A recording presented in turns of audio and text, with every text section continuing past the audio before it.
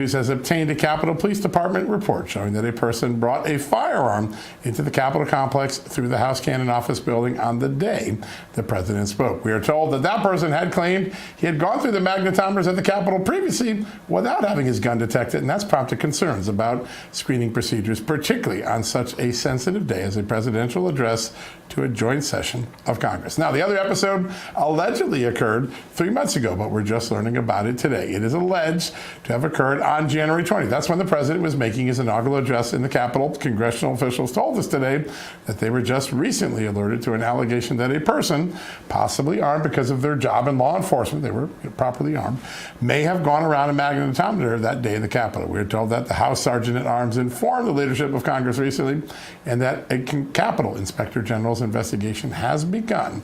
Capitol Police confirm the gun incident in the Cannon office building on March 4th, but say they didn't know what we were talking about the January 20th episode. The good news is the man who will kick off our show in just a few minutes does know the very latest details. He's the chairman of the House Administration Committee that oversees security at the U.S. Capitol. Chairman Brian Steil from Wisconsin will join us for an exclusive interview in just a few minutes. Meanwhile, the debate over federal judges and their ability to stop President Trump from executing his executive powers rages on. The most recent episode occurred over the weekend when a judge ordered the president to turn a plane around. You heard me right. Turn a plane around that had gang members that were being deported to Latin America. The White House says that the plane had already left American airspace before the judge's orders were filed in writing, and that they believe that they complied with the judge's order and continue to comply with that order. We'll have a lot of conversation about that in the show ahead. One other important story I'd like to quickly mention. President Trump just mentioned a short while ago that the JFK assassination documents, the final tranche, are to be released tomorrow without any or many redactions. That's what President Trump said. We'll have that covered over at justthenews.com. Now's a great time to bring in my amazing co-host, Amanda Head. Amanda, I know you're watching a lot of other headlines today, so at the White House. Indeed, yes, indeed. Questions today. Absolutely, yes. Happy Monday to all of you. And we have some interesting polling news to get to, with NBC putting out one that has generated a lot of looks over on social media. It says that the Democrat Party's popularity has hit a new low. Take a look. A new NBC News poll had just 27% of respondents with positive feelings toward the Democratic Party. That is the lowest number we've recorded for the Democratic Party in NBC News polling dating back to 1990. Put that, what you just showed, in contrast with the Republicans. Now, look, neither party, when you ask folks about them, is really popular right now. The Republicans are underwater, 39 positive, 49 negative. They're only 10 points underwater. As you said, the Democrats right now, barely 1 in 4 voters say they have a positive view of the Democratic Party. An outright majority negative, 28 points underwater. Again, that's almost 3 times as underwater as the Republican brand is. Very interesting numbers, and it really isn't hard to see why, because President Trump has painted Democrats into a corner early on in his presidency in a plethora of issues, and that certainly doesn't mean that it's going to stay that way. But for example, his stance on protecting women's sports has caused the Democrats to swing very hard to the left on that issue, standing up for transgender women, or as most people refer to them, men, over biological women. And that's not a popular stance, and you're seeing in real time the Democrats try and figure out how to grapple with that. Do they triple down and risk more public backlash, or do they give in like Gavin Newsom seemed to do with Charlie Kirk a few days ago, only to get shouted down by his own base? It's an interesting problem, and one that they haven't seemed to figure out the answer to it just yet. Now, we are seeing the same thing play out to various different degrees with a bunch of issues like government funding. We just saw how that worked last week. Did Democrats want to be tied to shutting the government down? Turns out the answer was no on that one. Or immigration. Do Democrats really want to stand on the side of dangerous Tren de Aragua gang members when Trump deports them? And speaking of immigration and Tren de Aragua, before we get to our first guest of the evening, I have to play this clip of Trump border czar Tom Homan, who was asked about using the Alien Enemies Act of 1798 to deport dangerous illegal aliens. The reporter asking the question was wondering if Homan had an issue with using a 200-year-old law, and this is how he answered it. You say to those who claim you're using a 200-year-old law to circumvent due process? An old law? Not as old as the Constitution. We still pay attention to that, don't we? But some would say this is... How many more times do you plan? You got a problem with the Constitution? You got a problem with me. That's my mashup of Don Corleone and Tom Homan in one statement. How about that? You're talking about Democrats. I was talking to a Democrat about 3 hours ago, and he said, we're so far underwater that we're thinking of taking our logo, the donkey, and turning it to SpongeBob. So that gives you a sense of how bad things are. All right. As we promised at the top of the show, joining the show now, the chairman of the House Administration Committee, the man who oversees Capitol security and election integrity and so much more, Chairman Brian Steil from the great state of Wisconsin. Mr. Chairman, good to have you back, sir. Hey, thanks for having me on. We love having you on. We always learn things when you come on. I want to walk through these two episodes quickly. We mentioned them at the top of the show. The first apparently is alleged to have occurred on March 4th. We do have a Capitol Police report. A man comes through a magnetometer at the Cannon building a few hours before President Trump spoke, pops for a gun, but later tells him, I came through with a gun previously, didn't have any problem. What do you know about that episode, sir? My priority is to make sure that the Capitol campus is secure for members, visitors, and staff members, but also open and accessible. And that's a difficult challenge, but that's the challenge we give the U.S. Capitol Police, and we require that they execute on that flawlessly. There are serious allegations as to what you just mentioned regarding individuals who have attempted or who have brought weapons into the United States Capitol. There is a full investigation ongoing into this. We have an Inspector General report due in the near future. I don't want to get ahead of that investigation, but what I am committed to is making sure that we keep the U.S. Capitol campus both open to the American public so that they can come and meet with their member of Congress, but also secure so those visitors, members, and staff members are all safe. Yeah, I know you've taken that very seriously and been working on it. The early episode is alleged to have occurred on January 20th. That's the Inauguration Day speech. And my understanding is that the House Sergeant at Arms recently informed the committee and leadership that maybe someone went around a magnetometer. Do you have any more details on that, or is that what's being investigated right now? I'm going to allow this investigation to play itself all the way out before I come forward with public information. But I can tell you, some of the reports are concerning regarding exactly what happened as it relates to that individual either attempting or coming into the United States Capitol with a weapon. And what we ask our U.S. Capitol Police officers is a difficult task. I mean, it is difficult to day in and day out secure the U.S. Capitol while we keep it open to the public. But we must make sure that we keep the Capitol campus 100% safe. And so I don't want to get ahead of this investigation, but rest assured, when we have the final report, we're going to be sharing it with the American people, because transparency is a key component of our democracy. Yeah, no doubt. And it's not just elected members that deserve to be safe at the Capitol. And I keep seeing all these scrawny trees around Washington that I'm told in 3 weeks' time are going to have pink blossoms all over them. Of course, everybody's going to be flocking to the Capitol and to the Capitol with an O. During that time, I know that there are a lot of preparations being made to secure it and make sure that it's suitable for the influx of tourists. Absolutely. You know, we had snow on Sunday in Wisconsin because we got snow for a long ways yet, probably. Unfortunately, I'd love to be a little bit warmer in the home state of Wisconsin. But yeah, Washington, D.C.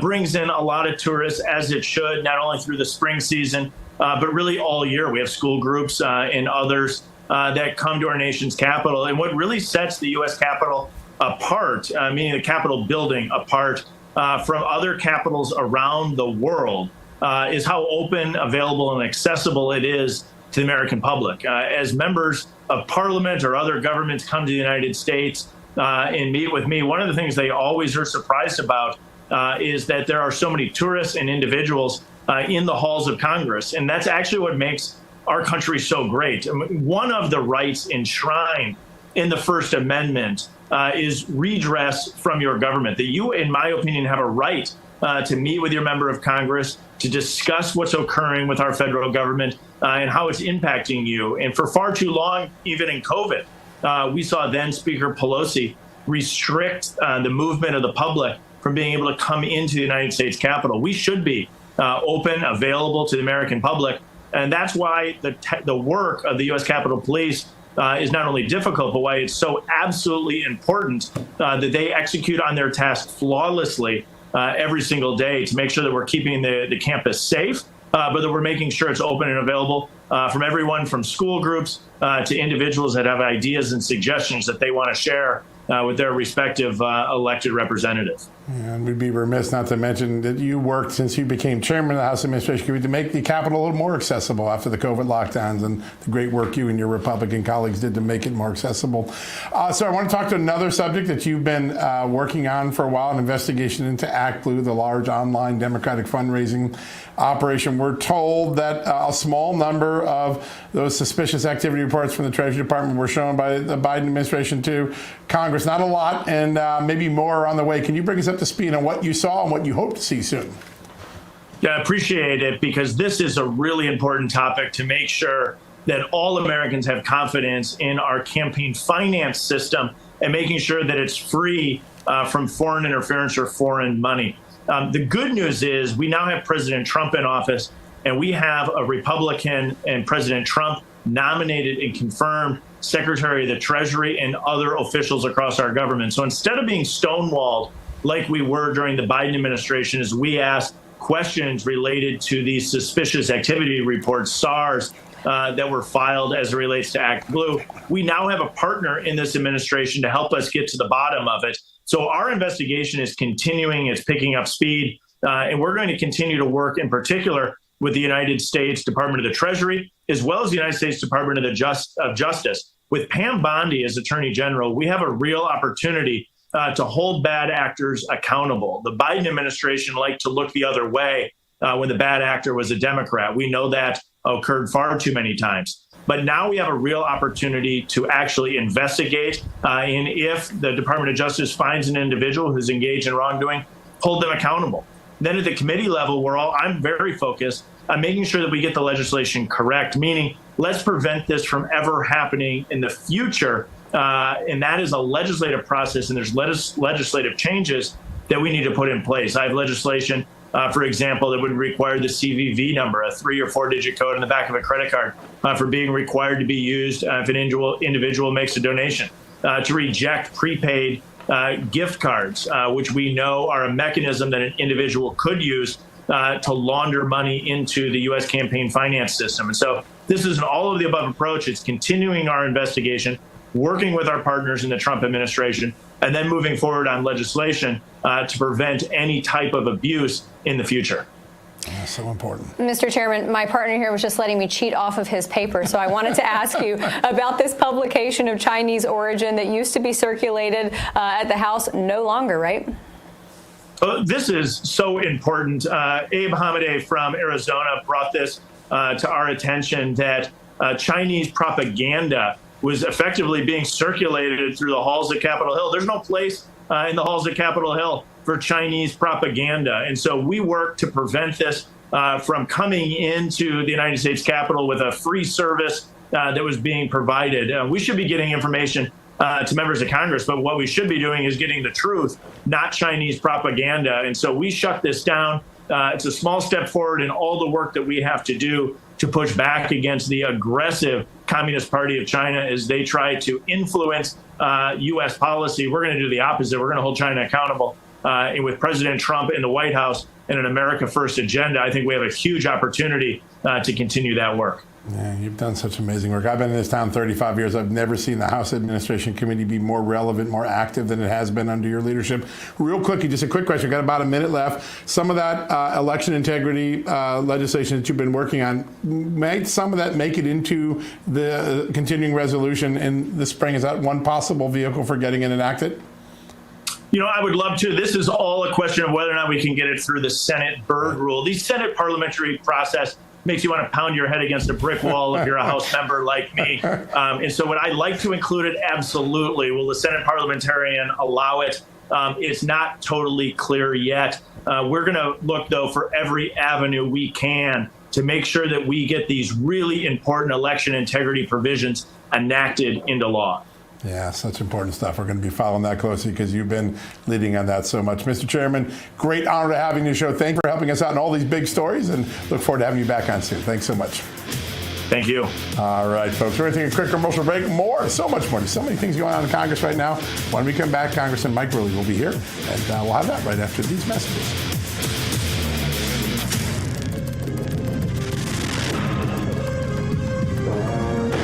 Folks, let me encourage you to do something right now. You need to join AMAC, the Association of Mature American Citizens. Right now, I'm not kidding. If you care about your country, your freedom, and your hard-earned money, then AMAC is the organization that fights for you. Unlike the other so-called senior organization that sold out to the radical left, AMAC stands for conservative values, limited government, lower taxes, protecting your Social Security, and of course, defending our Constitution. And listen to this. Right now, you can sign up for a 5-year membership, just like I have, for just $31. It's normally $60. Don't miss out on this limited time offer. Visit amac.us/justnews to join right now. AMAC is growing fast because patriots like you and me are joining the fight. They give you exclusive discounts on travel insurance and more. I use that all the time. But most importantly, they give you a voice in Washington. So don't wait. Join AMAC today. Go to amac.us/justnews.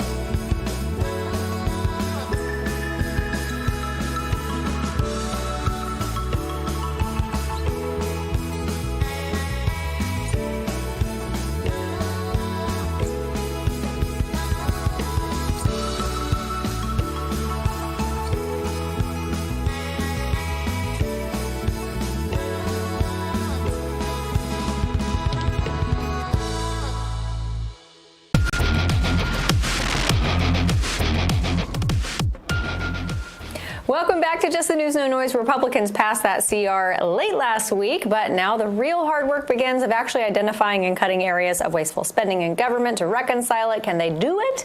Joining the show now to talk about that and much more is Congressman Mike Rulli from the great state of Ohio. Congressman, thanks so much for being here. My pleasure.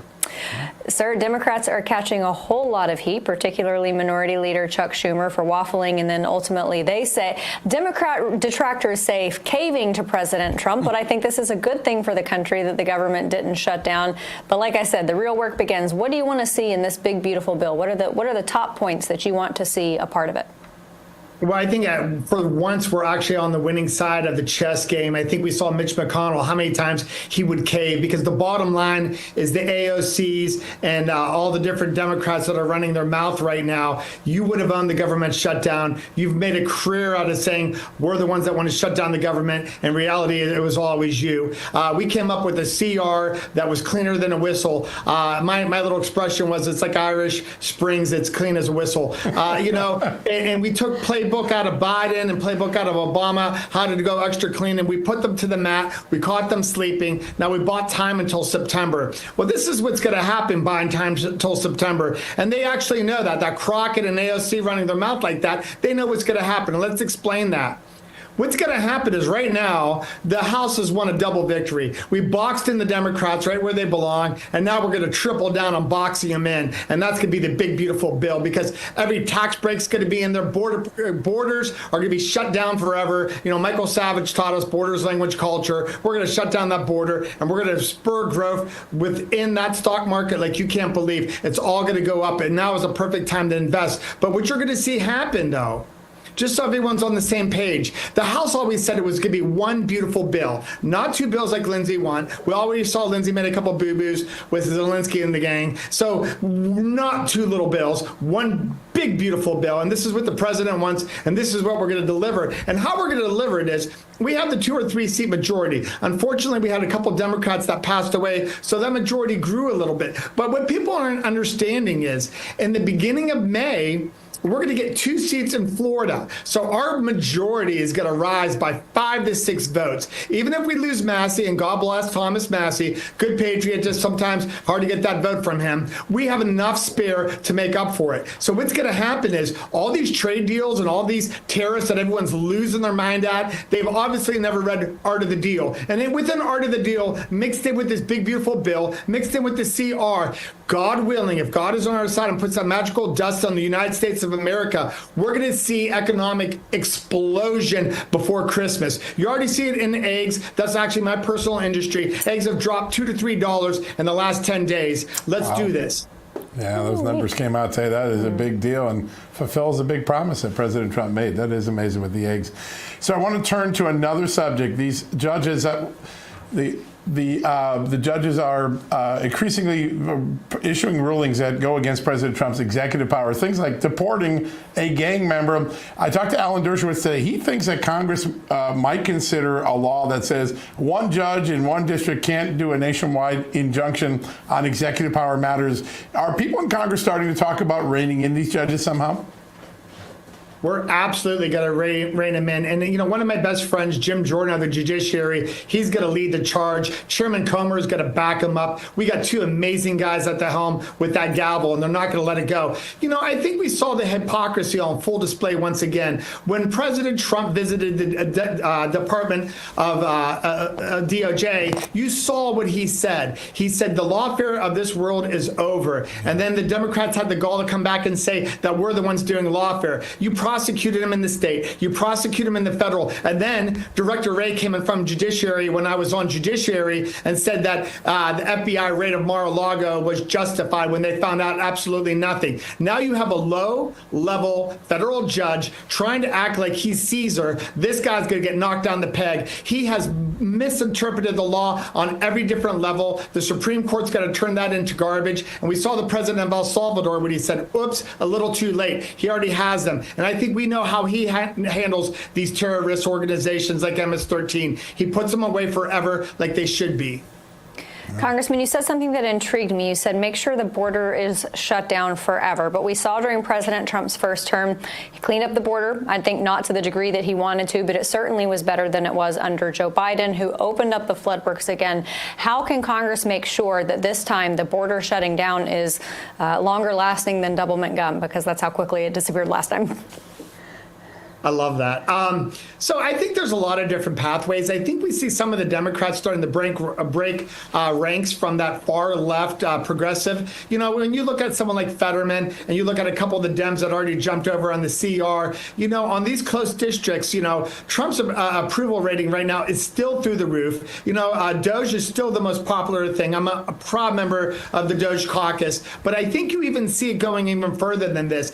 NBC and CNN had a poll on the Democrats over the weekend, and they asked, I don't know, I think it was blocks of like 5,000 to 10,000 people what their approval rating of the Democratic Party.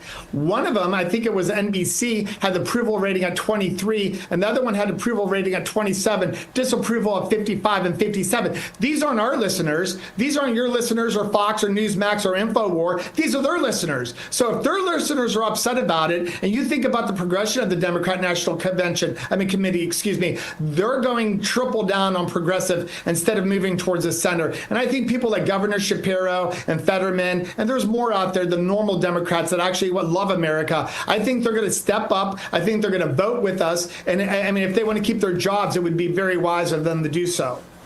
Yeah, no doubt. Congressman, I want to ask a little bit about one of the controversies still floating around from the Biden era, and that is the possibility that he may have used an auto pen to sign legislation from Congress, pardons, and other executive actions. Your thoughts on that? And is Congress likely to weigh in at some point? For instance, are some of those Democratic laws that were passed potentially void if the president used an auto pen?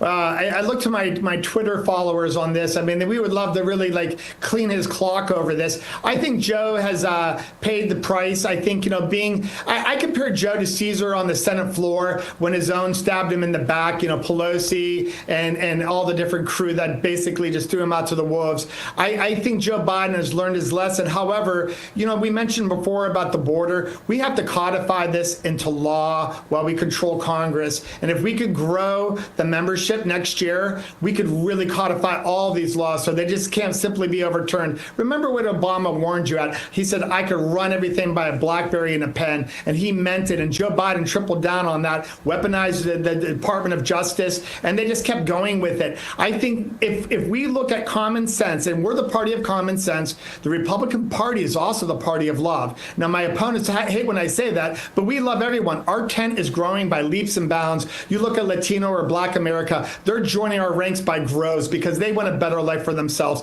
They want to save prosperity of a better tomorrow. And I think you're going to see it all happening this year. With that big, beautiful bill, this economy is going to go like a rocket. I think there's a lot to be hopeful for.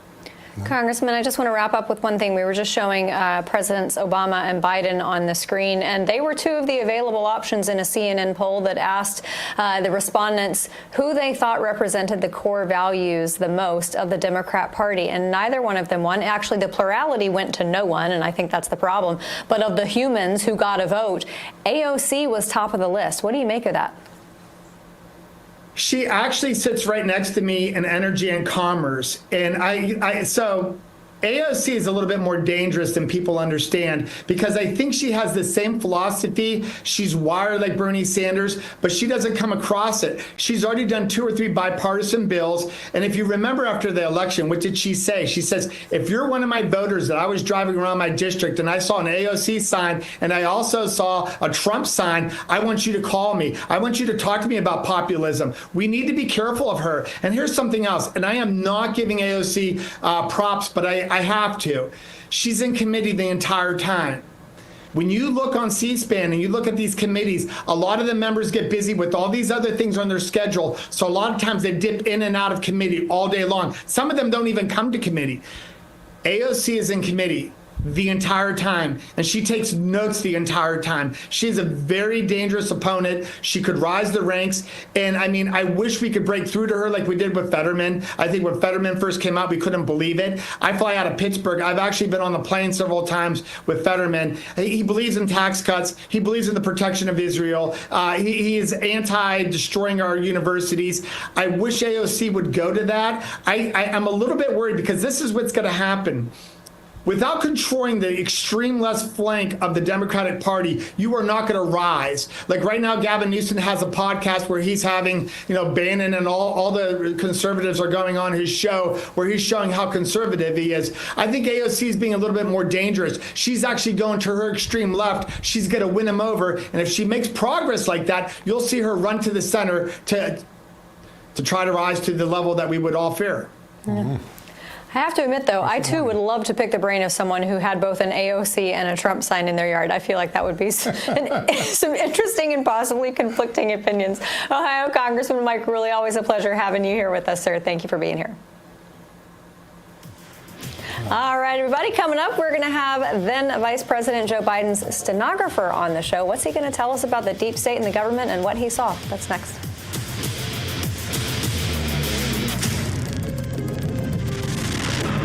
Hey, America, the fight to restore our great nation is only beginning, and now is the time to take a stand, and Patriot Mobile is leading the charge. As America's only Christian conservative wireless provider, Patriot Mobile offers a way to vote with your wallet without compromising on quality or convenience. That's important, right? Patriot Mobile isn't just about providing exceptional cell phone service. It's a call to action to defend our rights and our freedoms. With Patriot Mobile, you'll get outstanding nationwide coverage because they operate on all 3 major networks. Now, if you have cell phone service today, you can get cell phone service with Patriot Mobile with a coverage guarantee. But the difference is every dollar you spend supports the First and Second Amendments, the sanctity of life, and our veterans and first responders. Switching is easy. Keep your number, keep your phone, or upgrade. Their 100% U.S.-based customer support team are going to help you find the right plan for you. Right now, go to patriotmobile.com/justnews or call 972-PATRIOT and get a free month of service with promo code JUSTNEWS. Switch to Patriot Mobile today and defend freedom with every call and text you make. Visit patriotmobile.com/justnews or call 972-PATRIOT.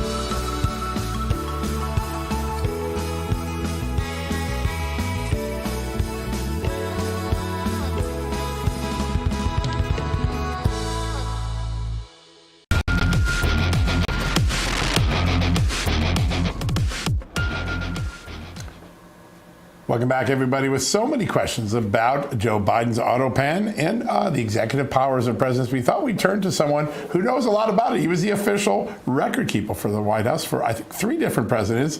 He's a former White House stenographer who also spent 6 years with Joe Biden. That's going to be a fun conversation. Currently, the author of the book, An Insurmountable Evil. Mike McCormick is here to join us. Mike, good to have you on. Hey, John, good to see you. Good to have you on. Congratulations on the book. Thank you. I want to talk a little bit about the auto pen. You were around a lot of presidents and vice presidents. Did you ever see the auto pen used to sign a bill or a pardon? No. And why would they? And, you know, I was on Fox News in September of 2020 saying that Joe Biden was a shell of his former self. That was September 2020. That's right. And we saw what really the press hid from us. So the fact that he wound up using an auto pen is a disgrace. It's a disgrace to the presidency, and it's an absolute disgrace to what the White House media, quote unquote media, did for 4 years covering for him. Yeah. Mike, it seems like the prevailing mentality among someone who serves the country as president would be that they want to use their own hand, their own pen, their own fingers to sign documents of import, whether it's a pardon, whether it's an executive order, a piece of legislation. Do you think that the auto pen usage under Joe Biden was a necessity and not necessarily a desire? I personally think he had enough cognizant ability to instruct his inner circle to use it, and they probably were close enough to him. I'm thinking particularly about his advisor, Steve Ricchetti, or Mike Donilon, who worked with him when I was working with him when he was vice president, and then they came aboard in the White House and were with them all 4 years.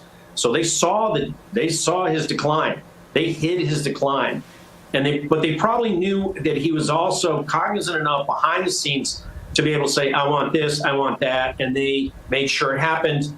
Physically, he probably wasn't awake or aware or able, but they, put the pen to the paper. I don't know if Jill Biden would have done that. There's some pictures of her doing it.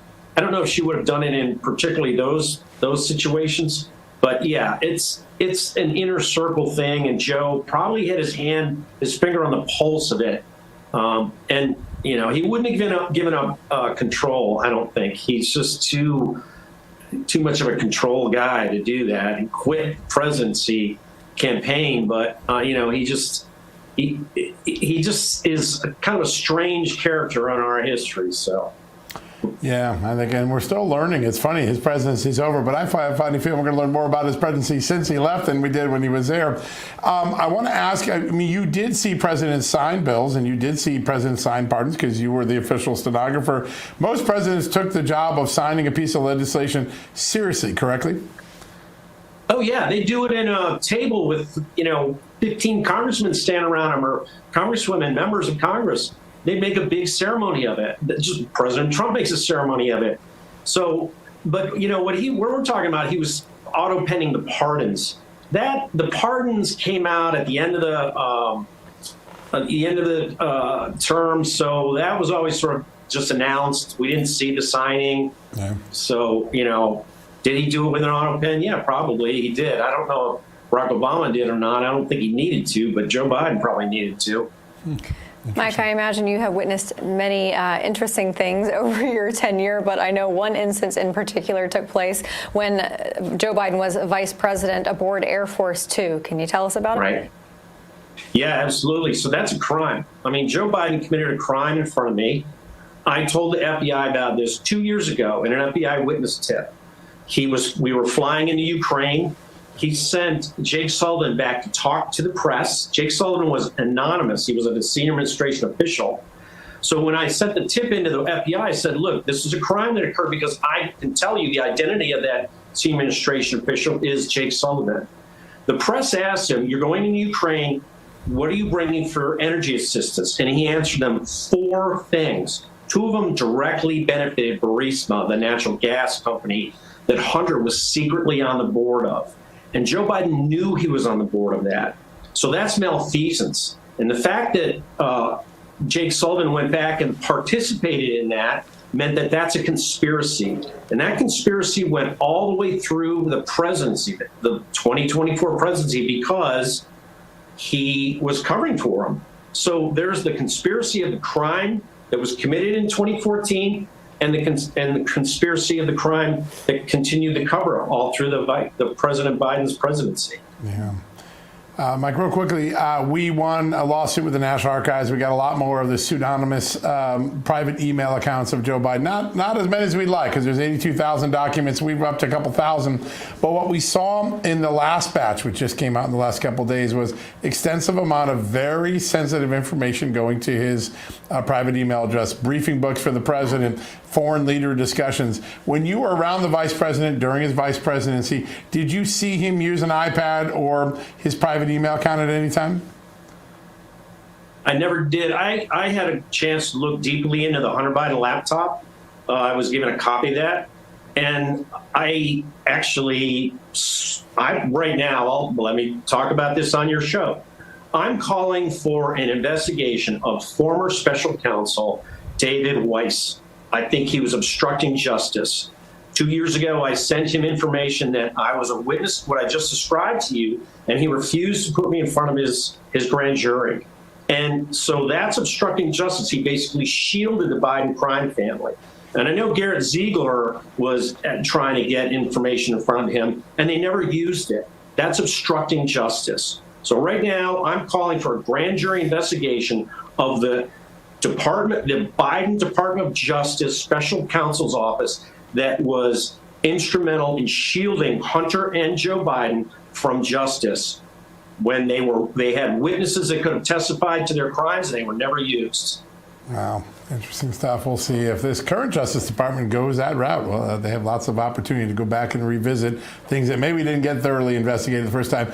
Mike, you've been a witness to so much history. Thanks for joining us today, and congratulations on your book. Thank you. We'll talk to you guys soon. Yeah, great to have you. All right, folks, we're going to take a quick commercial break. When we come back, we'll tell you about an organization that is working every day to help wounded police officers and their family. That's next.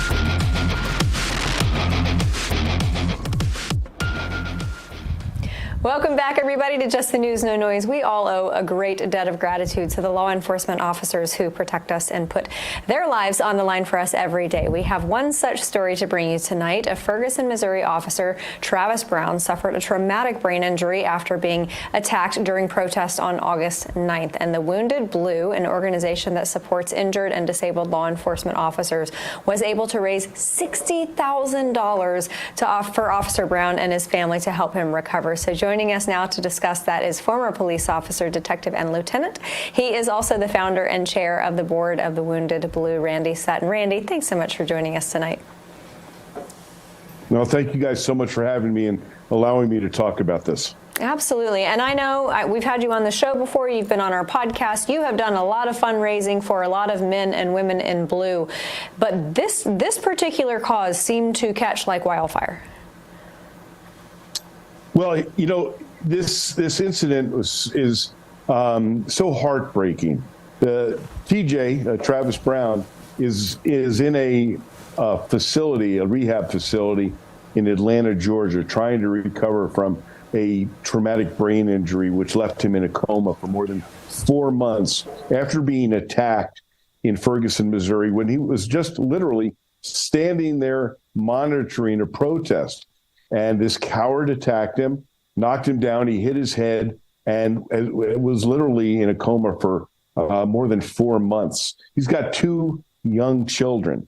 And the Wounded Blue, one of the things that we do is we help make Christmas happen for the families of officers who are severely injured because of the financial burden that these injuries, incur. Well, we were some people who wanted to remain anonymous, but what they wanted to be known as Americans who care, donated.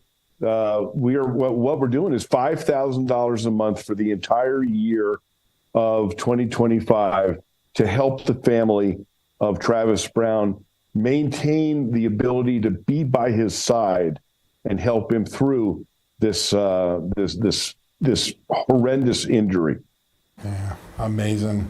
I don't think people know, we hear about the officers who are killed in line of duty, but the number of injuries and catastrophic injuries are far more, and oftentimes the statistics aren't talked about. Can you give us a sense of the challenges and the size of injuries or growth of injuries that police officers are facing these days?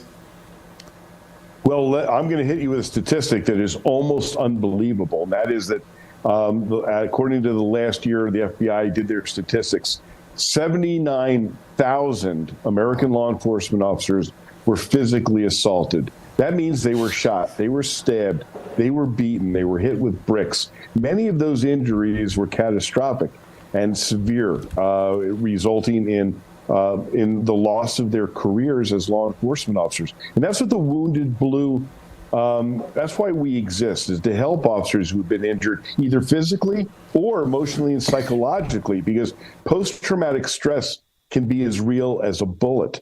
And believe me, thousands of law enforcement officers are suffering from both physical and psychological injuries. In fact, I am right now in New Mexico, where a police officer was wrongfully convicted of manslaughter for a perfectly justifiable shooting that was ruled justifiable until the liberal attorney general went after him. And they are dealing with the fallout of seeing their brother wrongfully convicted of a crime after he attacked a police officer, tried to take his weapon, and got his taser out. And before he could use it, another officer shot him, and that officer is now in prison. Wow. Randy, I know you still communicate with many law enforcement on a daily basis. And, I think that prior to the election, there was already a movement back in the direction of favorability for law enforcement. I think a lot of people had buyer's remorse after the whole defund police movement. But then President Trump came in office, and it seems like optimism and support for law enforcement is on the rise. Are you getting that sense? I am indeed. Of course, I was given the great honor of being a speaker at the Republican National Convention on law enforcement, where I got to salute my president, which was an incredible honor for me. And I got hundreds of messages from police officers from around the nation saying, we felt like you and the president were saluting us. And I can't tell you what a shot in the arm that is for America's police. After what has happened over the last 5 or so years, especially under the Biden administration, where the Department of Justice and the FBI were actually weaponized against the police, we're seeing that day has ended. But there's still a long way to go, and there's a lot of fallout. The state of Illinois is right now trying to pass a law that if you're mentally ill, it's legal to attack a police officer. I mean, it's shocking that still in this day and age, when America has spoken about how they feel about the liberal madness, the state of Illinois is still trying to give an affirmative defense to attacking a police officer if you're going through a mental, breakdown. Yeah. Randy, before we let you go, I have a feeling there are going to be a lot of people in our audience who want to support you and your organization and donate. Where can they find more about the Wounded Blue? TheWoundedBlue.org. That's TheWoundedBlue.org. That's where our website is. Read about us. And if you are a law enforcement officer and you're struggling because of either a physical or emotional, injury, please reach out to us. Never forgotten, never alone is our motto, and we live by it. Randy, real quickly, for that one officer that we started this segment, is there a way to direct, because obviously that you have him taken care of for the next year, but he's going to need years of help. If someone wants to specifically direct to that officer, how do they do that? They can donate through the Wounded Blue and contact me, Randy at the Wounded Blue, Randy at thewoundedblue.org, and we will make sure that donation goes directly to Travis and his family. Yeah, what an amazing man. What a terrible tragedy. I know, and I know those law enforcement officers and their families are very grateful, and we are grateful as well. Randy, always great to have you on. Founder of the Wounded Blue. Everybody go check them out. Randy, great to see you. Thank you so much. Absolutely. All right, everybody, one final break and then one final segment to take us out on this Monday. We'll be right back.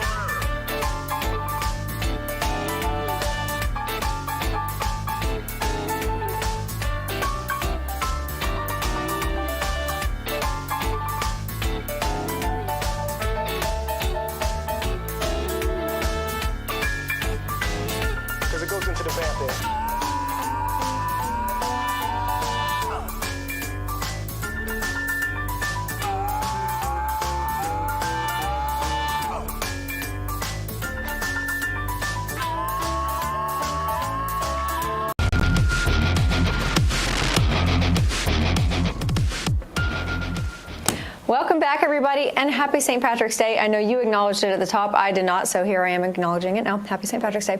I know that we have a few more headlines that we want to get to. Let's fire it off with Secret Service. Yeah, President Trump tweeting a little bit ago, truthing just a little bit ago, that he's revoked, or that the Secret Service protection for Hunter Biden has been revoked. That just happened a few minutes ago. We're going to have that up in Just the News in a second.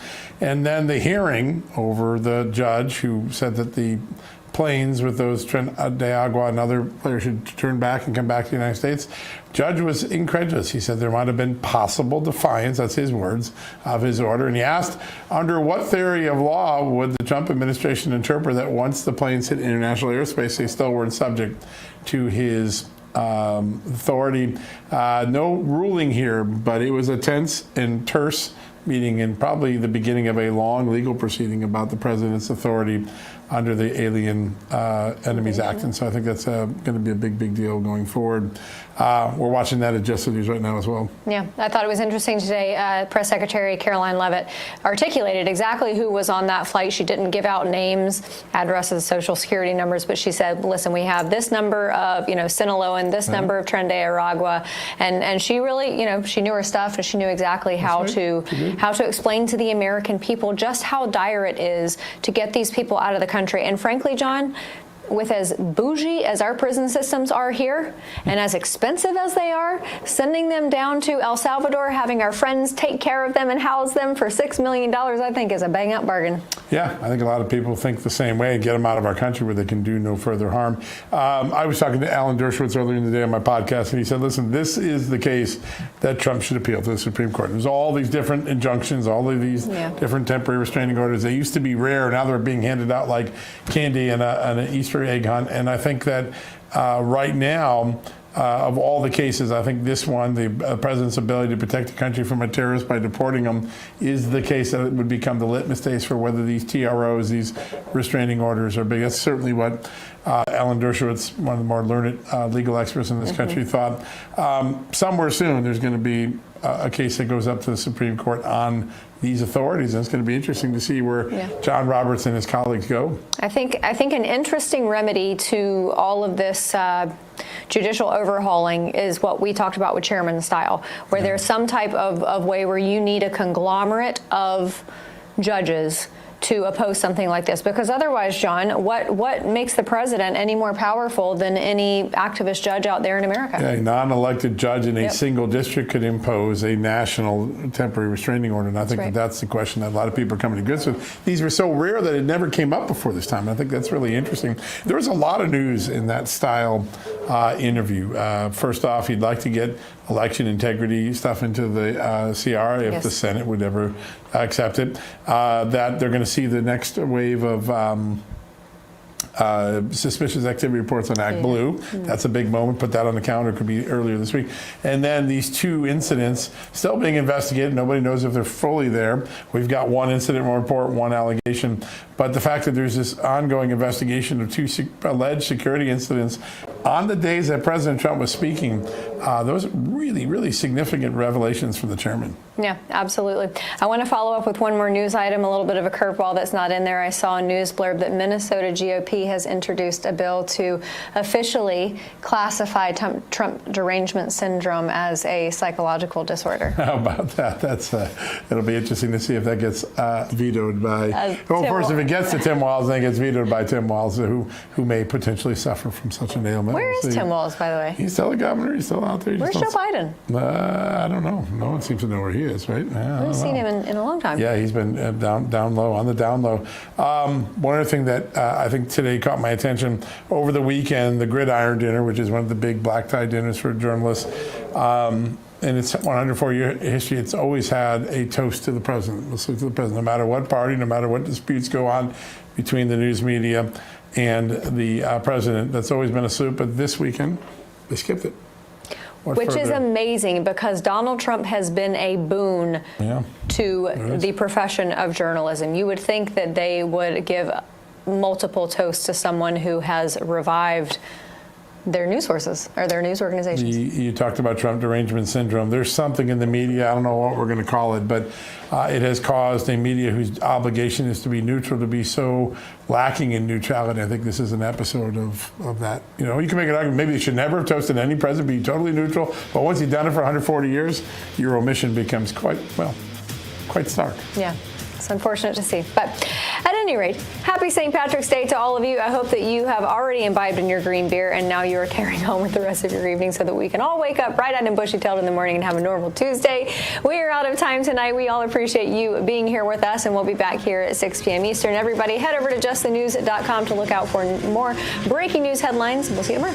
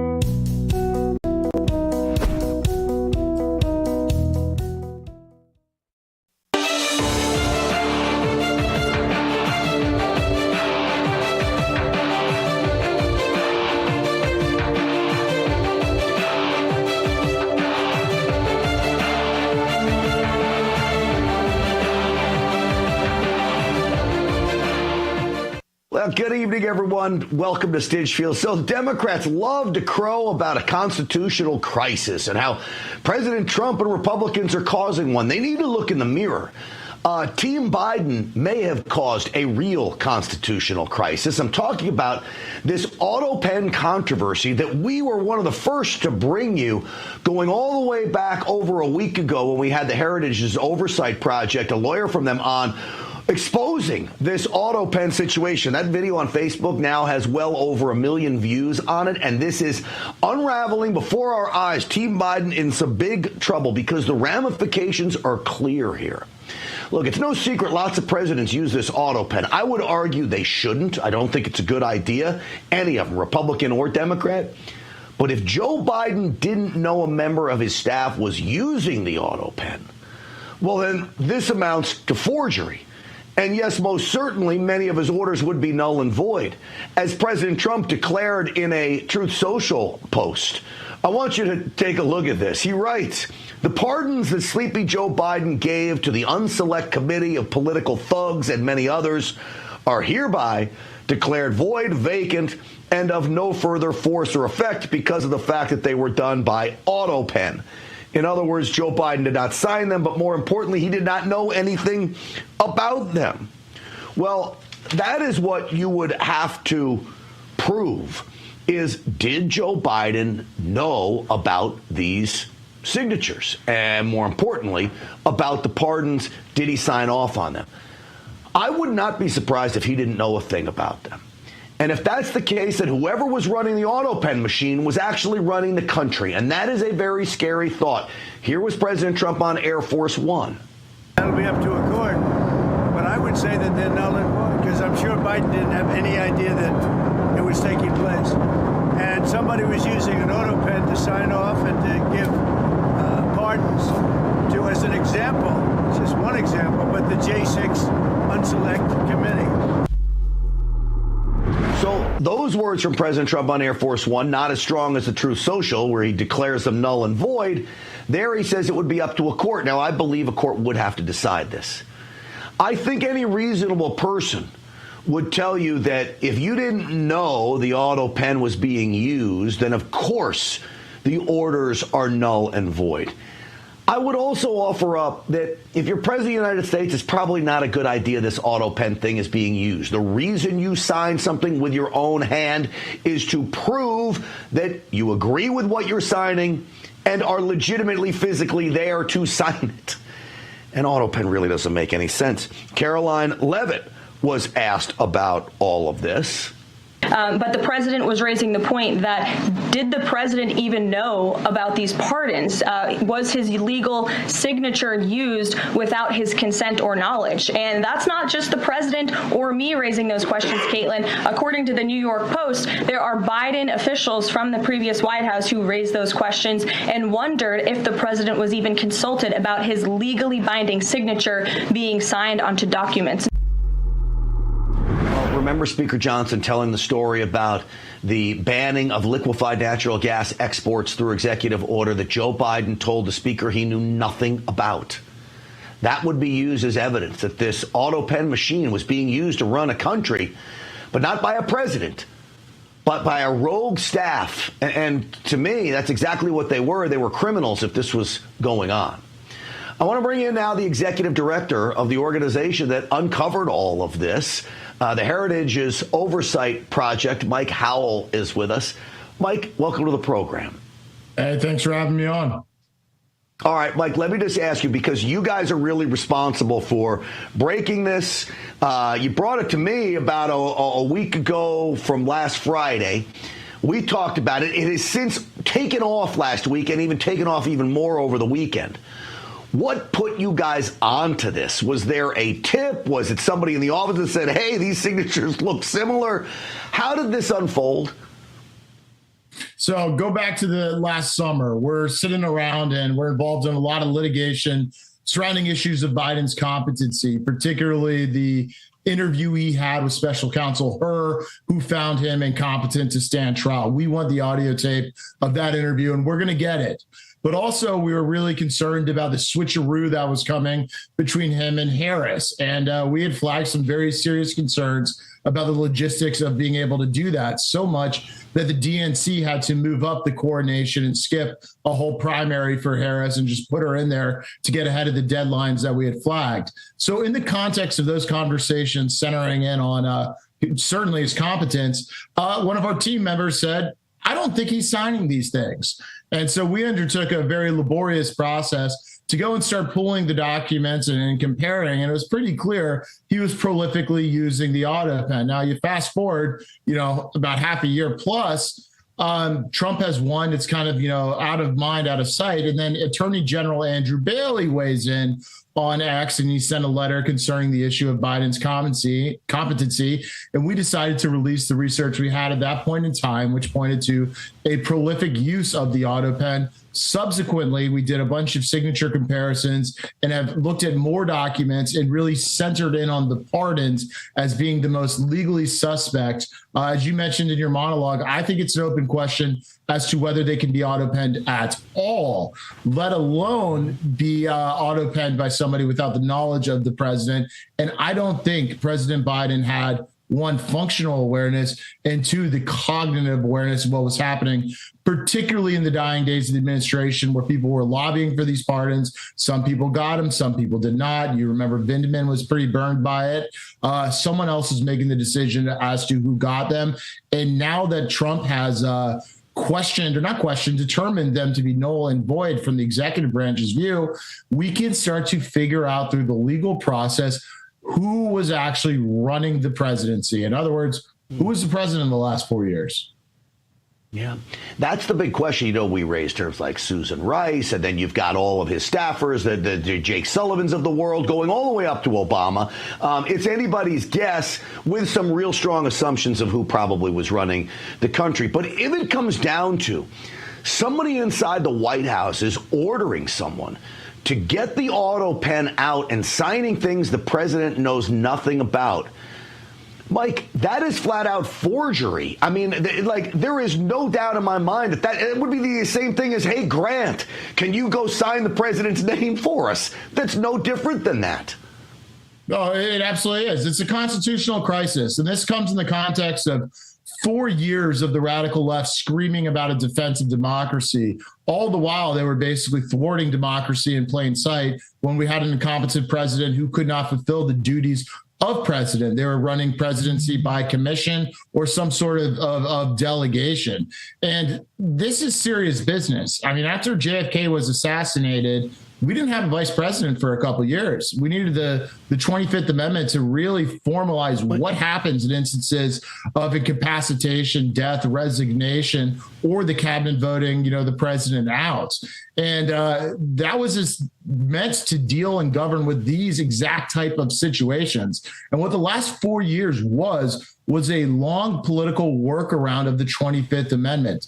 The framers of that amendment never contemplated what was really an unpredictable situation where we would have an incapacitated president, but for political reasons, it was preferred to be the case so other people could exercise the presidential authority.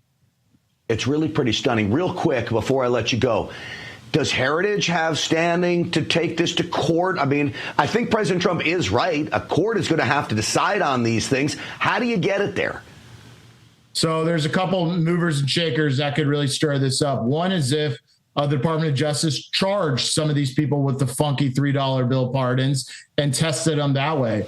Another is Congress could call these people in and start subpoenaing them. This gets interesting because remember that Biden waived executive privilege for Trump officials over January 6th.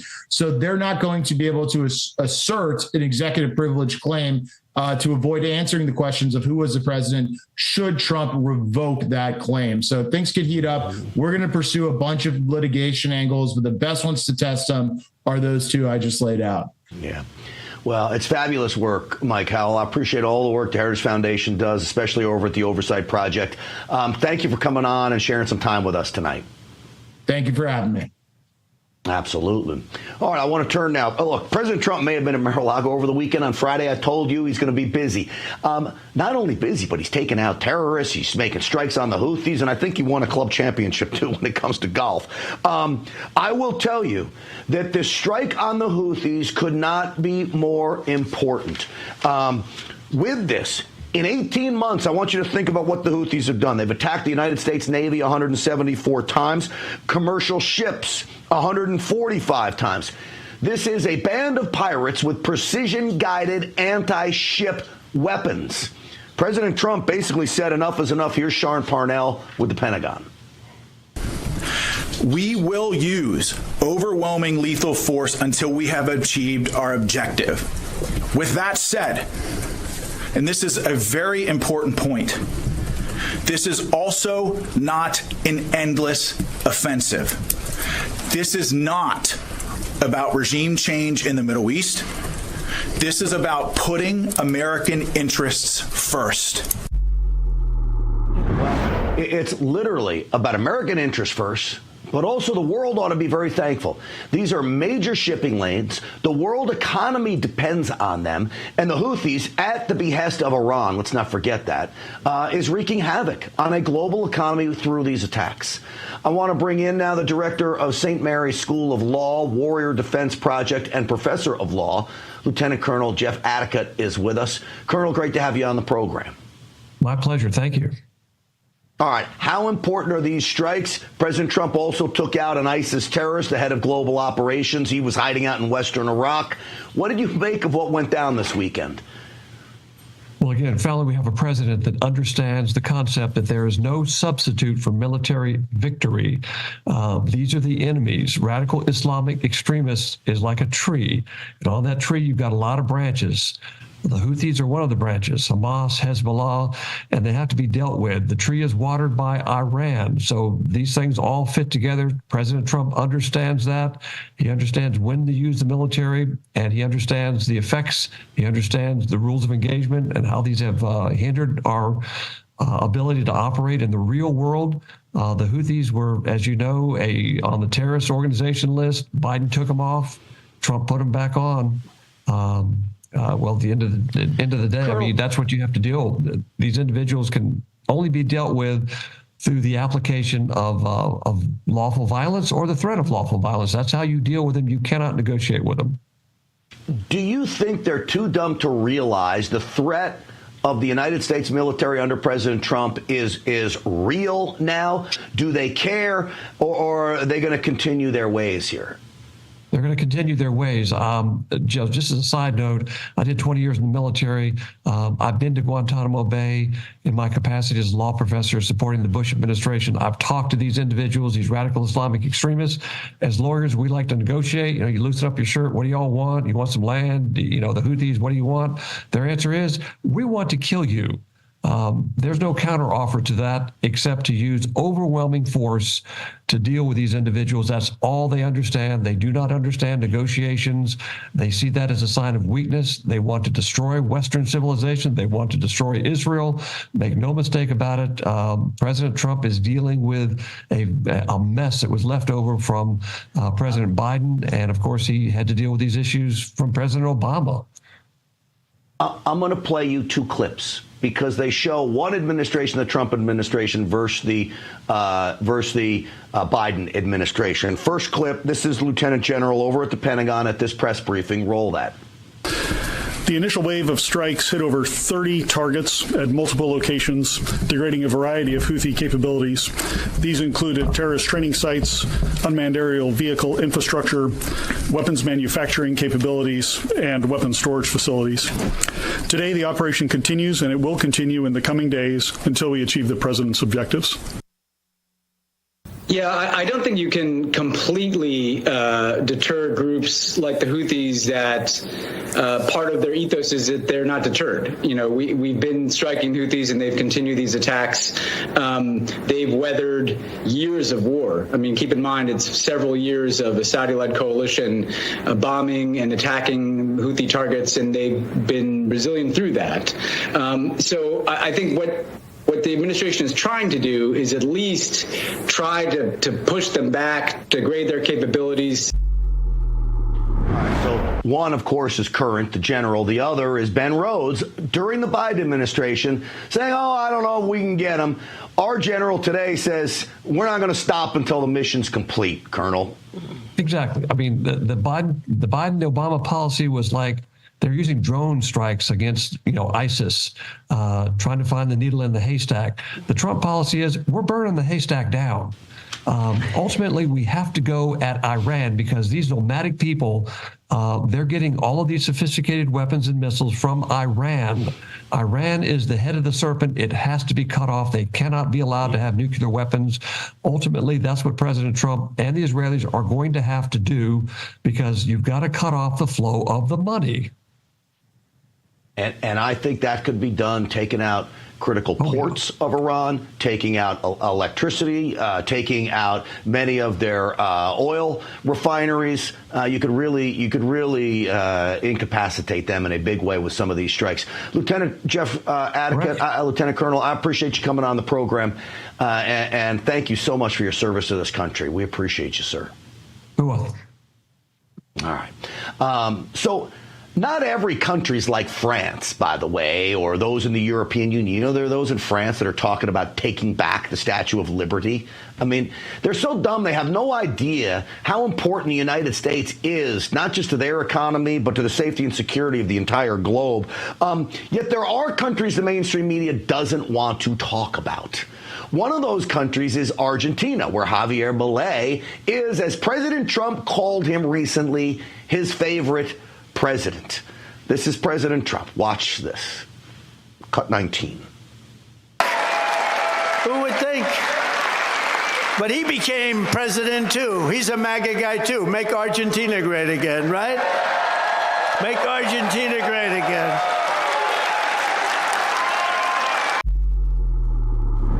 So there you have it.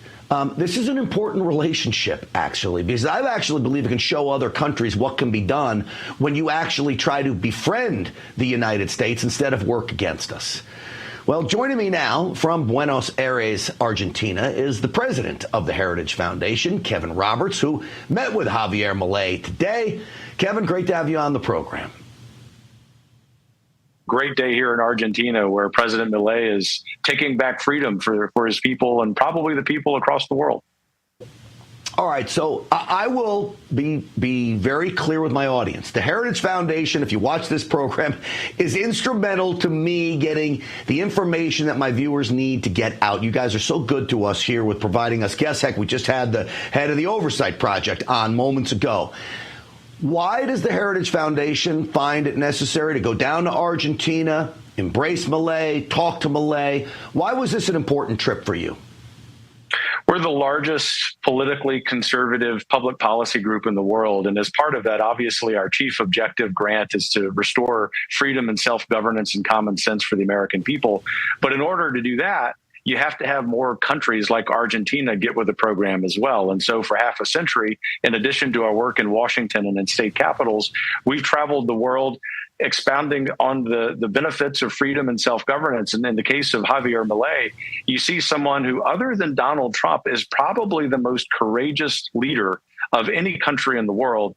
The pace with which he's moving, Grant, the success he's had in dramatically reducing inflation and poverty in only 18 months in office is a real shot in the arm, not just for his own people and for Latin America, but obviously for those of us in the United States as well.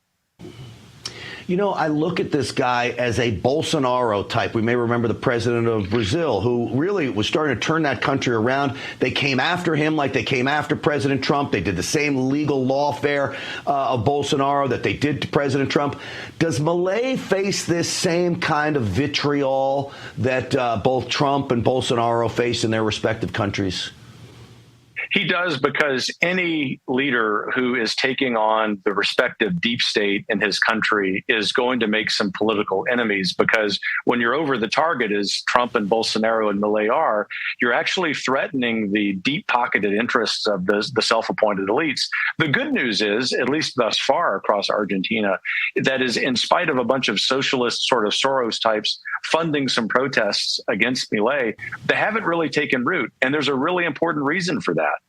He remains very popular among his people. And the really interesting thing that I've learned just in this trip is that his real political base is with people who are under the age of 40, because these are people who understand they have been told a lie by his successors. That lie is not just about incompetence and about overtaxation, but about corruption. And he's cleaning it up. And the really good thing, and this is the close parallel between Javier Milei and Donald Trump, is that he constantly communicates with his people.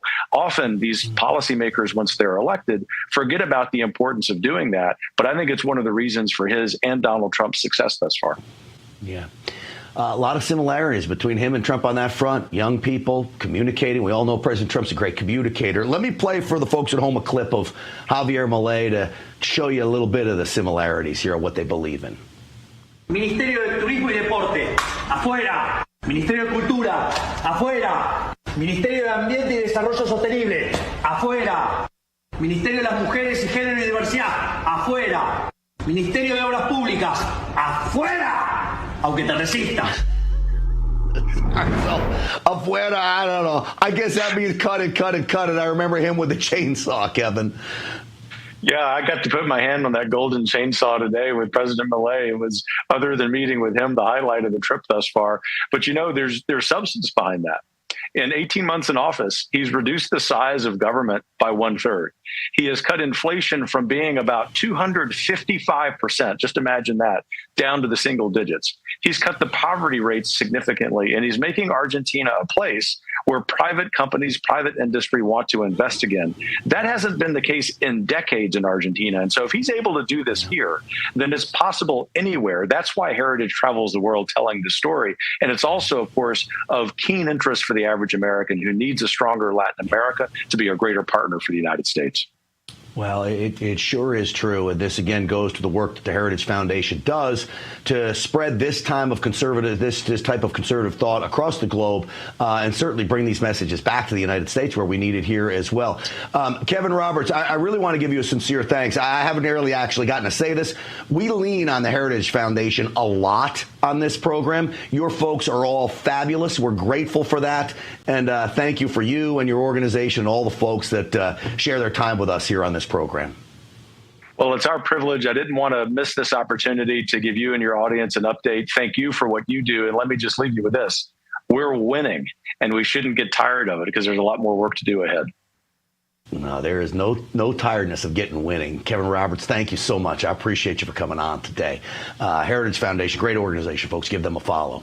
All right, listen, it is no secret that America's healthcare system is broken and its future is uncertain. Don't rely on chance. Prepare for medical emergencies now with the Wellness Company. They're doctors and medical professionals that you can trust. And their line of prescription medical kits are the gold standard when it comes to keeping you safe and healthy. From the flu to COVID and a trip to the beach or a trip overseas, the Wellness Company has a prescription kit designed to keep you and your family safe. I got one around here someplace. This is it. Make America healthy again starts at home. Do your part and protect the health of you and your family. Go to twc.health/voice. Do it today. Use the promo code VOICE to save 10% on a kit like this with prescription medications in it. All right, the left is losing it over gang member deportations. We talk about that.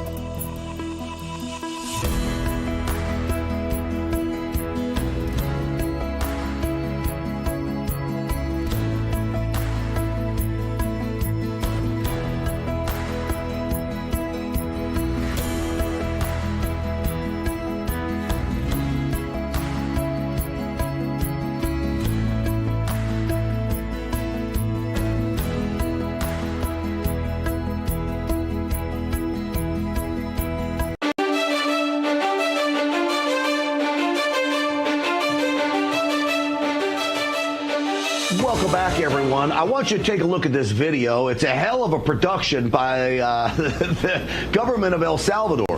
What you're looking at is 261 Venezuelan Tren de Aragua gang members being not returned to Venezuela, but being housed in El Salvador for $6 million. The United States will pick up the tab of that, flown to El Salvador from the United States, much to the dismay, by the way, of a federal judge who says, turn the plane around.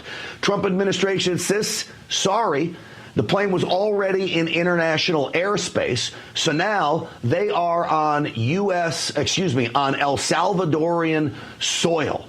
It is amazing to watch this video of them getting shaved, them getting marched in, and all of this as it unfolds here. If you can imagine, President Trump, 137 of these clowns, there's some of the video of them, were removed under the Alien Enemies Act. This is a wartime act that President Trump has invoked. Judge says, no, you can't. The President Trump says, yes, you can. Caroline Leavitt then had to respond to idiot reporters today. I mean, these people are so out of touch with where the American people are. Listen. Criteria, though, other than, say, tattoos or maybe being in the wrong place at the wrong time, are they using to determine that someone is actually a member of one of these organizations? Intelligence and the men and women on the ground in the interior of our country who are finally being allowed to do their jobs. Their hands were tied under the previous administration, and as I said, they take their jobs very seriously. All right, so it gets even crazier. Here's another stupid media question. Yeah, but just as you were saying, the whole idea of deporting violent gang members, I'll use a different sports metaphor. It's a layup. I mean, it really is, which is why during the campaign and even up until now, when you heard the president and his top aides talking about mass deportations, they over and over said, we're going to start with the most criminal among us, but we don't have any evidence of who the people really are and what their backgrounds truly are. You don't have evidence of what they are and what their background is? They've been arrested here before. Many of them have been, if not all of them, have been already convicted of crimes. Give me a break. Do you not understand what a gang member looks like? Do you see the people they're deporting? The American people do not want them in this country, yet CNN defends those people. Lastly, on the story that's really been troubling, is that many of these illegals that were arrested by ICE agents were being released back into the country after Tom Homan's ICE agents arrested them and set for deportation. This was Ben Bergquam. Remember this? But apparently, many of these ERO offices are either refusing to or dragging their feet on it, and they actually released several of the people in that first operation that Tom Homan kicked off on that first Sunday. Many of those people were actually released by ERO. I'm getting that word. And now we're getting word that it may be some of the immigration judges, these radical immigration judges, that are also releasing some of these arrestees that Tom Homan's ICE agents had brought into custody, ultimately for deportation. We get that information from former Deputy Border Patrol agent in charge and author of Treason, the Biden administration's strategic and malicious destruction of American sovereignty. J.J. Carroll is back with us. J.J., welcome to the program. Thank you very much, Grant. Ben was right. They are releasing people, but it's not ERO and it's not ICE. There's a full-on command, if you will, that no one is to be released. So who is releasing the illegal aliens after they've been arrested? And that is the immigration judges, and that's the EOIR. That's the Executive Office of Immigration Review. They have been historically corrupt, historically ineffective, and historically a boondoggle within the immigration policy. And the vast majority of the immigration judges are liberal and former, this is the kicker, and former immigration defense attorneys. So, JJ, I think the American people say, whether it's ERO, whether it's the judges, nobody at home really cares. We just care that they're being released back in to the public. Now, we've got to figure out a way to stop this from happening. The mainstream media is not covering the story. I don't even think the Trump administration is really talking about this story. But this needs to be addressed, because my first and foremost concern, JJ, is the American people and Border Patrol agents, ICE agents putting their lives on the line to capture these people, and then they're being released again. Are you going to have to go capture them all over again? Yes, you are. You're going to have to do this over and over and over again, unless Donald Trump really enforces the Alien Enemies Act of 1798. And I believe we are sitting currently in a constitutional crisis. We have judges that are trying to keep illegal alien gang members and protect them and keep them in America. You have immigration judges that are destroying the immigration process and allowing these individuals back into our society. I think Trump needs to just stand up tall and say, no, this is a national security emergency. Every single illegal alien is going to be detained and removed immediately. I don't think there's any other choice. This is a constitutional crisis where D.C. District Court judges, Circuit Court justices across America, as well as our own immigration judges inside the immigration beast of DHS are allowing this to happen. And think about who they're protecting. We've all seen the videos of El Salvador taking the 238 Tren de Aragua savages. They're savages. That's who our politicians and judges are protecting. They're not protecting you, America. They're protecting savages. And let me be very clear. 238, that's a drop in the bucket. We have millions of gang members in our country because of Joe Biden's open borders. Let me play one more clip from you just to show you, JJ, how out of touch the media is with where America is on this. This is cut 5, reporter asking Caroline Levitt, really, I guess in defense of these, as you say, savages. Take a listen. But looking more broadly, wanting to know about the timing of flights and so forth, because the verbal order did say turn around the flights if there's an issue. So is the administration prepared to provide that information? I'm prepared to provide it right now. All of the planes that were subject to the written order, the judge's written order, took off before the order was entered in the courtroom on Saturday. And the administration will, of course, be happily answering all of those questions that the judge poses in court later today. JJ, the point of that is, look at the gotcha questions from the mainstream media. They're so concerned about Trump, whether he defied an order, literally, when he's keeping Americans safe by getting these savages out of the country. JJ, the last word to you.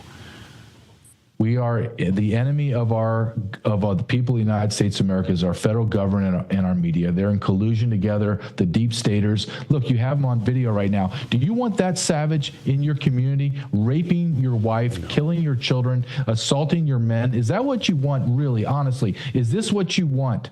And the answer from the left is yes. Yes, they want this. They are the enemy. The Democrat Party and the media, in conjunction with the administrative deep state, they want this on our soil. And let me tell you, be very clear, those savages are in our communities by 1 million, 2 million, 3 million gang members. We're not even talking about the terrorists, etc. Just these savages alone are in our streets and our communities because Joe Biden opened our border for 4 straight years. Yeah, put perfectly, as always. The author of Treason, J.J. Carroll. Thank you, buddy, for coming on. As always, thank you for the information as well. We always appreciate you breaking news here. Thank you very much, Grant. You got it. And there's the book. And get it where you can find books. All right, folks. The IRS is the largest collection agency in the world. And with April 15th just around the corner, they are more aggressive than ever. If you owe back taxes or have unfiled returns, do not wait for the IRS to come after you. Getting ahead of this now is the smart move, but never contact the IRS alone. Turn it over to the team at Tax Network USA. Whether you owe $10,000 or $10 million, Tax Network USA's attorneys and negotiators have resolved over $1 billion in tax debt. Call 1-800-905-8000 or visit tnusa.com/RAF. All right, folks, are you ready for this story? He is a former Gambino family enforcer, and he spent years in prison. Now he's giving back to the community. He's now let's call him a political boss, not a mob boss in New Jersey, as the New York Post points out. My buddy John Elite is with us next.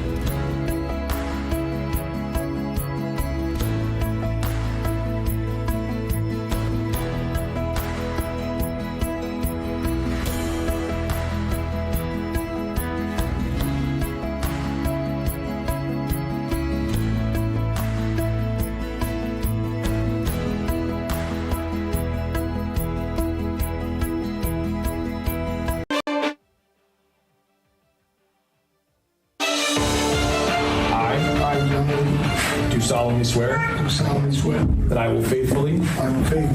Impartially. And justly perform. All the duties. Of councilman. For the borough of Englishtown. To the best of my ability. And that I will support the Constitution of the United States.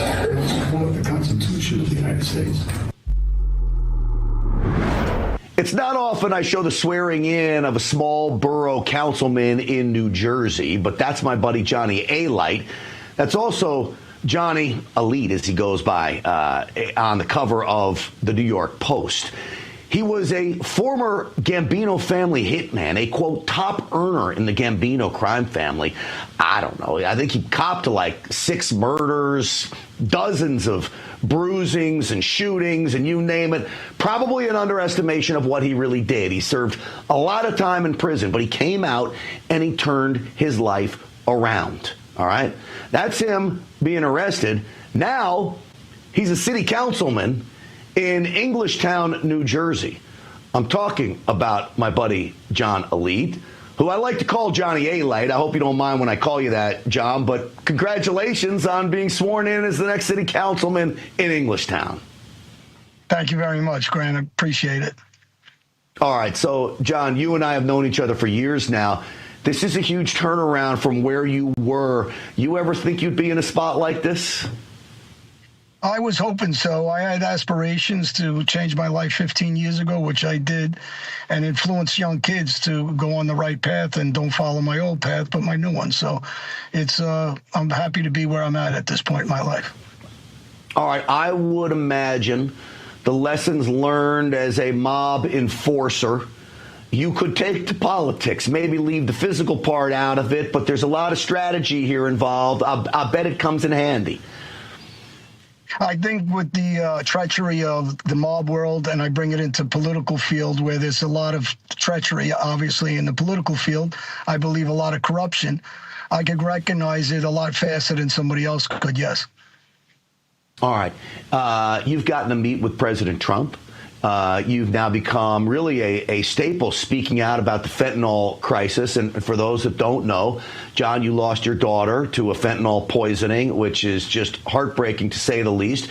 You've committed to raising awareness on that. What do you want to do now as a city councilman? Will that be part of your agenda? Education will always be part of my agenda because I believe that the more educated the young kids are, they will go in the right direction. And drugs is a major part of in any area within my borough, my township, to the state of New Jersey, with guys like, I believe, the new governor that's running. Hopefully he wins, Jack Ciattarelli. I believe he's a family first person that's just mimics the same thing as President Donald Trump. They're strong leaders, and I like to follow after these guys and continue in the right path and help kids. All right. Take me back to your time in prison. So you go through all the things that I laid out, working for John Gotti and John Gotti Jr. and the whole crew. You're sitting in prison. Could you have imagined now where you are standing next to President Trump at Mar-a-Lago, now as a city councilman, coming on places like Real America's Voice? Do you ever think this would happen? I used to pray. I go to church a lot now, and I couldn't imagine it. I wished it, and then I prayed for it, and then I continued for almost 15 years working with kids in different police stations and different areas with the inner city, and hopefully my bad past I can bring into the present and future to help kids to never go down that path. So I was hoping I could turn it around this way. And redemption, I believe in strong on crime, no different than President Trump or Jack Ciattarelli or anybody else that's family first values, but I also believe in God and redemption. And if I show kids I can change, they know that they have a shot to change and get a second chance at life. So I'm hoping I can be that poster child.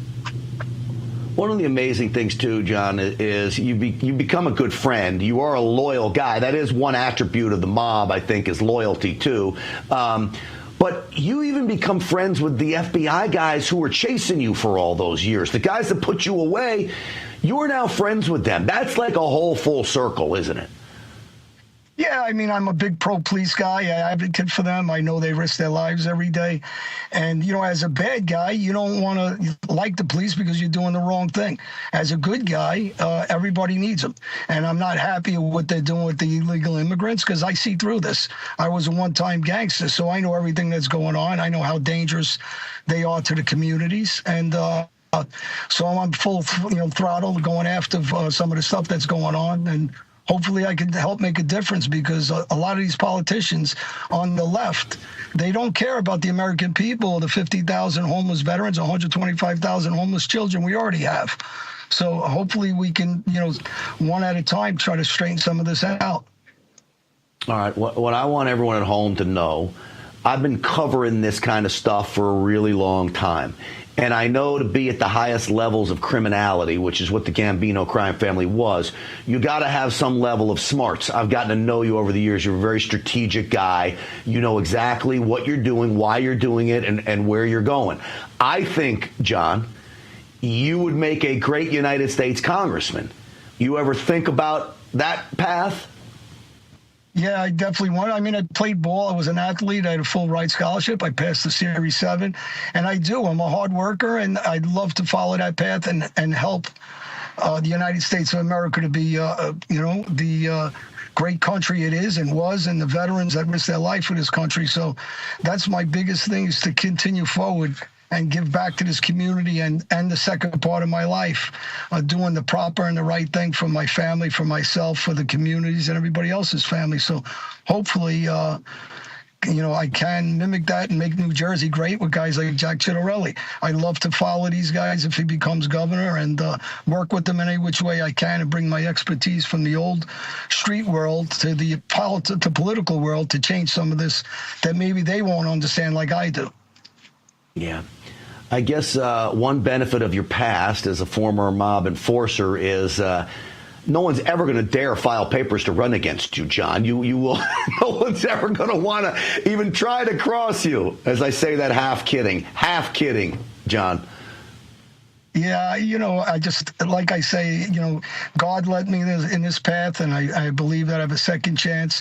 And I want to be that guy that every kid says, I don't have to, I can turn my life around at any time. I just got to want it. So, hopefully they follow me for these reasons, and hopefully I can make a difference in my community and throughout Jersey and the United States, hopefully in the future. Well, John Alide, I wish you the best of success, best of luck, blessed, everything that you're going to need to be successful in your political career. A big congratulations and a big thank you for being such a good friend over the years, John. Thank you, sir. Thank you, Grant. Great respect for you, too. Absolutely. Thank you. Well, you got that, buddy. Right back at you, and we'll get you on real soon again. Now, that's a great story.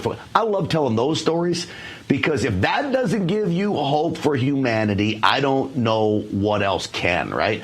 That's a guy who turned his life around, is now doing good for this country. All right. You don't buy a life jacket when the boat is sinking or gold when the economy has collapsed. In fact, gold hit all-time highs in 2025, proving that others took this advice. But it's not too late for you to act, and Birch Gold can help you. Birch Gold can get you diversified into physical gold. They help convert your IRA or 401k into a tax-sheltered gold IRA with no cash out of pocket. Text America to the number 989898 for a free info kit with no obligation. And with an A+ Better Business Bureau rating, Birch Gold secures your future with gold. So just text America to the number 989898. All right, Democrat poll numbers and the price of eggs have one thing in common.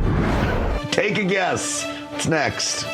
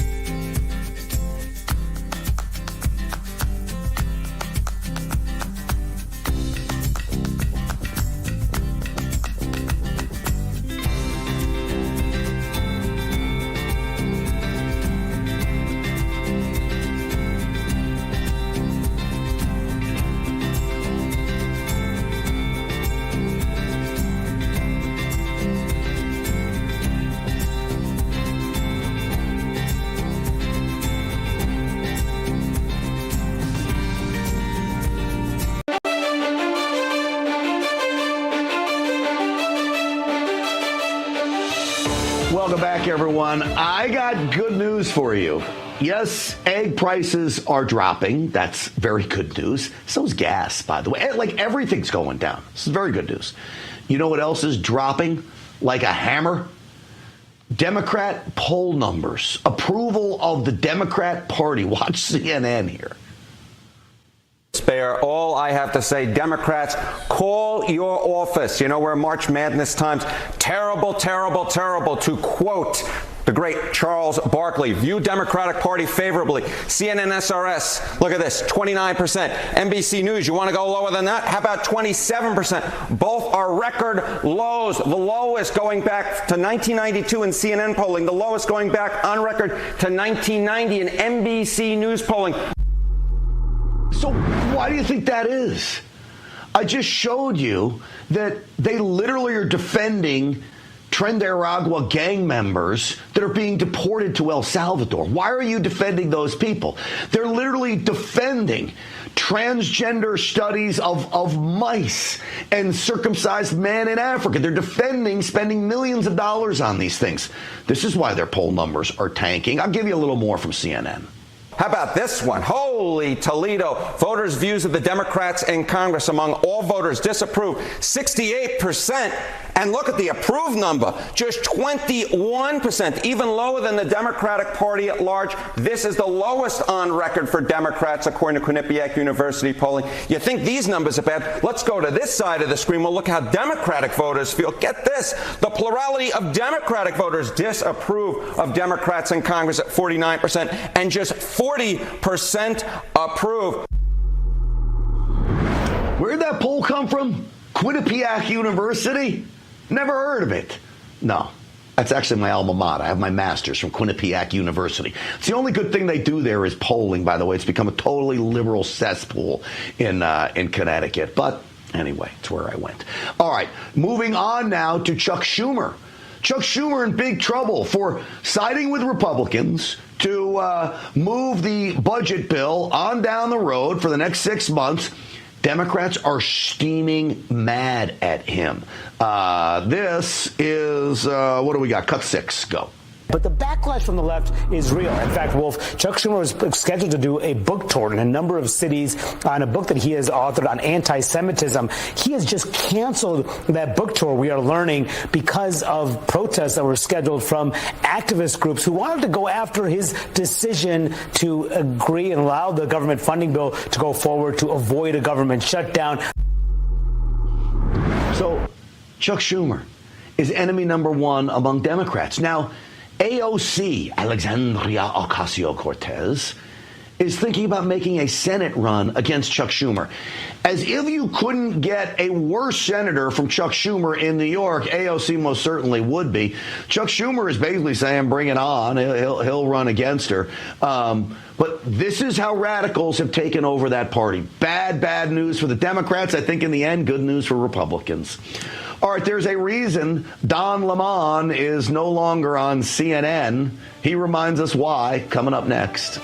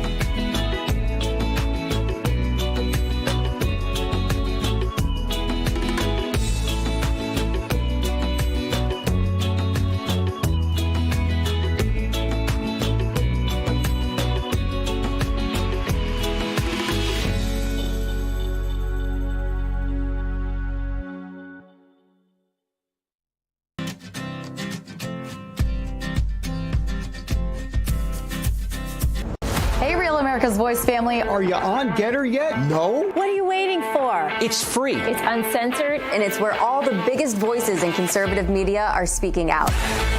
Download the Getter app right now. It's totally free. It's where I put up exclusively all of my content 24 hours a day. You want to know what Steve Bannon's thinking? Go to Getter. That's right. You can follow all of your favorites. Steve Bannon, Charlie Kirk, Jack Posobiec. And so many more. And the best part? You can watch Real America's Voice right there on Getter. Live.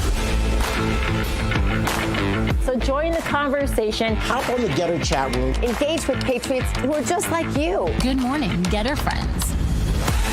We're breaking news, we're delivering the truth, and we're doing it on Getter every single day. So don't wait. Download the Getter app now. Sign up for free and be part of the movement. It isn't just an app. It isn't just a social media platform. It's a community.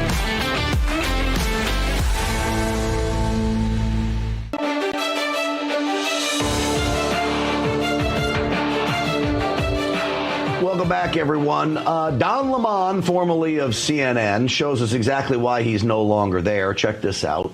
When I see a black MAGA person who is carrying Donald Trump's water and they know that he's lying, it is the shortest line to the front. Because if you're black and you're whatever, you're just in line with a bunch of other Democrats that are doing the same thing that you're doing. But if you become a black MAGA person, it's like, whoa, let's book this person, let's put him on television. So you don't think you can be a sincere black MAGA person? No, I just said, I don't think that.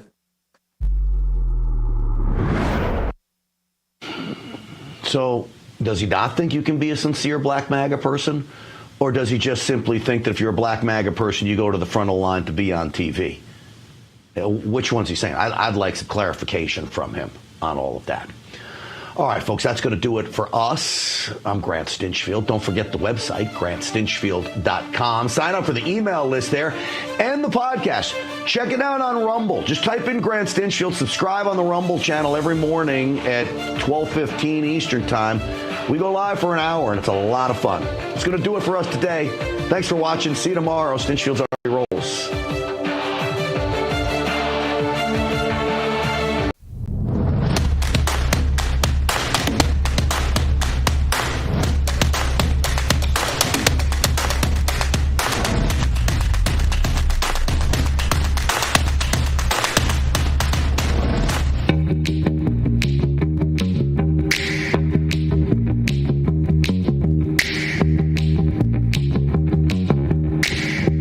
From Studio 6B on a Monday, March 17th, 8 p.m. on the East Coast. Real America's Voice. Hope you had a great weekend, everybody. Welcome back in. Paul Nolan's here. He's going to do some news. Rick Delgado's got the news as well. Aaron and Fran holding it down as always. Happy St. Patty's Day. Slick will be here to do sports as well. He's just running a little late. Hope you had a great weekend, Mr. Delgado. Happy St. Patty's Day. Oh, the Irish. Look at the Irish. How are you? I'm wearing my my Irish shirt, as you can see. 0% Irish. 0% Irish. Yes, that's me. Hey, you're wearing DNA test. Wearing green, though. That's good. Yeah, just a little green writing on the black. What have you done so far on St. Patty's Day? Let's see. I've housed about 2 slices of Aaron's mom's soda bread in there because it's freaking delicious. Holy moly. It's not like that dry, crusty stuff you buy in a store. This stuff tastes like cornbread. Yes, it tastes like cake. It's awesome. Yeah. So, Aaron, tell your mom, keep it coming. Every day should be Irish soda bread day. Okay. Yeah. We'll let her know for you. Yes. How was the rest of your day? The rest of my day was good. My weekend was a little weird. I got a story. You want to hear it? Sure. No. Of course. No, I don't. No, your day was not good. No, my day was. No, your day did not start good at all. Why not? It just did not start good. It didn't? Why not? Aaron, yeah, because I woke up this morning. You don't follow us on Twitter, or you didn't pay attention. Elon Musk was out talking about he gave an interview. He did. Yes. And I found this morning. Your day was not off to a good start. You just don't realize it. Just didn't Put this realize up, it? Aaron. All right. I have yet to see any actual evidence of aliens. Oh! All right. There we go. All you got to do. Not a good day to wake up and be you. Let me play it again for you. I have yet to see any actual evidence of aliens. This is the guy who goes into space. Right, yes. What do you have to say about that? Well, he's still using 60-year-old technology, so, whatever. One more time. I have yet to see any actual evidence of aliens. So, and I'm really deep in space. Yeah. How deep? If there is some actual evidence of aliens or an actual UFO, I'll be there in a second. You know, I mean, obviously, when it's, you know, it's like, are we talking like buddies here, or like, is it? Well, I was at a not a great start to your day. I was at a function just about a week or so ago, and they had talked about all the things from space that they'd come across. Really? Yes. Remember the Ancient Aliens? Ancient Aliens Live deal. Exactly. Things that can't be explained by mere mortals. So they say that Elon basically has no idea what he's talking about? He might not have the best sources for this. Okay. Just saying. Doesn't he have rockets? Rockets? Exactly. Do you know anybody else with them? Yeah. We have rockets. The Chinese have rockets. Okay. The Russians have rockets. Everybody seems to have this old technology rockets. Have any of them found anything? Have any of them found? We don't know. They won't tell us. Let's do breaking news here. Rick Delgado's here. Let's get our Epstein update for the day.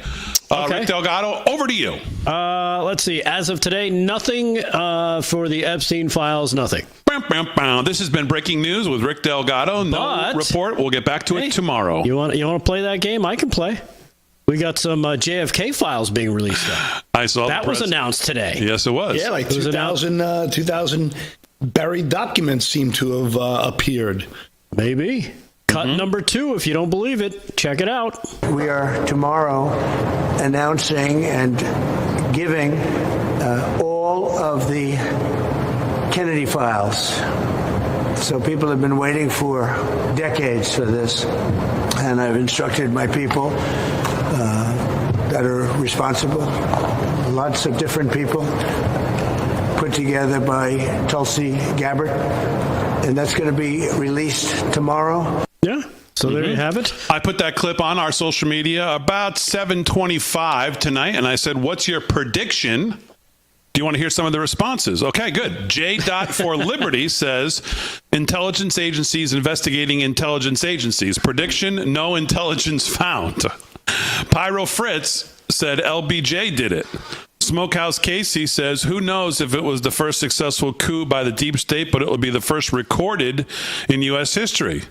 Philco says, along with the Epstein files, ? Sasquatch Seeker says, having read several books on the subject, it's my opinion that the headshot was from behind. An accident occurred when the Secret Service agent in the follow-up car had an AR-15. He did not do it intentionally.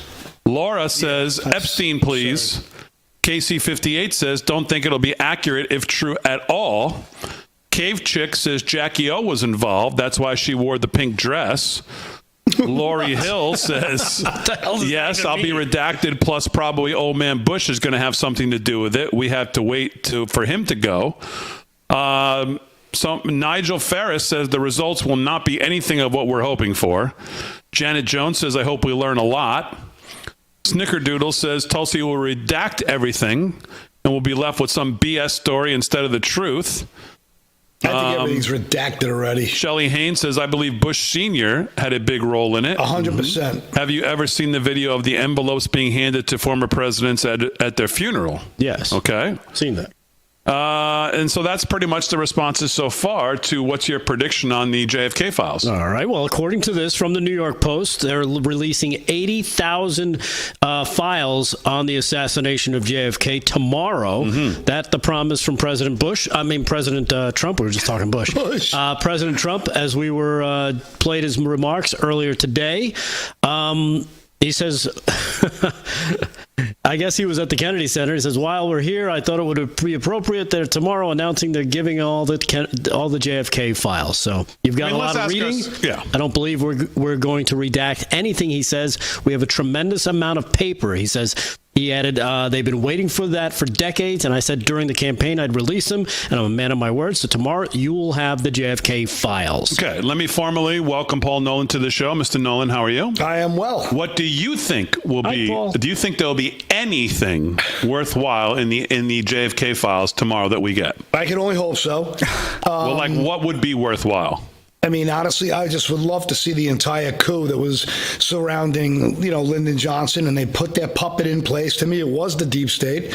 It was Prescott Bush. It was Allen Dulles. It was the CIA at the time who wanted their, war. He stopped Operation Northwoods dead in its tracks. He went after the Federal Reserve. He took shots at the war machine.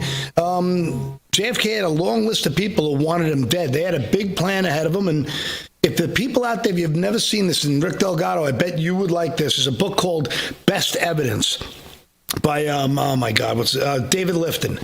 He spent 15 years researching the entire case and everything that surrounded it, including the autopsy and the bodies that were changed out and swapped out. Absolutely fascinating book. And it also lists about 50 people who suddenly came down with a case of death, who were witnesses who just disappeared, died, heart attacks, car wrecks, you name it, they were gone.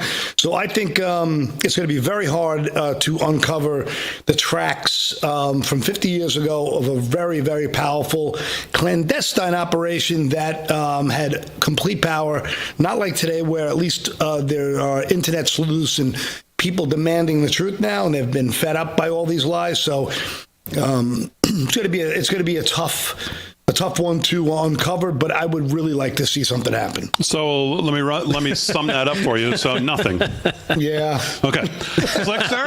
Yes, welcome to the show. You're looking great in green. How are you? Come on, happy St. Patrick's Day to everyone. Yes, we already did that. But did you see what Aaron's mom delivered? I did. There? Soda bread, the butter, the whole 9 yards. Yes. Good stuff. Carrot cake. Yes. Yeah, how was your weekend? Fantastic. Quick but good. I was very busy. I had a 5K St. Patrick's Day. I had a fire department installation dinner. Oh, a lot of work. We celebrated Kramer's 31st birthday. Busy weekend, Big D. Glad you asked. Okay, very good. Any pictures of Kramer?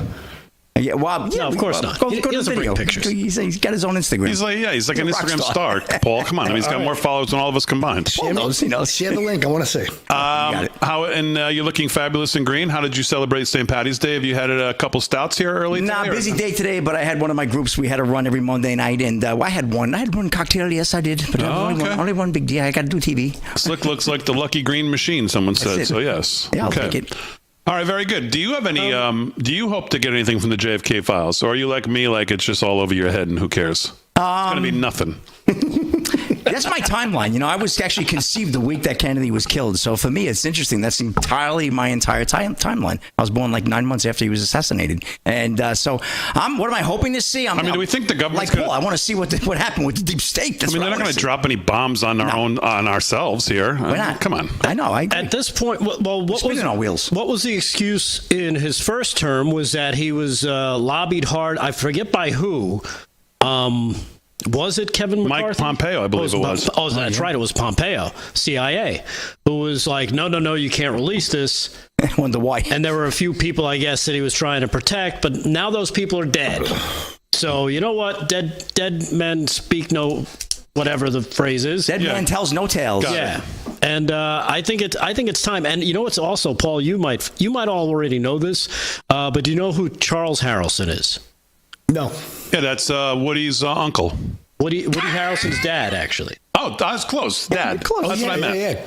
Woody Harrelson's dad, who was, quote unquote, a hitman for the CIA, and was arrested in that area. What does quote unquote mean? Was he or was he not? According to like Joe Biden. Some information that said yes. Most people don't put that on their LinkedIn page, right? Yeah. So quote unquote. They don't really advertise that. Hey, you can find me on Craigslist. Kind of maybe soda. Right. I do a great merengue. I kill people, and if you need your car detailed, hit me up. I can do it on Sunday. Right, but anyhow, so Charles Harrelson, Woody Harrelson's dad, was supposedly involved. Supposedly, there's some differing things that I've seen in terms of like what do you call it? Documentary stuff that I've seen about him being arrested as one of the three. What do they call them? They were arrested in a train car The vagabonds. The Did Woody Harrelson have more to do with it than Ted Cruz's dad, or what's the story? Oh, I don't know. I didn't look into Ted Cruz. Oh, the mock. We mock what we don't understand. Yeah. I'm asking legit questions because I know the least about it of anybody. No, but there is this checkered career of Charles Harrelson, Woody Harrelson's dad. But aren't people today seriously saying, I wonder what Ted Cruz's dad's going to be tomorrow? Isn't this just some nonsense going around? I didn't see Ted Cruz's dad. I thought somebody made some accusation about his dad. Maybe it was even Trump or somebody from the first administration. Am I wrong about this? No, I don't think you are. I just don't recall it exactly what was said. Okay. Well, maybe I'm wrong. I don't know. Maybe I'm making this up in a dream or something. I could have swore there was somebody from the first Trump administration, if not him himself, said something about Ted Cruz's dad. Right. Go ahead. No, that's it. All right. Remember I said the three guys that were arrested on a train? They were known as the three tramps. If you look up that, you can find some information about the three tramps that were arrested just outside of Dealey Plaza just after the president was shot. Someone said, no, Damon, you're wrong. Okay, so I'm wrong. So no one mentions Ted Cruz's dad. I'm just making this up from some dream I had, I guess. No, I remember something with Ted Cruz's dad. I thought it was Trump himself. I think he was. I'll look it up. Okay, we'll see. So I'm not totally losing it, just like 80%. Right. Okay.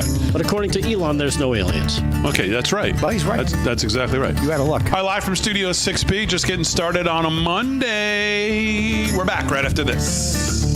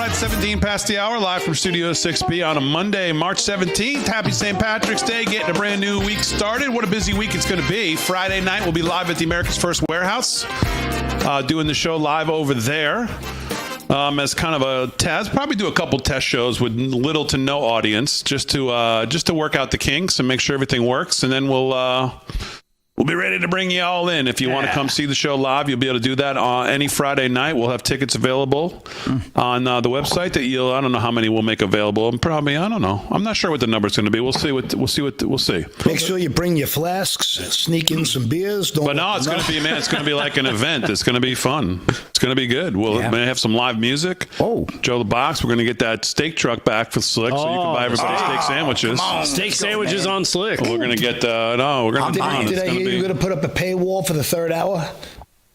No, the third hour. Well, the third hour won't be. The third hour will be us there with the band. Maybe there might be a little like concert. Nice. Maybe you'll have to pick up the acts. Maybe we'll mingle with the crowd. No, I won't. I'll be doing nothing. I'll be doing nothing of the sort. He'll be mingling. I'll be. You'll be mingling, signing a few autographs. I'd like to get like Delbert, Blake Shelton. And then Blake Shelton's busy. He's doing American Idol or something. And then I like him. He's got that. Lainey Wilson is our first 3 weeks, but I don't. What's the chance of any of those happening? I'd say I think zero. Delgado's planning for Dolly Parton. Let's see. Here we go. Dolly. There's the number. 0% chance. Come on, Dolly Parton's going to come down. Hey, you ever hear of a country guy named Brian Martin? No. Okay. I suck at this. Okay. Very good. But you can send me his music. I'll listen. How about Remy Would Martin? he like to come play? Yeah, I'll get him. Okay. Very good. Brian Martin will be our opening week. How about who? I have no idea. Slick, let's do sports. By the way, our March Madness bracket is now available. If you want to put your skills up against the rest of the LFS6B audience, and everybody should do it, go to our Twitter right now, at LFS6B. It's pinned at the top of our page, the link to our bracket that I started today. And I've already roughly made a bracket, but I'm going to adjust it as I go see kind of like where all the... You still have to play in tomorrow night? Yeah, I got to go. It's got to be locked in before noon on a Thursday. Okay. Your brackets get locked. Yeah. So go to Twitter right now, at LFS6B, and right there at the top, you'll see the March Madness brackets pinned. And go. It's totally free. Fill out your bracket. What are we going to do? Top 3? Yeah. We'll win merch. You pick something, whatever you want. We won't pick it for you. You can pick it for yourself. So top 3 places will get merch. I think that's what we've done in years past. You only pay shipping and handling. Number 1 gets tickets and a dinner to the No, it's all shows. free shipping. We always pay the shipping. It's always free shipping. So, go fill out your bracket. And it has to be finalized. Like I said, I made mine, but I'm going to do some adjustments, I think. So it has to be finalized by Thursday at noon before the first game tips. Now, before this starts, Slick Rick, does my St. Johnny's, do they have a chance? I have them in the Final Four. Patino does. Really? Yes, I got them in the Final Four. Nice. I do. When I look at That's not a stretch. stretch. They did the Creighton the other night. They were toying with them. Next thing you know, they get that BS flagrant foul that call, and then they went haywire. Yeah, they look good. I think Patino has them ready. I saw him yesterday during selection Sunday. I have them in my Final Four right now, and I don't think that's one of the. I don't think I'm going to adjust their bracket, their side. Yep. I think I'm going to leave them. That's a good one. So, all right, let's do sports. Sports is brought to you by our friend Mike Lindell, MyPillow. LFS6B is the promo code to use if you shop at MyPillow. Slickster, what's going on? All right, Big D, tomorrow night at 6:40 Eastern Time, we'll have the play-in. St. Francis, PA, taking on Alabama State in the South Regional, and North Carolina sneaks in there. Very controversial how they got in, but they're controversial. It's not even controversial. It's a joke. What do you mean? It's an absolute total joke. How is that a joke? Oh, here we go. How is it a joke that North Carolina's in over West Virginia? They played 13 Quad 1 games. You know what their record is against Quad 1? 1 and 12. Wow. Yes. That was a shame. That's a joke. Terrible. But their non-conference games was like conference games were actually the 7th strongest in the country. That's terrible. No, it's not. There's no justification for North Carolina being in the tournament. Apparently somebody felt there was. They almost beat Duke. Their one win in the last 2 was weeks. against American University. That's not good. I mean, what are you talking about? There's no case. The West Virginia Attorney General opened up an investigation today into the NCAA. That's how outrageous it is. Hey, Delgado, good luck. did I hear your luck best with that. evidence was they almost beat someone? Yeah, the number one team in the country. They played them tough the last 2 weeks. I mean, when you look at Duke is a paper tiger. I'm telling you right now. They almost beat a paper tiger because of the fact that they didn't play a lot of close games, so they don't have that. I'll tell you that experience battle tested, right? Because they blew a lot of teams out. Mostly every game. It's not the goal, because if you get into tight games, what happens? Right. Is your team able to respond to it? No, win by as many points as you can is kind of the goal. I mean, they lost to Kentucky early in the season. Yes, they did. They lost to a few teams outside of the ACC. They were kind of, wow, what's going on here? Mm-hmm. And then they got into the ACC and they trampled everybody. But 20-point wins as your average in your conference doesn't spell good for the tournament, where crazy things happen in the tournament. Absolutely, parity in college basketball. Anybody can win this tournament this year more than ever. Absolutely, and more than ever. San Diego State. A lot of people like them playing North Carolina tomorrow night. North Carolina is a 4.5-point early favorite, but a lot of people do like San Diego. There's no way they should be a favorite over anybody. Winning that game. What are you going to do, Big D? But let's get right on. Let's move it along from basketball. Hopefully we'll have the score. We will have the scores tomorrow night for you. 6:40 will already be, by the time the show comes on, that should just about be wrapping up. So we'll have the late game for you as well. And then we also have more on Wednesday night, and then those will be the two playoff, four playoff play-in games. And then Thursday we get it on for real, Big D. Like you said, brackets got to be in by noon. I got to check out your bracket tonight and see what's going on. I'm going to go see how many people filled out a bracket already. Yeah, get on that bracket. How do they do it with us? Well, he just told you got to go to Twitter. Thank you, Slick. Well, I wasn't paying attention. Well, X marks the spot, Delgado. And that's why Slick Rick is annoyed with you. Yeah, I'm not annoyed with Delgado. All right, NHL, let's go to the ice. Sabres right now trailing the Bruins 2-1, 10 to go there in the second. Lightning blanking the Flyers there. We're up by 1 at 11:52 to go in the second there as well. Devils and Blue Jackets, no score. Midway second period there. End of 1. Maple Leafs and Flames all knotted up at 1. And Kings 1-0 over the Wild. 11 to go there in the first. Big goaltender tonight so far. NBA action. Knicks 33-31 over the Heat. 7 to go there in the second. Sixers over the Rockets in Houston. 23-11. 5 to go there in the first. Pacers and Timberwolves tied at 10. Just underway midway first. Pistons 19-9 over the Pelicans. 6 to go there in the first. Well, here we go, Big D. Trump wins golf championship at Palm Beach Club. He says it'll be his last. He's hanging him up, Big D. Paul Boyer, Breitbart. President Trump won the golf championship at his club in Palm Beach County, Florida this weekend, later declaring it might be his last. The president announced his victory from his Truth Social on Sunday while topping it off with a bittersweet message. I just won the golf championship, probably my last, at Trump International Golf Club in Palm Beach County, Florida. Such a great honor. The awards dinner is tonight at the club, the Post read. I want to thank the wonderful golf staff and all the many fantastic golfers that participated in the event. Such fun. As noted by Fox News, the golf victory came in the day after the White House shared photos of the president dressed in golf attire as he watched strikes on Iran back to Houthis and Yemen. President Trump is taking action against the Houthis or the Houthis? The Houthis to defend U.S. shipping assets and deter terrorist threats. The White House wrote on X, for too long, American economic and national threats have been under assault by the Houthis, not under this presidency, he said. So President Trump, he made the winning shot yesterday. Greatest presidential golfer of all time. Self-proclaimed and self-known. That's it, Big D. That's a wrap in sports. How about the players? Yeah, I'm going to get to the players. I'm going to get to that in the next sports segment. I'm running a little time. My new favorite golfer won the players. Oh, yeah? Yeah. So, in what was, I guess, a playoff today. Yes, it was a playoff today. Absolutely. Your good old buddy Rory, huh? That's exactly right. Yeah, he pulled it out. Rory McIlroy. That was a tie, too, with J.J. I've kind of come full circle on Rory. He's kind of changed his colors, yes. Yeah. I've noticed how he saw the light, so to speak. Yes, exactly. I don't want him to fall in the pond anymore. So, our live from Studio 6B. We'll do some news right after this.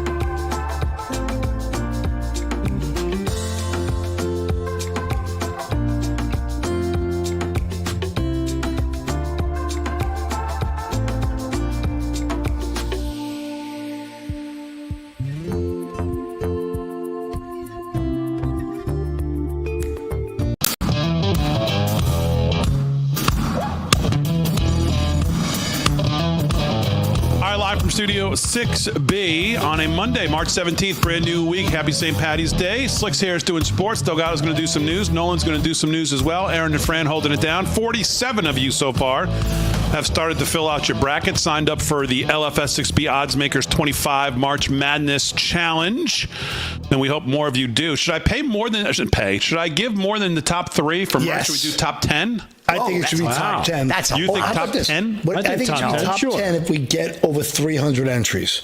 Oh, percentage of entries. Okay, that's interesting. Yeah.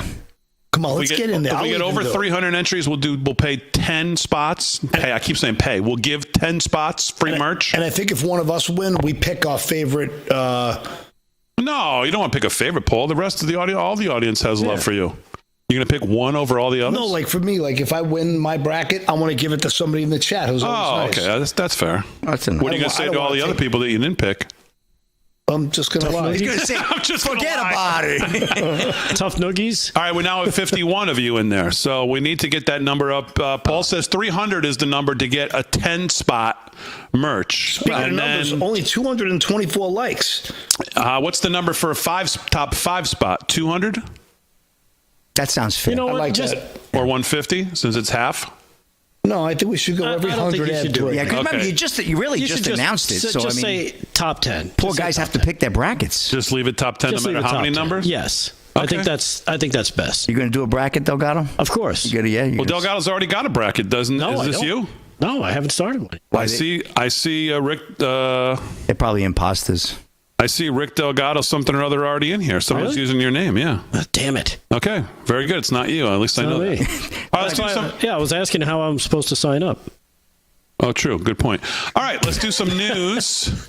On here with the news is the man who's going to sign up and do a bracket, and that would be Rick Delgado. What's going on, Delgado? Hey, that's me. Yeah. All right. Well, the big story from over the weekend, of course, is the judge who ordered deportation flights of Venezuelan gang members to return. Yeah. That is the big story, as of course, the judge who had ordered that is now, believe it or not, Trump is making a move on the judge, or I should say the DOJ, because the judge who ordered those deportation flights of the Venezuelan gang members to return to the U.S., James Boasberg, he issued that order on Saturday, halting President Trump's rapid deportation of Venezuelan gang members. Texas GOP Representative Brandon Gill, the new great representative out of Texas, swiftly announced plans to file articles of impeachment in order to remove the judge. Gill made the announcement on X, formerly Twitter, later on Saturday, noting he'd be filing the motion this week. In a subsequent tweet from Elon Musk, the entrepreneur turned Trump advisor, responded, simply necessary. The very worst judges, those who repeatedly flout the law, should at least be put to an impeachment vote. Whether the vote succeeds or not must follow it in a separate post. Republicans have been piling on Boasberg after he issued a 14-day restraining order halting the Trump administration from deporting violent Venezuelan gang members who entered the U.S. illegally via powers laid out in the centuries-old Alien Enemies Act. Last used during World War II, the Alien Enemies Act was implemented in advance of a potential war with French at the time.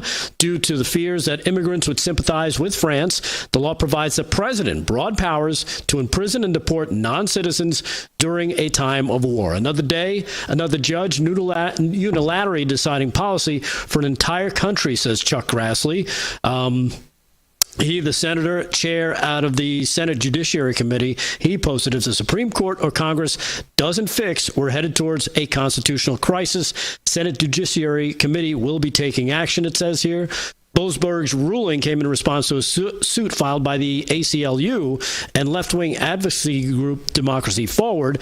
The lawsuit alleged that Trump's intent to use the wartime authority to deport dangerous illegals was unlawful, since it hurts their feelings, and since the U.S. is not in the midst of a declared war. I added the feelings part. The lawsuit followed a proclamation signed by Trump on Saturday, which alleged that the violent gang members belonging to the Venezuelan-based gang were conducting irregular warfare and undertaking hostile actions against the United States. Last month, Trump moved to designate a slew of Mexican drug cartels, including TDA, as foreign terrorist organizations. So there you have it. Now it's about time some of these activist judges kind of get put in the crosshairs themselves because, and Damon, you've pointed out plenty of times, these guys come from these small districts and decide, hey, I'm going to have a policy that controls the entire country. Well, this guy Boasberg is a real Trump hater. We know that. He's been involved with all kinds of stuff. That the TDS coming from this guy is overwhelming. But the problem we have in this country of judicial tyranny right now with these guys who put on these robes and think all of a sudden that they somehow are elected, or they somehow,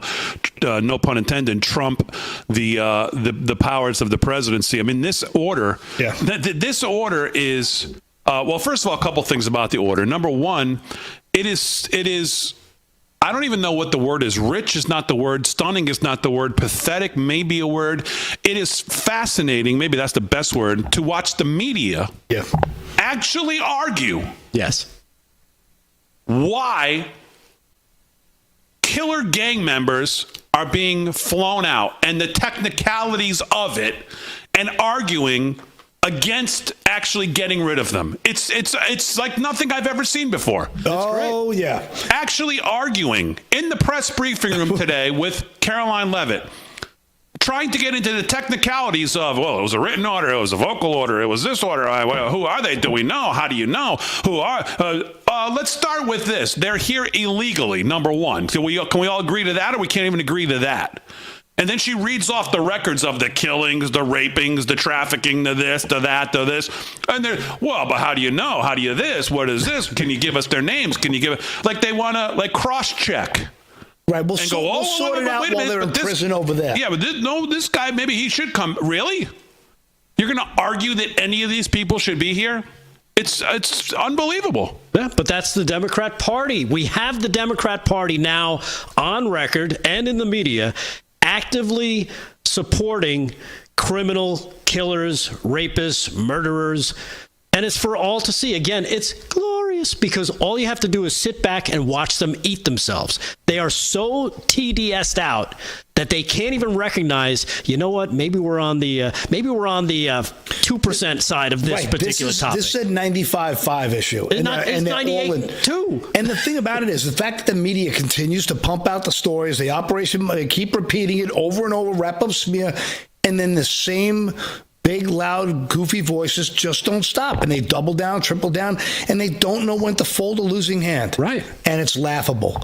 It's amazing. It's absolutely comical. It's amazing to watch because all normal thinking Americans are like, well, yeah, that kind of makes sense. And the more that they fight it, the more it brings it to light that these people do not care about the American people. They just hate only Trump. Care about hating Trump. That's right. right. They don't care if it's good for the country or not for it serves their purpose and it's their problem. Yeah, they're pro-losing war. Right. Because they hate Trump so much. They want to see another million Ukrainians maimed and murdered in the name of defying Trump's orders. This is how far their lunacy has gone. Yeah, but meanwhile they can't even remember win that war. They can't even say the name Lake and Riley. But they can rattle off Trey DeGua members like they're coming over for a Sunday meal. Did you see that? And now they're going to brainwash everyone with Elon derangement syndrome. Right. The story that came out in USA Today was a full-blown fabrication that Elon claimed that he said that Hitler didn't kill millions of people.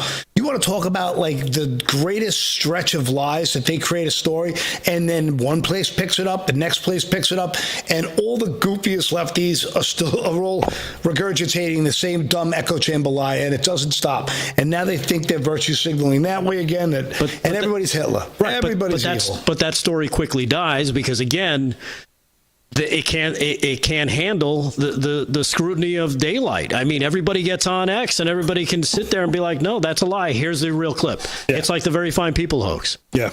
Well, it just doesn't stop. If you haven't seen the Department of Justice Pam Bondi, her response, the motion that they filed, this was, I guess, filed today. Yeah, 3/17. I don't know the time. It's only a 6-page response.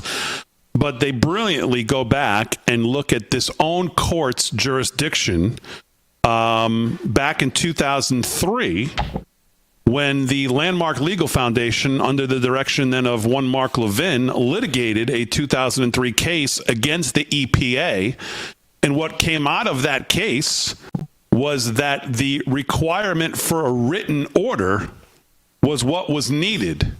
An oral spoken, which you heard that, well, he said it before he wrote it. Right. No good. And not to give you the whole 6 pages, but Pam Bondi says today in her response, plaintiffs cannot use these proceedings to interfere with the president's national security and foreign affairs authority, and the court lacks jurisdiction to do so. In response to the plaintiff's filing and this court's order setting a hearing for this afternoon, the government submits the below response. Because it provides the necessary information to confirm the government's compliance and represents the full extent of what counsel is authorized to share with the public, the court should vacate the hearing and de-escalate the grave incursions on executive branch authority that have already arisen. I mean, in other words, pipe down there, pal. You don't put the black robe on and all of a sudden become the most powerful person here in the land. And they refer specifically, this district has a long followed the principle of an oral order is not sufficient. See Landmark Legal Foundation versus EPA 2003. Quote, an injunction does not become an injunction until it is reduced to writing. And that principle holds especially true when the court does issue a written order, but phrases it more narrowly. In that event, the written order controls. So quite a little 6-page response here, well put together. I'm sure if not Landmark Levin himself probably brought this to the president's attention right away to go back and look at this 2003 case. And this is signed by Pam Bondi, U.S. Attorney General, Todd Blanche. Keep an eye on Todd Blanche and the stuff he's going to do. I think it's going to be very important. Assistant Associate Attorney General and so on, her whole crew over there. 6 pages. It's worth the read if you haven't seen it. It's a scorching letter to the judge to basically say, hey, calm down, pal, which I don't assume he will. Right. I don't assume he will. Yeah, the Justice Department attorneys, as you're noting there, added that an oral directive is not enforceable as an injunction. Written orders are crucial because they clarify the bounds of permissional conduct. So in other words, either write it down or it don't count. Yeah, exactly. All right, anything else in the news, Delgado, right now? Tons to get through, but we don't have a lot of time. Severe weather, of course, killing 30-plus people through the United States, according to this, from AccuWeather, from Missouri, Kansas, Arkansas, 6 people in Mississippi, some people in Texas, as well as Oklahoma. Storms blew through the past 3 days, bringing large hail, tornadoes, and flooding to more than 20 states and affecting millions of people. At least 6 deaths and 29 injuries were being reported in Mississippi as early as Saturday into Sunday. The outlet said an Alabama man lost his home as well. A lot of terrible things we're seeing in some of the news footage. But, hopes and prayers to everybody suffering out there.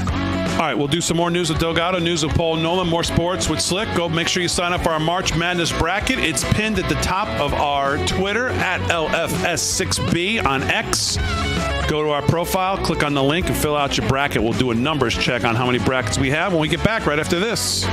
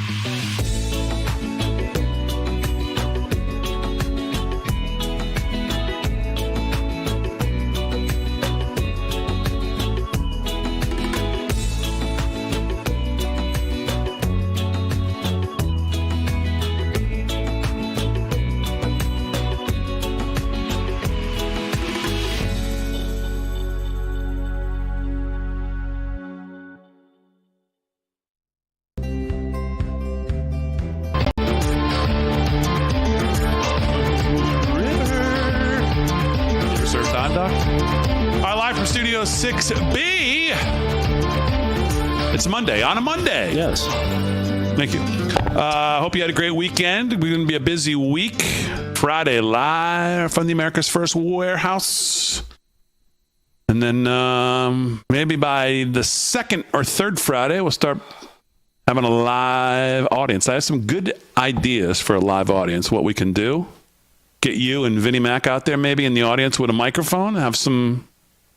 You'd be good on your feet out there, right? Oh, yeah, sure. I'd love that. Okay, so we'll do some giveaways. We'll have some merch there. Will you sign some merch? Absolutely. We'll throw it out in the crowd? Come on. Okay. Absolutely. All right, very good. We're there for the people. He'll have his potato gun with a T-shirt and he'll slam somebody in the head. I wouldn't do that. And I wouldn't hit somebody in the face with a mic like they did to the president the other day. Yeah, that was, hit someone with a mic. See a girl got hit with her head with a baton?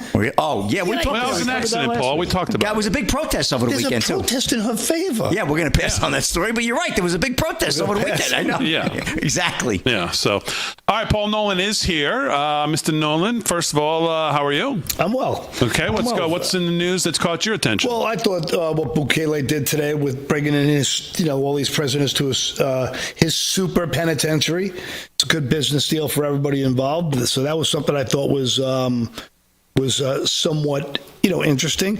I also thought this was interesting that Dershowitz says that. By the way, some of the videos, you can roll this, Aaron, that they put out on these criminals arriving back there are pretty. Well, he looks like a dove. Yeah, we can argue that he should maybe. Well, we got to find out who. Yeah, who? Well, Is that Danny Trejo? What is this? We got to just make sure we know who these are because maybe they should be allowed to come back. I mean, maybe they should start a babysitting clinic. The daycare center these guys. Yeah, why don't the reporters who are worried, why don't they take them and see how nice they are? Look at this. Yeah, move them in. And then just decide if you think they should stay. Yeah, let them stay at your house for a couple years until they go through the whole process. So they get on their feet, Right. Yeah. and then if we vet them out properly, then they could Or you vet them. Yeah, you do it since you don't trust the way we're doing it. Nice boys. It's crazy. Now, where is this? Do we know where this is? This is down in El Salvador. Is El Salvador? That's what I thought. Yeah, President Bukele built a super prison down there, so they don't mess around. It's good business for everyone. Yeah. No, he has not messed around since he took over. Yeah. He has absolutely not. No nonsense. So I don't know if you saw this, but Alan Dershowitz said that on Monday that challenges to former President Joe Biden's auto pen for bills and pardons will end up in court. So I think this is pretty interesting. Who said this? Dershowitz? Dershowitz said it on John Solomon Reports podcast on Monday that there are a couple problems with the auto pen that could arise in court. He said they will end up in court or they're going to be two issues. One, the nature of what was signed. Was it a pardon or was it a bill from a Congress, for example? Second, the nature of the auto pen. So just in general, he finds it might just be null and void right out of the gate. First, the nature of what was signed.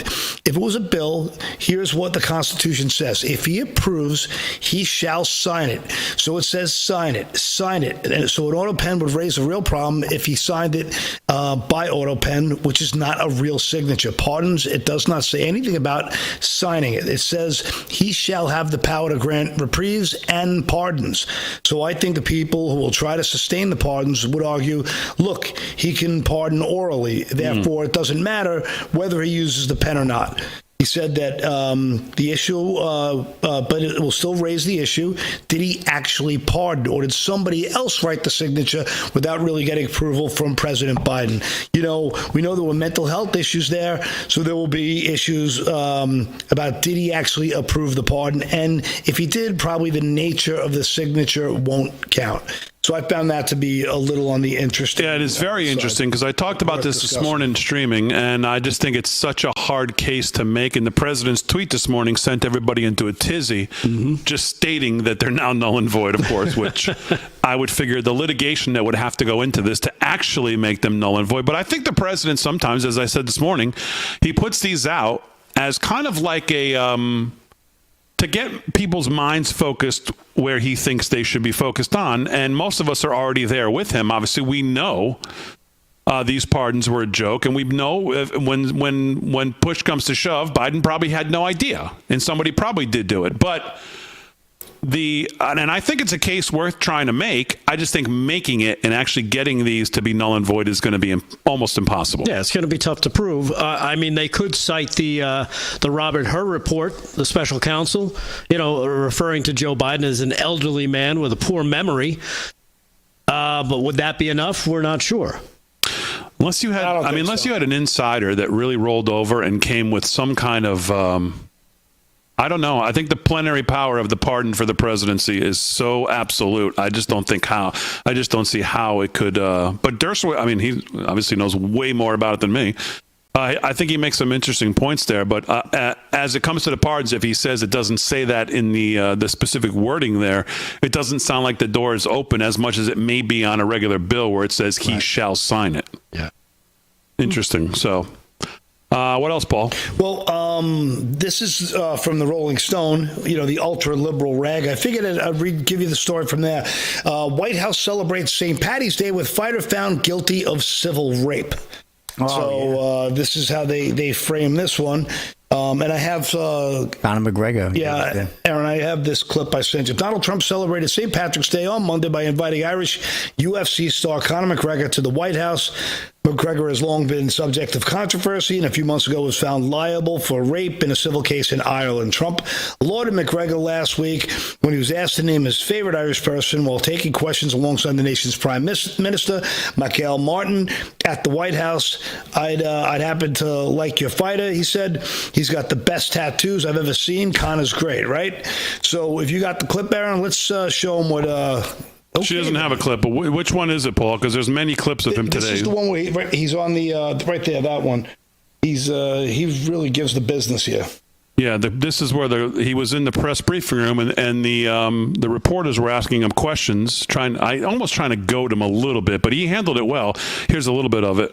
What is going on in Ireland is a travesty.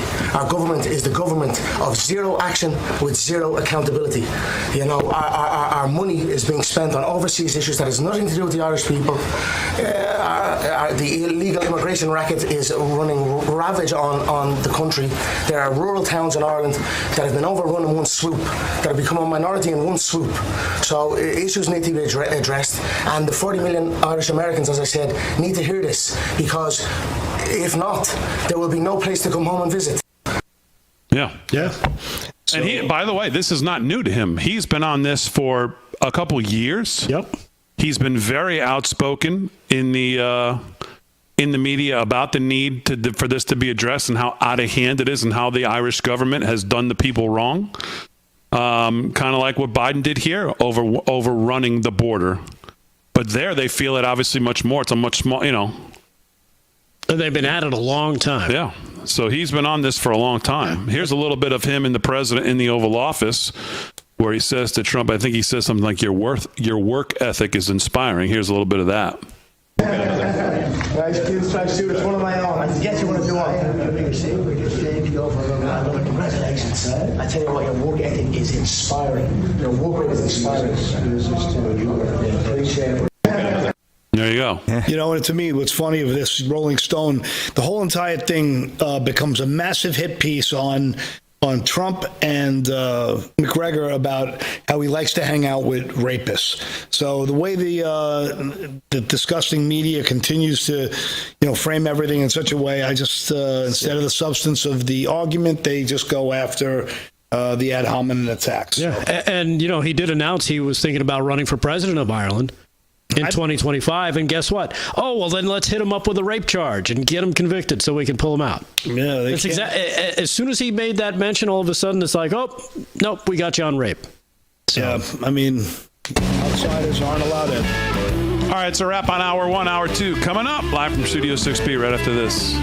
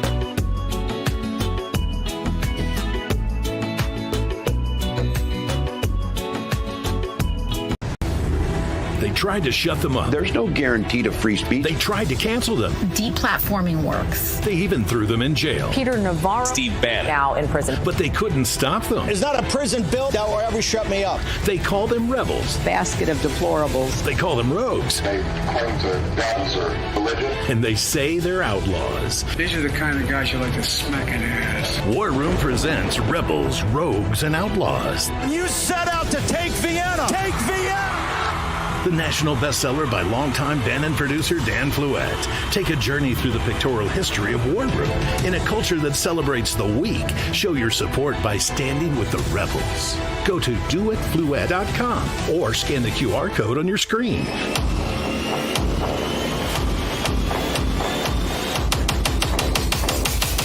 Use the code RAV20 for 20% off your order. Stand with the rebels and never back down.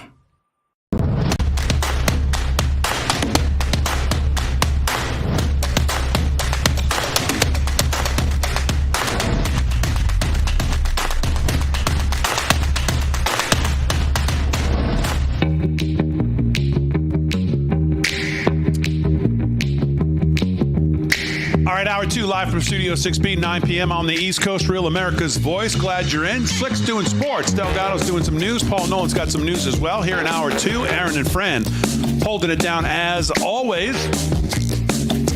So, I usually try to watch the Sunday morning shows. So, well, you don't have to because most of you I know have standards. And so I try to watch it for you. And I have to say, besides watching the media argue for criminal gang members and why they should somehow be defended by them and questioned whether they should be flown out of the country, the other thing that I've really enjoyed watching the Sunday shows this weekend was to try to see the Democrats defend their party. And it's becoming more and more of a thing where the media is actually forced to actually have to confront it. Because there was a poll, David Cotrone today in the American Spectator, the Democrat Party is collapsing. And I mean, that may be a little bit of a stretch, but maybe not. As you see Kristen Welker on Meet the Depressed confronting my old high school friend, Chris Murphy, and Murphy having no idea really where to go. And what's so funny is they're asked about, well, this poll came out. 2 national polls, actually, if you're not aware, were released on Sunday, revealing that the Democratic Party's favorability ratings have plunged to the, well, catastrophic lows, as they were described. The NBC News survey, which, of course, this is the one Kristen Welker confronted him with on Sunday morning, had the Democrats' approval rating at 27% of registered voters hold a positive view of the Democratic Party. That's the lowest rating since 1990. New CNN poll indicates that only 29% of U.S. adults regard the party favorably. That's a low not seen since 1992. The two polls confirm an equally ominous Quinnipiac survey conducted last month. So much winning. And it's what's so funny is when you see Democrats on the Sunday shows confronted with this poll, they give an answer that basically says, yes, we're aware of them, and what we need to do now going forward to fix it is double down on what we've been doing for the last 4 years. In other words, it's our messaging. It's our messaging. It's basically what they say. Right. It's fantastic. Yeah. Let's still push on all these hills we're going to die on of 10%, while the other 90% is looking at us going, okay, really? I think one of the best lines I heard, the left has gotten so repetitive. It's like one of those car horn alarms that keeps going off and everyone just walks by it and ignores it now because they can't get it to stop. Right. Yeah. It's laughable. It's great. Cotrone says both surveys clearly illuminate why the public harbors such a low opinion of the Democrats and why it's very unlikely to change. The NBC poll, for example, found the following. Democrat voters say they want their party to hold the line on their positions, even if it leads to gridlock, rather than focus on finding areas of some kind of compromise with the president. The CNN survey suggests that a similarly suicidal perspective pervades in the party. Democrats and Democratic-aligned independents say 57% to 42% that Democrats should mainly work to stop the Republican agenda rather than working with the GOP majority. It's really stunning. It means that for all intents and purposes, the Democratic Party exists for no other reason other than to oppose President Trump, the GOP, and the 80 million Americans who voted for them last November. And our amusement. Yeah. It seems that, if that seems like hyperbole, Senator Chris Murphy of Connecticut explicitly just said on Sunday mornings, Meet the Press with Kristen Welker, and she said to him, our new NBC poll, as you just saw, shows your party at an all-time low approval rating. Why do you think Democrats are failing to connect with Americans? In response to that question, here was what Chris Murphy said.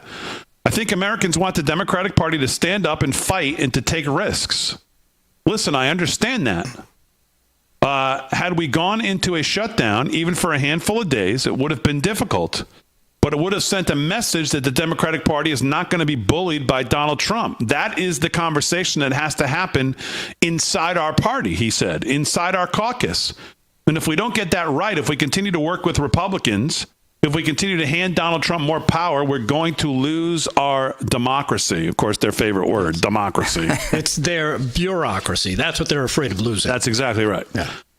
And David Catrone says it's funny because characters like Murphy remain among the most viable representatives of the Democratic Party. It will inevitably go the way of the Whigs.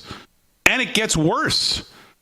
As it happens, the CNN poll asked Democratic-aligned representatives and respondents, which leader best reflects your core values, quote unquote. Oh, good. New York Representative Alexandria Ocasio-Cortez came out on top. Yes.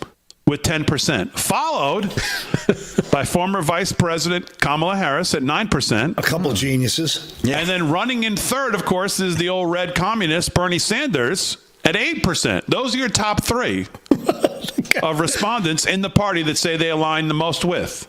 Yeah. Now, I saw that poll, the one that you're talking about, and the one that's not being mentioned was the top vote getter, Damon. Was no one, 20-something% there was no one. They'd rather no one lead that party, basically. So the people with faces and names and actual pulses, they didn't like. They wanted a non-entity as the top vote getter. That's what it tells you about the Democrat Party. The Democrat Party is so disgusted overall. Their biggest donors are just disgusted that they forced Kamala, onto them, and they wanted a full process to bring in their candidate, and that was pushed on them. And most Democrats are disgusted, and they're not coming up with money. In fact, a lot of Democratic donors are kind of coming over to MAGA. And what's interesting when you say that, I was listening to, I forget what station it was, but they were talking about Democrats and who they think they're going to run. They're going to run. They're not saying who's going to come out of the field. They're saying the Democrats would be making a mistake if they ran Kamala again. Kamala can run. It doesn't mean she's going to win the primary. She's not going to just because she's running doesn't mean she's the automatic candidate. That's the way it sounds when you hear these people talk. Yeah, and it's almost like you can send up anybody you want, Democrats, because they're going to pick the one that they want. And if they want to run Kamala again, they will pick her, and your vote means nothing. Yeah, well, to me, remember all that talk about Michelle Obama? Right. She was going to be the big sweeping force that was going to knock Trump out. Have you seen the numbers on her podcast? Oh, they're terrible. It's laughable. What does she have? I think there was something about 2,000 comments, and apparently 1,800 of them were negative, and the other 200 were bots. This is the big threat the Democratic Party has up their sleeve, Big Mike. All right. Well, I don't know if it's going to be Gavin Newsom anymore either, because Gavin Newsom started a podcast. Are you guys aware of this? Yes. Trying to be hip and cool. Greasy Gavin. And he had, and I listened to every word of it. He had Steve Bannon on. I saw it too. What'd you think of that? I think if you're going to have Bannon on, you should be prepared to try to be able to get a word in edgewise and do a little. Bannon just schooled him. It was honestly, it was so. It was enjoyable. It was like a cat with a dead mouse. Bannon was just. Newsom tried to get a word in edgewise. And Bannon went easy on him. Oh, for sure. And Newsom now is taking. He's getting it from both sides. It has backfired so beautifully on Newsom. He's taken all kinds of heat from his own party on how he could possibly have him on. Right. Meanwhile, there's almost nobody politically smarter and more informed than Bannon is. Well, he was taking heat last week when he had Charlie Kirk on. I mean, Bannon's brilliant and just scolds Slick Willie there, who tried to get hip with some of the things I love how they, oh yeah, we agree on that. Oh yeah, we agree on that. Yeah. And Bannon's like, no. And it just went on and on. It was like an hour and 15 minutes of send out somebody to check on the governor, please. And he tries to act, hey, well, I'm glad we agree. Thanks for doing this, Steve. It was good. I mean, he just got slapped around like Bannon's just way too much. Of course, you can click and listen and make sure you get my hair gel on the way out. Yeah, but he's just getting crushed by his side, which is just so amusing. Is he's trying to? I don't know. I guess he's trying to just Bannon did everything in his power to keep him in the conversation. Bannon was so good to him. Bannon could have blown him out of the water on every issue whatsoever. He was so gentle with him. Anytime he tried to push back with some perspective from the other side, Bannon just jumped in and said, no, wait. And then he went for another 10 minutes, and the governor's sitting there. I know. I didn't read about that. Yeah, it was good. You should listen to the whole thing if you didn't see it. It was really good. So, yeah. All right, what time is it? Can't even see whatever it is. 10 minutes past the hour. Let's do some sports since we skipped it last segment. Here with sports is Rick Delgado. Sports is brought to you by Mike Lindell. LFS6B is the promo code to use. Slick's got it. Slickster, what's going on? All right. Well, Rory McIlroy beats J.J. Spawn in playoff to win Players Championship. My guy. Big day for the Irish. Rory. Yeah, Rory's your man. Huh? AP report, Big D, Ponte Vedra, Florida. Here we go. Turns out Rory McIlroy needed only 3 good swings to win the Players Championship on Monday in the playoff over J.J. Spawn. McIlroy blasted his opening tee shot and hit a pitching wedge to the par 5 16th to set up birdie, and then he found the island green at the par 3 17th and with a 9-iron, Big D, into a cold, crackling win at TPC Sawgrass that effectively gave him his second title at golf's richest event. Yeah, and the guy he was playing, Spawn dumped it in the back of the pond there on 17, and he said, I just could not believe. He said, I actually thought it was short as I hit it and watched it. He says, never as that ball was in the air did I ever think it could possibly be long.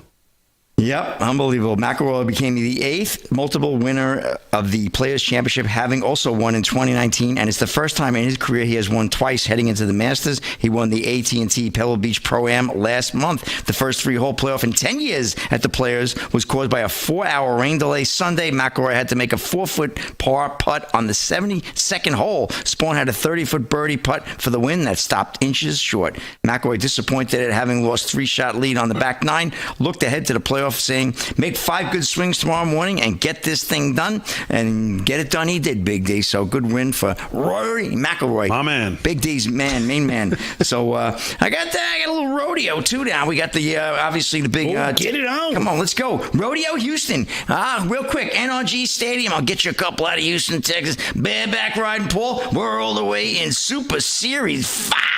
Come on. Clay Jorgensen, 86.5 points on Calgary Stampedes. Born Fearless picked up $3,000.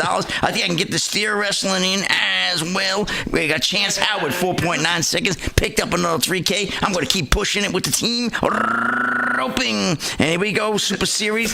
5th round. Derek B. Gay and Coulter Todd. 6 seconds flat. And that's a wrap in sports, Big D. Hopping back to you. How come he started sounding like Eric Cartman? This is usually the last segment of the show. No, come on. We got to get the rodeo. Slick's got his IV of caffeine going early in the second half. I have no caffeine. All right, 13 past the hour. We're back with news of Rick Delgado right after this. Nobody does the rodeo next time.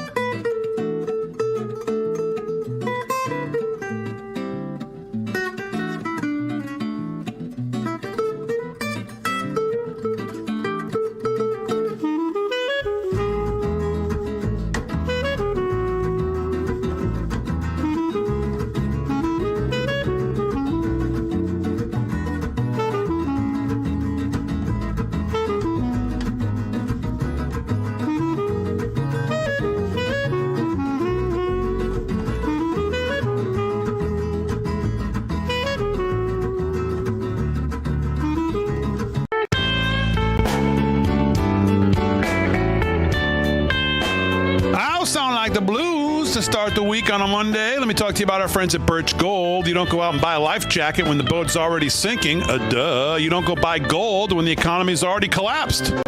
Clearly, others are heeding this advice as gold hits all-time highs in the first part of 2025. I think it just hit another all-time high a couple days ago, I believe. It's not too late for you, though. A company that you can trust to diversify into physical gold is Birch Gold. It's the company you can buy your gold from. Birch Gold specializes in helping you convert an existing IRA or 401k into a tax-sheltered IRA in physical gold for no money out of pocket. Just listen to some of the 5-star reviews they've received. Knowledgeable, helpful, non-pressured. That's what you get with Birch Gold, and that's why Rav has endorsed them for so long. Get your free information kit on gold right now by texting the word America. That's it. Just text the word America, type it out, America, and send it to the number 989898. There's no obligation, just useful information. They have an A+ rating with their Better Business Bureau, countless 5-star reviews. Text the word America to 989898. Let the experts at Birch Gold help you secure your future today with gold. Text America to 989898. All right, 18 past the hour, live from Studio 6B. We just did sports, so we usually do sports here, but now we'll do news. And here with the news, since we have a guest coming up at 9:30, we'll do the news with Rick Delgado. What's going on, Delgado? All right, David. Well, I know you were talking about the great poll showing how great the Democrats are doing, of course, with their sterling 27% approval rating across the board, while CNN's Harry Enton had another poll, this one aimed in a different direction, with Doge and Trump as the main runners of the numbers here. Check this out, as CNN is having to admit what Democrats don't want to see here. This is cut number one, CNN's poll with Harry Enton on Doge and Trump approval. Check this out. CNN's Harry Enton joins me now to talk more about how people are feeling about, when we're talking about the cuts that Doge is bringing about. How are they feeling about it? Yeah, this to me was one of the more shocking figures that I saw. Made me go, wait a minute, hold on one second. Whoa! Americans on Trump and Joe's efforts. Musk and Doge should influence government spending and operations. Look at Relax, this. Harry. 54%. The majority say that he and they should. How about approve of Trump trying to cut staff at government agencies? Again, you get a majority here. 51%. So yeah, Elon Musk might not be that popular, but these cuts and the idea of spending cuts, at least within the federal government and cutting at government agencies, that actually has majority support. I was truly surprised by this, Kate, but the numbers are the numbers. Yeah, and as I've said many a time, numbers don't lie, people do. I was truly surprised by this. Really? You're surprised that people think waste, fraud, and abuse? I mean, come on with these people. Harry Enton, give me a break. No, when you consider how much this is getting pushback and negative coverage from all the deep state media, to still have a positive number there looks pretty good, actually.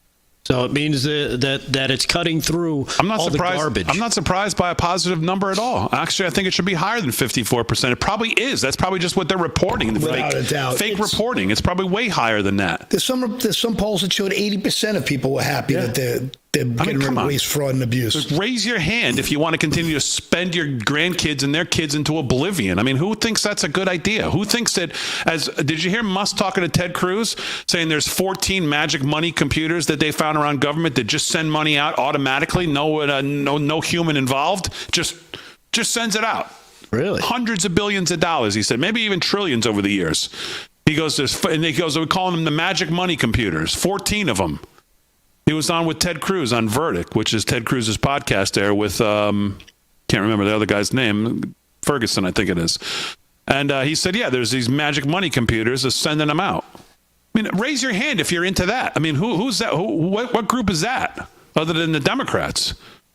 But normal people think what's going on is fairly normal.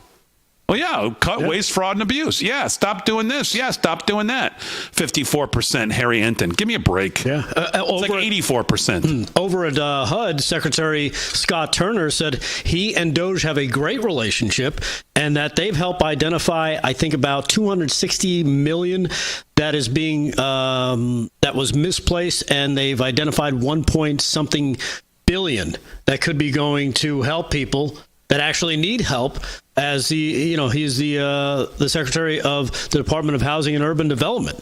So, you talk about Doge, and I'm telling you, the results will speak for themselves, hopefully, when they turn around and start spending this money where it's supposed to be spent, and people actually see, oh, my goodness, my tax dollars are actually working for me, not against me. I mean, I hear what you're saying, but I still think that, like the article in Zero Hedge said, these what they're finding is all well and good to expose it, for people to understand it. It's not getting us to any kind of balanced budget. It's not getting us to anything significant. That still has to be done by Congress. We still need them to do their job and balance the budget with 12 spending bills and decide what we stand for, what we don't, and go message it. Doge, for me, is still more of a public relations thing than it is any real cuts that make any kind of difference. It's like moving a thing of sand off the beach. It's like you turn around and you go, oh man, we really haven't done much. Yeah, but you need to convince the people that it's actually worth I agree. I think it's, like I said, I think it's a public relations thing. It's brilliant because it's exposing all of this. And it shows that the Democrats will do gymnastics, verbal and otherwise, to try and stop all of this grifting being exposed. And when people see that, and they see their person who I voted for this guy all the time. I thought he didn't suck like everybody else sucked. They see how bad he sucks now too, or she sucks, and they think, maybe it's time to replace this person. Yeah, well, we're really seeing these people will still continue to die on their hill. Right. And at some point they have to just come to terms with the fact they were duped. Yeah. So yeah. All right, well, one more quick one before we get to the break here, Damon, as this is probably my favorite story of the day. Trump revokes Secret Service protection for adult Biden children, Hunter and Ashley. Yes, you heard that correctly, as Donald Trump announced today that former President Joe Biden's adult kids, who really aren't kids, they're old people at this point. Hunter Biden is almost, I think he can join AARP, as a matter of fact. Will no longer receive U.S. Secret Service protection. In a Truth Social post, he remarked that Hunter Biden has received Secret Service protection for an extended period of time. There are as many as 18 Secret Service members on his detail, which is ridiculous. Please be advised that, effective immediately, Hunter Biden will no longer receive Secret Service protection. Ashley Biden, the Hunter's sister, will have her Secret Service protection revoked as well. He noted that 13 agents were assigned to her detail. We are aware that the president's decision to terminate protection for Hunter and Ashley, the Secret Service announced the Secret Service will comply and actively is working with the protective details and the White House to ensure compliance as soon as possible. Former presidents and their spouses received lifelong Secret Service protection under the law, but protection afforded to their immediate families for any kids over the age of 16 ends when they leave office, though both Trump and Biden extended the details for their children for 6 months before leaving office. So there you have it. We've got, which is pretty significant when you consider that Hunter Biden went off to South Africa and took these 18 Secret Service members with him as part of his protection. So, again, your tax dollars at work, but not for you. Yeah. I saw someone in the chat say that the Doge money is not just sand off the beach. It's not peanuts. $36 trillion in national debt, $2 trillion yearly deficits, and probably 100, maybe 150 trillion in unfunded liabilities. 500 billion is peanuts. All right, more news, sports, Paul Nolan news, all coming up.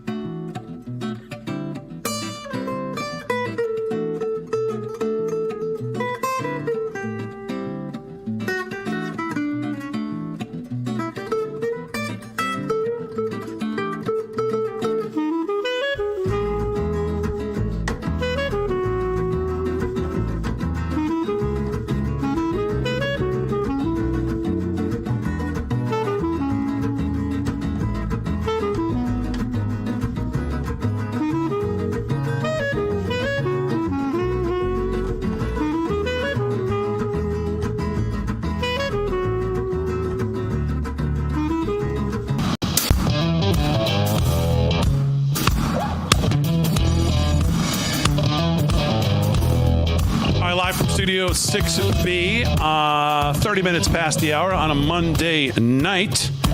We're going to effort Dr. James Thorpe, who's supposed to be joining us, but we're having some connection issues. So let's do some news with Delgado and Paul Nolan. Delgado's going to start it. What's going on? All right. Well, big news, breaking news, actually, as Slick Rick just pointed out, the ceasefire is over between Israel and Hamas as Israel strikes Gaza after Hamas refuses to release hostages, according to officials. The airstrikes mark a return to the Israeli military campaign against Hamas following the January 19th start of the ceasefire. It's basically the ceasefire between Israel and Hamas ended just moments ago. The IDF began striking Hamas terrorist targets across Gaza in order to achieve the war objectives set out by the political leadership, including the release of all of our hostages, it says here, in a defense minister letter by Israel Katz. He says, including the release of all hostages, both living and fallen. This decision comes after Hamas repeatedly refused to release our hostages and rejected all proposals presented by the U.S.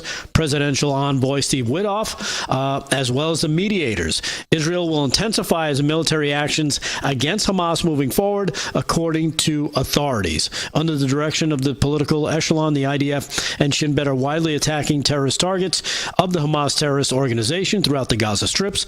More details will follow. But yeah, this is a story that is breaking. Getting this right from the top of Fox News. Again, the ceasefire between Israel and Hamas is now over, and the strikes have begun from Israel against Hamas in Gaza as we speak. So, what a shock. Yeah. Well, you eventually saw that going to break down at some point. Yeah, you knew that wasn't going to last. I mean, it's been going on forever. I don't see anything stopping that in the near future. Terrible. Yeah. Back to the same thing. Well, I don't know if you saw this, but Trump and Putin to discuss ceasefire on Tuesday. Donald Trump said he plans to meet with Putin via Skype. On Tuesday, so he says there's a lot of work was done this past week, and we want to see if we could bring that war to an end. Kremlin spokesperson Dmitry Peskov confirmed the planned talks between Russia and Putin by Trump and Putin while speaking with reporters. Russian official TASS News has reported. So Trump says he foresees a very good chance of reaching a ceasefire deal with Russia. When asked about the expectations regarding Russia's potential concessions in a peace deal, Trump said that the discussions would involve land and power plants. So let's one maybe turns down, the other one goes up. So I don't. Yeah, he said he's talking to Putin. I guess they're looking at dividing up certain assets. It says here in quotes there, Paul. Yep. Negotiators working to end that Russian-Ukraine war discuss dividing up those assets. Trump said on Sunday, as he announced those plans to speak to Putin that you mentioned, his comments come as he announced last week that Ukraine had accepted the 30-day ceasefire.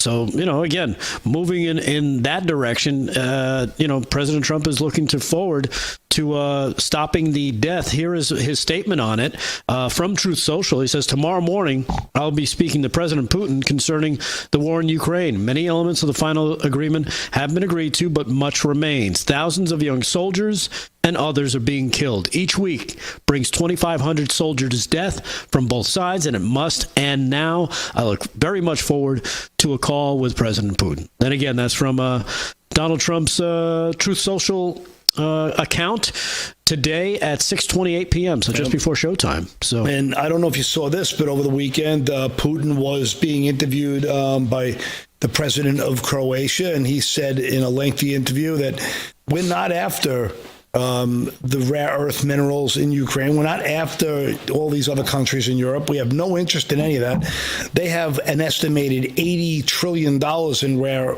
earth minerals that they want to trade and share with the world.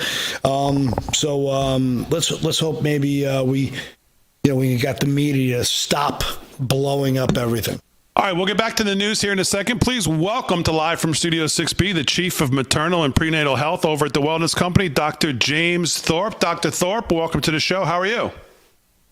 Terrific. Thanks for having me on. It's always a pleasure to have you on. And, measles is back in the news. There's been quite a bit of, I guess you could call it hyperbolic reporting from the mainstream media about the threat of measles.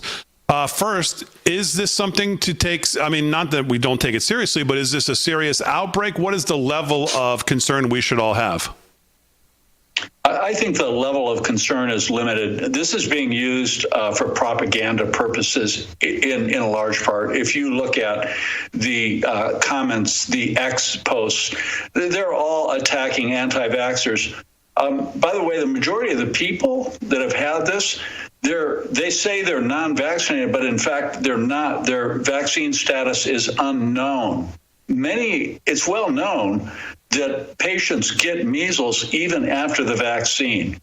The other really important issue here to keep in mind is that, remember, that the vaccine for COVID-19 was given 13 plus billion shots to over 5.3 billion people globally, and has caused a mass vaccine-associated acquired immune deficiency. In other words, it's caused global immunological incompetence. So this is a lot of the cause, in my opinion, of all, not just measles, but more and more infectious diseases and blood infections and many others.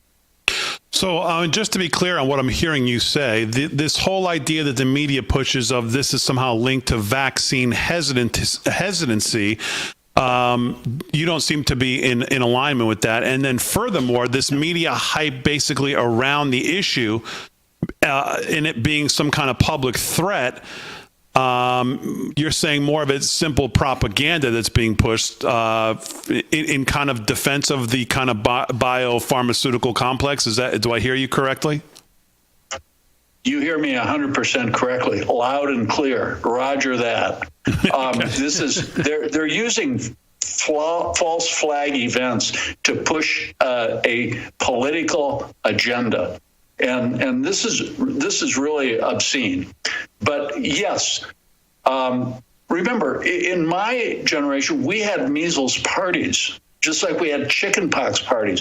It confers permanent immunological immunity for a lifetime.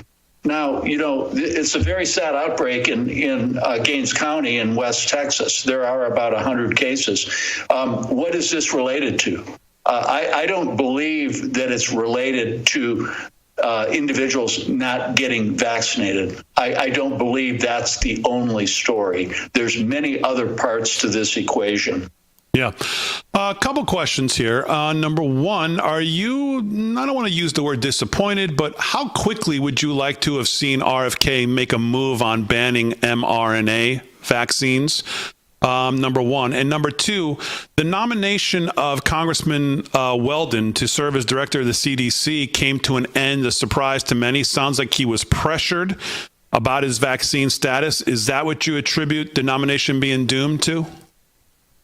Absolutely. It's now coming out. You probably saw this story breaking that there was collusion between the government and the Congress, in essence, to push this narrative and to eliminate anybody that had any question of the vaccine. This is coming out, and it's a huge scandal. But it's traditional, classic. It is what's been done before. There's nothing new under the sun will be done again. This was done after, the same thing after thalidomide. Dr. McBride was attacked voraciously for describing thalidomide. The vaccine-associated complications that were described at the turn of the century by Andy Wakefield, the clear association with the autism spectrum disorder, he was personally attacked and destroyed. So anybody that questions this vaccine ideology are putting themselves in harm's way. I can attest to that myself. Yep. I'm not an anti-vaxxer. I'm a disabled veteran. I've had more vaccines than you can shake a stick at. But I became aware after the turn of the century that this was a corrupt collusion, racketeering money laundering operation between the government and between the medical journals, including, the four top medical journals have received over $1 billion to push this narrative. And also the pharmaceutical companies. The pharmaceutical companies, listen to this. This is striking. Per year, $60 billion profits off the vaccines. Just off the vaccines in 1 year. And if that's not bad enough, they reaped another $500 billion with other medications treating the diseases and chronic illnesses that the vaccines caused. This is big money. This is why people are killed, literally murdered and assassinated either physically or they're professionally, because this is big money. Yeah. And I guess to that point, my final question is, do you hold any concern, even though the Trump administration is now in place, he's got some of his people in place, do you have any concern that we face a major healthcare crisis that's pushed by, these dark powers that be that want to continue to push this kind of stuff? Do you still have a fear of that in the next 3.5 years? Yes, that's exactly what they're doing. Listen, this is exactly what Peter Hotez said in November, right? After January 20th, he listed off 6 diseases that we're going to, and we know that this is exactly what bird flu is. There's bird flu labs. There are high-level bioweapons labs, 3 of them in the United States of America. Scripps in California, one in Athens, Georgia, with the FDA, and one in Wisconsin. And so these 3 labs have done gain of function over the last 10 years. So the H5N1 bird flu now has jumped to 50 different mammalian species.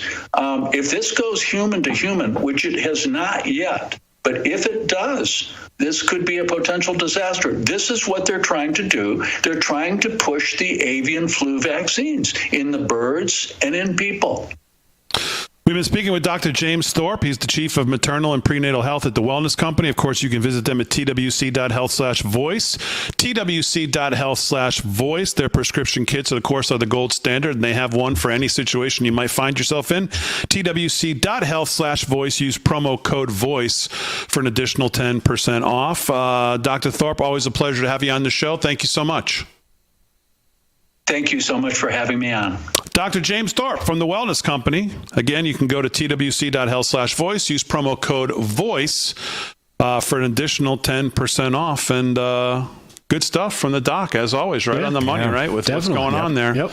And even though the Trump administration's in place, still some concerns for some people that would consider themselves out of the reach of even the federal government. We'll wrap it up for a Monday when we get back right after this.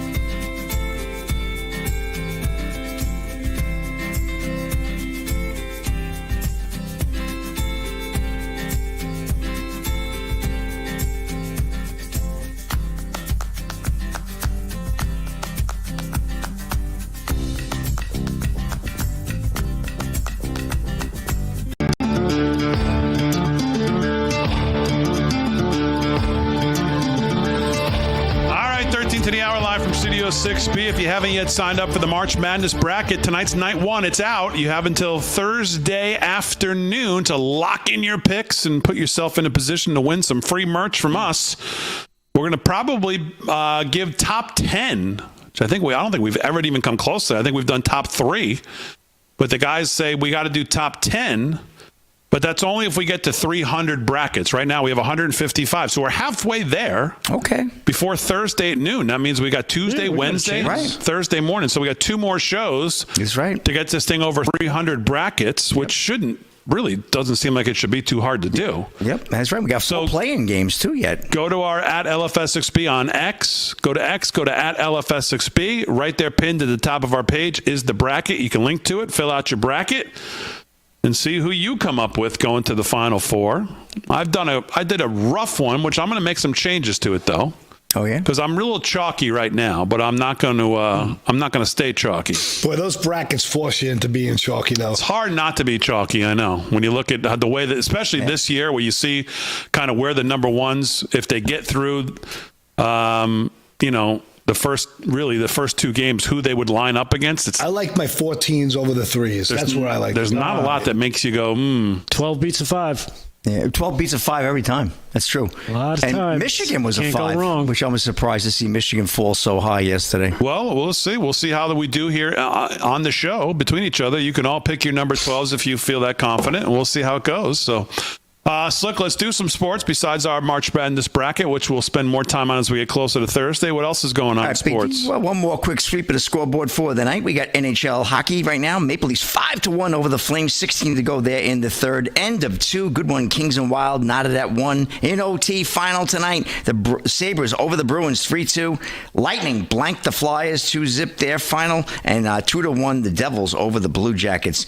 NBA action. Knicks 97-75 over the 8-7 to go in the fourth. The Sixers outscored by 22 in the third quarter. Right now lead they're tied with the Rockets at 102. End of 3 quarters. Pacers lead the Timberwolves 72-70. 5 to go there in the third. Also late third, Pistons over the Pelicans 80-51. Bulls edging the Jazz right now 35-33. 8 to go there in the second. A couple of the games coming up at 10 p.m. About 6 games on the slate. You can check them out because I'm not going to go through all that right now, Big D, because you're going to wrap up the show. But Trump's HHS finds Maine violated Title IX by allowing males on female sports teams. Not exactly enlightening news, but just the same. Catherine Hamilton of Breitbart reporting earlier today, President Donald Trump's Department of Health and Human Services, the HHS, on Monday announced that Maine violated federal rights laws by allowing males to play on female sports. The department's Office for Civil Rights, OCR, specifically found that the Maine Department of Education,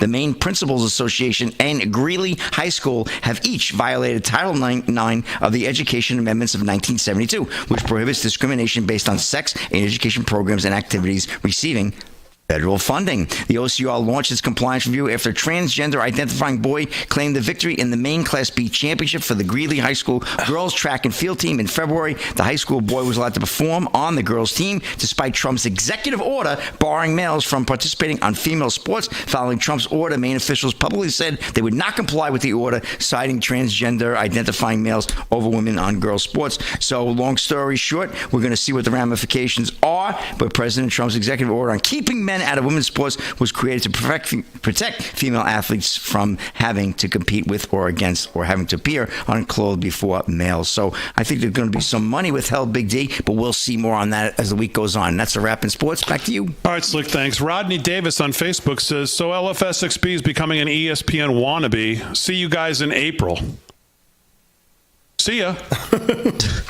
Okay, what are we supposed to do? Jump up and down and be scared? Oh, see you in April. Go ahead. See you in April. Why are you afraid of Mark Kelly and Elon derangement syndrome? What do you mean, why are we afraid of Elon? What's the story there? Did the guy bought a new car? Whoop-de-doo. He gave Elon his money for his car, and then he bought a Chevy Trailblazer. Wow, what a story. Guy's a buffoon. Not you, Mark Kelly. What are we supposed to talk about? See you in April. Okay, see ya. Bye. How are we going to make out without him? Holy cow, these people sometimes. All right, Delgado, let's do some news. See you in April. Tell us how you really see you in April. Okay, see you in April. That's when the Epstein file's really going to come out. We're back just in time for the Epstein update. Great. What else is going on in the news, Delgado? All right. Well, some good news, believe it or not, using, about 60-year-old technology. SpaceX founder Elon Musk. 60-year-old technology. You just saw about the opening clip of the night, right? That's fine. I don't blame you. I'm just stating a story about him.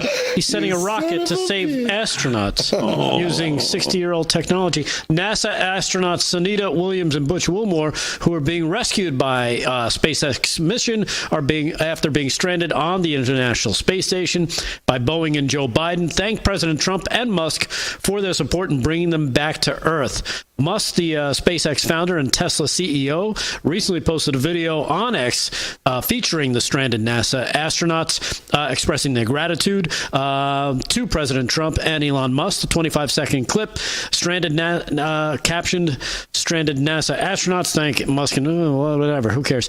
President Trump posted the video on his Truth Social. Well, they're just repeating the same lines over on this stupid article here. Well, I'm glad you vetted it. President Trump posted the video on his Truth Social platform. In the video, Sunita Williams can be heard saying, "We're coming back before long, so don't make plans without me. We'll be back before too long." Of course, they've been stranded up there since last year after the Biden administration put the old Ixnay on the rescue way of sending up Elon Musk SpaceX to go rescue them because he had sided and he had come out in favor of President Trump. So now they are now on their way back after being stranded for about 9 months on the International Space Station. Set to return to Earth in 2 days on March 19th, alongside astronaut Nick Hague and Russian cosmonaut Alexander Gurbanov. So his technology was good enough to save these people and get them back home. Yeah, that's good. Just because he didn't find any aliens on his way there, you're all bitter about it. No, I'm not bitter about it. I'm just saying. Sounds like it to me. Keep using flammable liquid to get off the Earth. That's right. Not like we haven't figured out something better yet. What do you want him to use? A hot air balloon? I don't know. I think you don't think we have something better. You want like a reverse gravity thing? He wants to go back to his propulsion nonsense, whatever. Yes. Okay, great. I'm sure something like that exists. They just don't allow us to see it Probably in your yet. basement.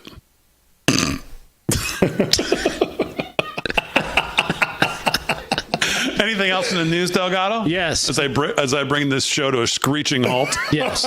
Slick and I told the audience don't watch. Slick and I have still not been booked. Slick and I have still not been booked for a flight to the Sphere. Well, you got $5 more, so you're only about. That's your remaining news. That's my last piece of remaining news. Man. And Tropical Depression Damon has shifted and has moved over Long Island. Okay, very good. One last thing I want to get to, getting back to the pardon thing, because where there's smoke, there's fire, and it continues to, again, I think it's a case worth making. I don't have time to go through it, but our guy Shipwreck Crew today over at Red State, is the pardon attorney's dismissal a sign of an investigation into Biden's last-minute pardons? And what he's referring to is, as I said, Todd Blanche, keep an eye on Todd Blanche, Deputy Attorney General, on his second day in office, sent a written notice of termination to Liz Oyer. Who is that? She is the pardon attorney or former pardon attorney in the Department of Justice. The pardon attorney is a career position in that it is not an office that requires a presidential appointment that is confirmed by the Senate. The pardon attorney is appointed by the Attorney General, but the position is in the senior executive service, quote unquote. These are the top management positions just below the presidential appointees in all federal agencies.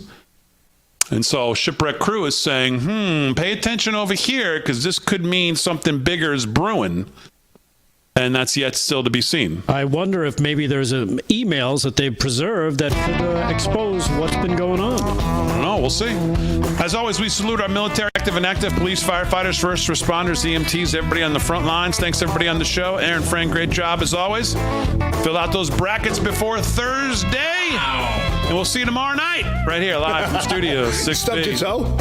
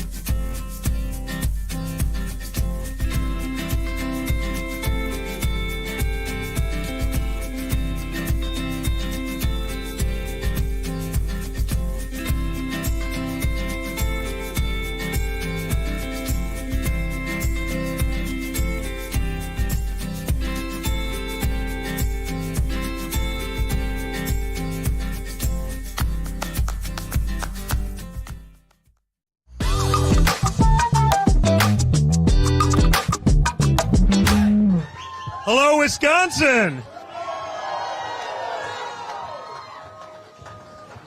I want to get Brad up here for a picture. Can we get Brad up again? Can we get Brad up here again? Brad go? We want to get him up one more time. Can we get Brad up here one more time?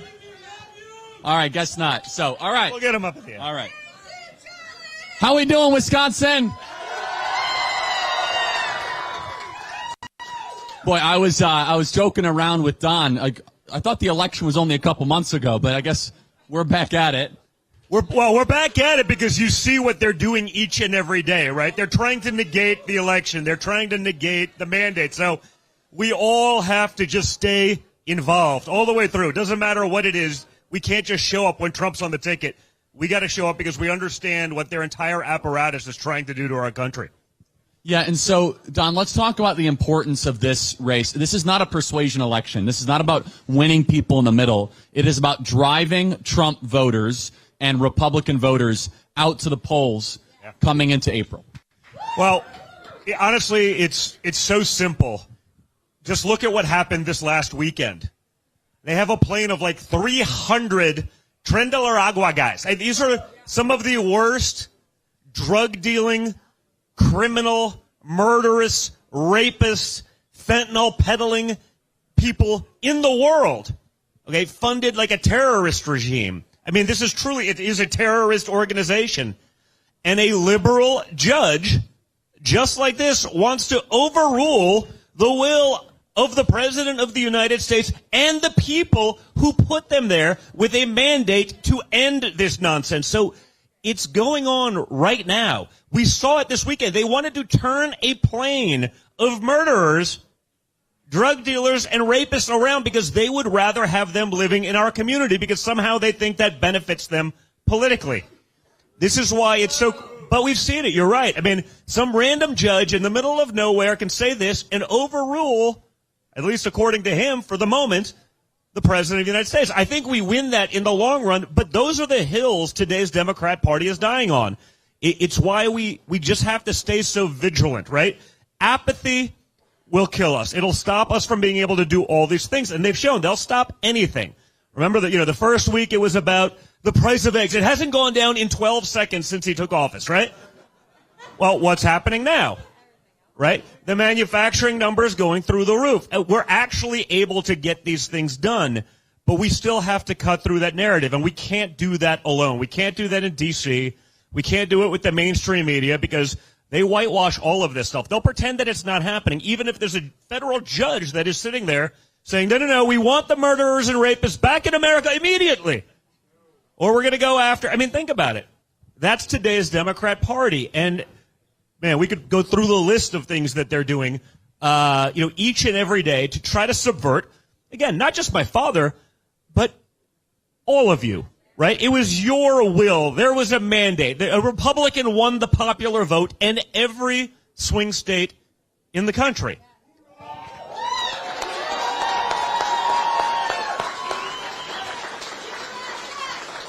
And in the 6 weeks since he's taken office, they've tried to stop literally everything that the people voted for. So I think we have an incredible opportunity to effectuate real change, but we're not going to do it by sitting at home. And we're not going to do it by not getting our friends out there. So, when you think about it, I mean, the Supreme Court here in Wisconsin, that is at stake. That is everything for this state. That is everything for this state in midterms. That's going to be everything for this state in 28. We actually have an opportunity to have an incredible path beyond my father, whether it's J.D. Vance or some of the other talent that we've curated, right? I think we like J.D. Don't we like J.D., everybody? Isn't J.D. doing a great job?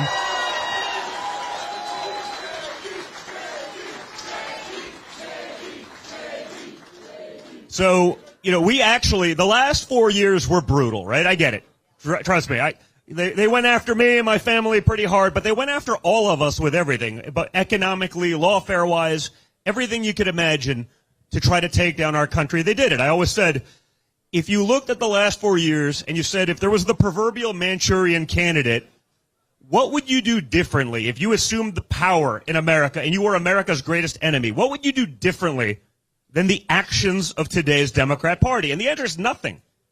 You literally wouldn't do anything differently. But we needed to go through those last 4 years to be able to understand just how fragile our democracy is, just how fragile our military is, just how fragile our economy is, because they showed that even an incompetent boob like Joe Biden could dismantle all of those things with a stroke of a pen. So, yeah, or an auto pen, 100%. So, it took those 4 years for us to actually have a roster, have a bench of Republicans to step up, to see what was going on, and to fight back accordingly. And now that we have those, that's the greatest threat to the Democrat Party ever, because if it was just Trump, and honestly, I think we won in 2020. I don't think anyone actually questions that, but had we assumed office, it would have been the same can kickers. You know, look at this cabinet. Look at the way they're fighting. They're not just passing the buck, waiting for him to term out. They're actively pursuing the agenda that you all voted for. So now, for the first time in history, we're on the offense, and we have a bench to keep this going, not just for these 4 years, but for 12 and perhaps beyond. I mean, just today, Dan Bongino got sworn in as Deputy Director of the FBI, everybody.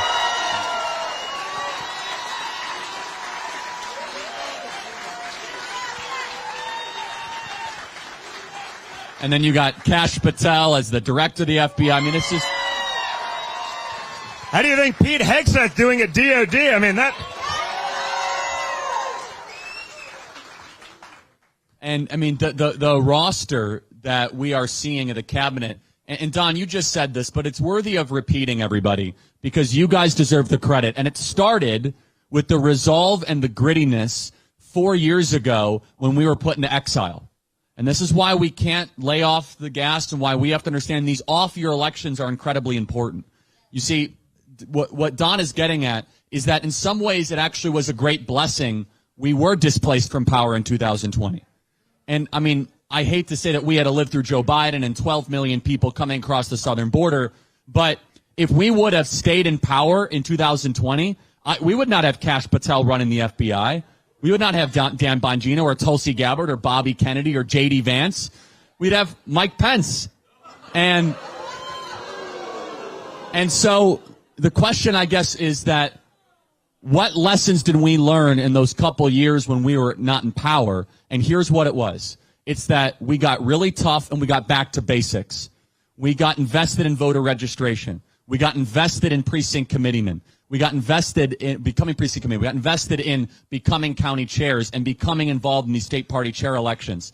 And then also, and this is the most important part, everybody, is that we understand that these kind of races that people don't always hear about, they could tip the scales of the entire future of the republic. This state right here is a 50-50 state. It's like the most 50-50 state in the country.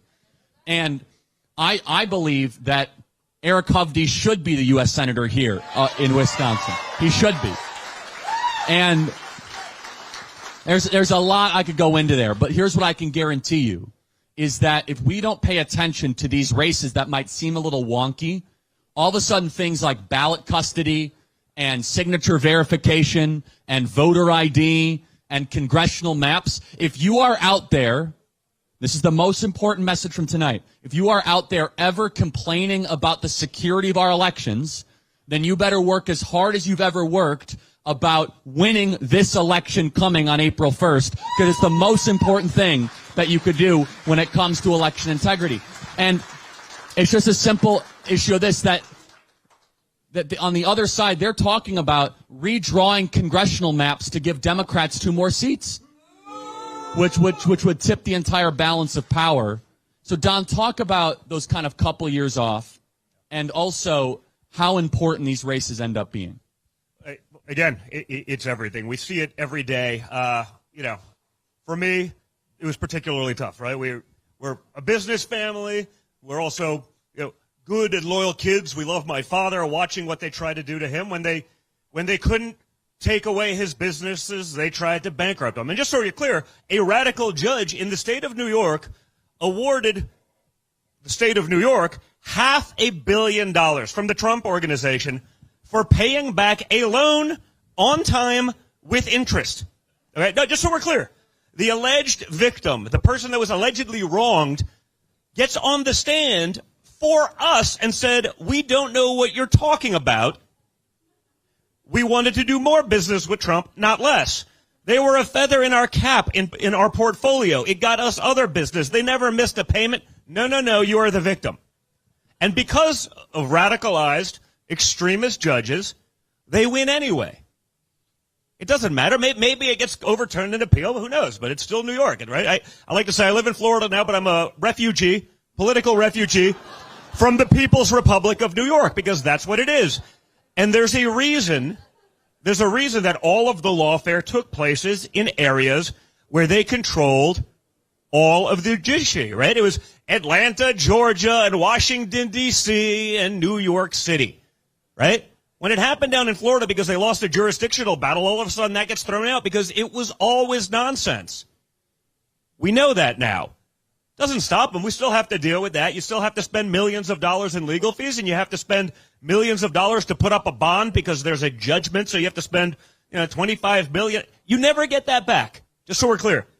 Even if someone says, this is insane, when liberal lawyers at Columbia are writing op-eds in the New York Times saying this is actually a miscarriage of justice and I hate Trump, that's how bad it's gotten. That's what's at stake right here. That could become Wisconsin, okay? This one race is the difference between that essential anarchy or a one-party monopoly and sanity, our Constitution.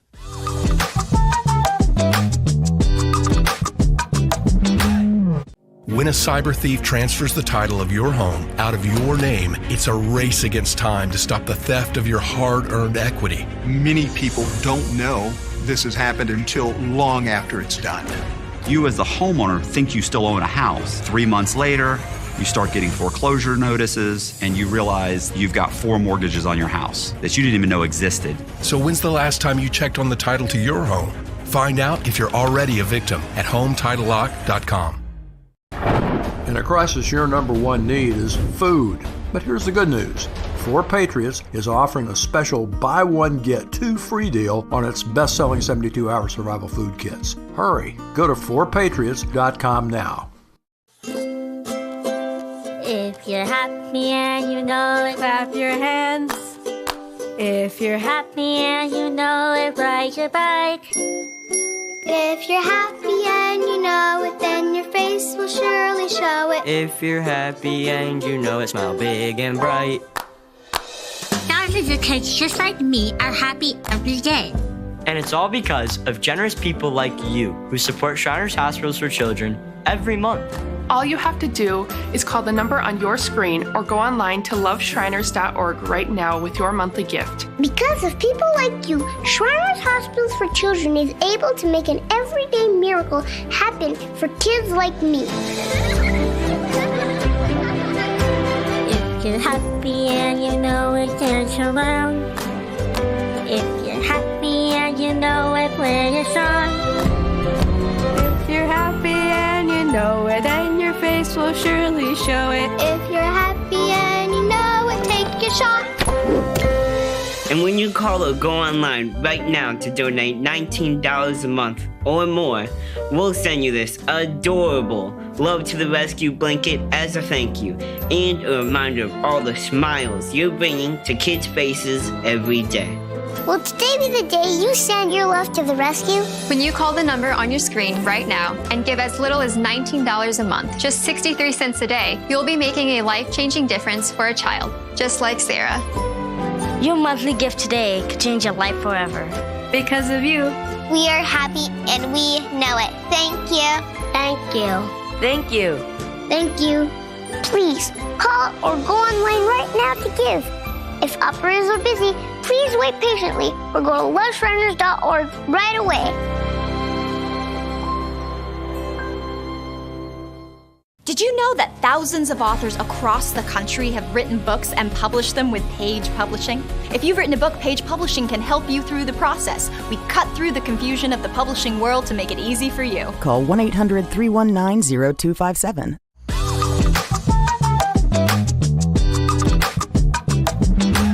common sense. It literally hinges on this one little battle by most political respects, but it's so fundamentally important. It's so critical because they've said they're going to do all of the things they've done everywhere else. She's not even pretending that's not the case. They're saying it because they're okay with that. The same people that are okay with bringing murderers and rapists into our nation. Right? There was that great tweet. I posted it up on, my X account this week, which was like, why is it okay for a Democrat president to essentially welcome in murderers, rapists, and thugs? Just so we're clear, by Joe Biden's own ICE statistics, 13,000 murderers were allowed into the country. They know that. That's their statistics, probably padded to make it seem lower, but they still admit that they let in 13,000 murderers. They knew about it and said it was okay anyway. Think about that. 16,000 rapists. 16,000. Think about how many counties are there in the country? Like 4,000? Okay. So you're going to add 4 rapists to every county in America. They voted for that. Just over, 3.5 murderers into every county, assuming they disperse them evenly. That hasn't happened, but you've dealt with enough of that. I've seen some of the stories from some of the small towns that are these perfect little Midwestern towns. Whitewater, right, if I'm not mistaken? Yeah. Is that not the most, by the way, Tom Homan, we got to get him on that whole program up there, right? I mean. Yeah. 600,000 known criminals beyond just the murderers and rapists, but, probably not the finest people, right? I promise you. And their soundbite back to us is, well, you could be deporting the next astronaut. I'm looking at the face tats. I'm saying probably not. That could be a brain surgeon. I'm like, I don't know. He's 32 and he's killed 50 people. I don't know. Maybe I'm wrong. That guy's probably beyond reform. Maybe we should just get him out. Right? Think about it. But you disperse those across the country and you don't have a country left. And these same judges are going to be people deciding on that. The Democrat Party has chosen their side. Okay? They can't do it. They understand that. Look at all the people in Nashville. Even the 1 or 2 that are, maybe we don't want too many murderers or rapists. They're still voting for it because the Soros money is coming in. And if you're not voting for the murderers and the rapists to stay, you're not getting it. That's Democrat Party leadership today. That's just the reality of how it works. Okay? There are great Democrats across this country. There's just none in real leadership because they can't get there without that outside money. That common sense blue-collar Democrat that I bet many of you were prior to Trump, you've been totally forgotten. You've been left by the wayside because they need to support the radical agenda. And even if it's only a small part of the Democrat Party, every single decision maker is on board because they're too afraid to go against the insanity and speak common sense. So this one's up to you guys. But it's literally the future of your state. And if you don't get involved, it's gone. Just so we're clear. And so Don, I want to ask this because I'm failing to understand. The Democrats, I think, have like a 29% approval rating, something like that. I've heard even less. 21% approval rating. I still don't know who these 21% of people are, but there's probably some fraud inside, all these numbers, right? But Don, at some point they seem unwilling to adjust or adapt at all. During your father's speech, they refused to applaud the kid with brain cancer. Yeah. By the way, just so we're clear, if you don't applaud a kid with brain cancer who's not otherwise even taking a political position, but let's just say you don't even have to, even if he was, you applaud the kid with brain cancer who's 13 and went through 7 operations or whatever it was and is sitting there that day. You stand up for that.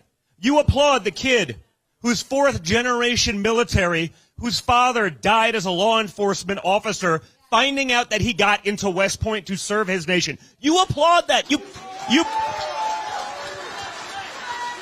put your differences aside. And guess what? You also stand up for the mother and the sister of the young girl raped and murdered.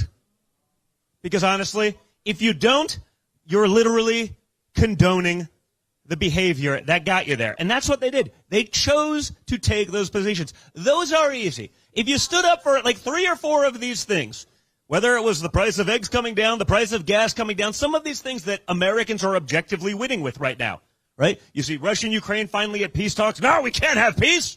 We need perpetual death.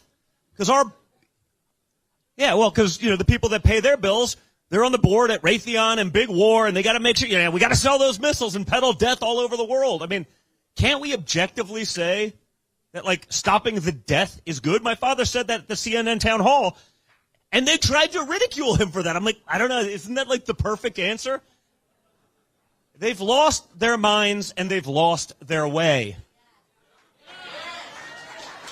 But again, without you guys, we can't do it. I mean, this is not a movement for my father. This is like, he could have stopped in 2020, said, you know what, that was a good run, I'm going to get back to work. They would have left him alone. They went after him the way that they did, not just to get back at him, but to make sure that each and every one of you, whether it's you or someone else who has aspirations to say, you know what, I've done great in the real world, I'm going to bring my skills, my success at doing something other than being a bureaucrat, I'm going to bring that and run for president. Half of that was a message to that person. Don't even think about it. It's not worth it. We're going to throw the full weight and force of media and tech and lawfare, and we're going to go after you, your family, and it's not going to stop to the tune of, it's not just trying to take your business, it's not just trying to bankrupt you, it's not just trying to jail you. I know they don't like my father, but when they try to throw him in jail for 750 years, I'm like, it seems kind of extreme. With the death penalty and having gone through 50 hours of Russia when that was still a thing, I get it. There's nothing they won't do to get their way. And when they can't, they ramp up the rhetoric so extreme, so ridiculously. This XYZ is the greatest threat to democracy ever. I'm like, I don't know. He just wants to get the price of gas down and stop like rampant death all over the world. Doesn't seem too extreme to me, but they say it so much that they get not just one, but 2 radicalized liberals, one of whom, all over the New York Times and the Washington Post, to try to kill him. Okay? And that's what they did. And guess what? Day after Election Day, they didn't get any of it. They didn't read the mandate. They didn't do this. I saw one commentator, I think it was on CSN or MSNBC, like whatever it was, like CNN, MSDNC, of course, literally get on there. Who cares if you can't afford your groceries? 3-year-olds need gender-affirming care without parental consent. I'm like, wait, what? Yeah. The same people that are so pro-environment are literally burning down Tesla dealerships right now. I'm like, they have picked a side, and it is not the side of reason or logic or decency. When someone tells you who they are over and over, believe that. And again, they don't care about your ability to survive or feed your families. They cared about gender-affirming care for 3-year-olds without parental consent. I mean, I don't know. Seems pretty insane to me. And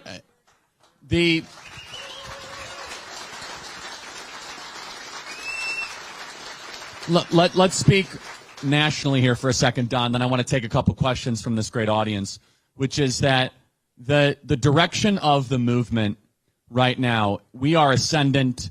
We are starting to see President Trump really get into gear. I think we're going to see a peace deal between Russia and Ukraine sometime soon, praise God. One of the least talked about by the media accomplishments has now that we actually have a southern border. When Joe Biden was president, there was 10 to 15,000 people a day coming across the southern border. It is now a couple hundred, and none of them are coming into the country. They're all getting sent back to their country of origin. And we are seeing 95% decrease, guys, right? Remember we have to pass a law to make it. No, you don't. You just need a new president. It's that simple. You just need someone with resolve. Because they wanted it. They could have done this. Even Joe Biden could have done this. But they didn't want to. Because rather than cater to the people of this country, they said, you know what's easier? Just bringing in a bunch of people who are going to be dependent on us forever. And rather than giving you guys what you need and want to live your American dream, we'll just bring in others. I mean, it's It's wild. And we look at the macro trends right now, very favorable for what President Trump is trying to do. But understand the Democrats, they're going to try to get reorganized. And this race right here, according to the Wall Street Journal, is called the most important election of 2025. This Supreme Court race by the Wall Street Journal. In the entire country, there's governor's races happening in Virginia. There's a governor's race happening in New Jersey. They say that this race right here is the most important in the year of 2025. Understand this. George Soros and all of the left-wing billionaires are pouring money into this state. You guys see those ads? You guys see them?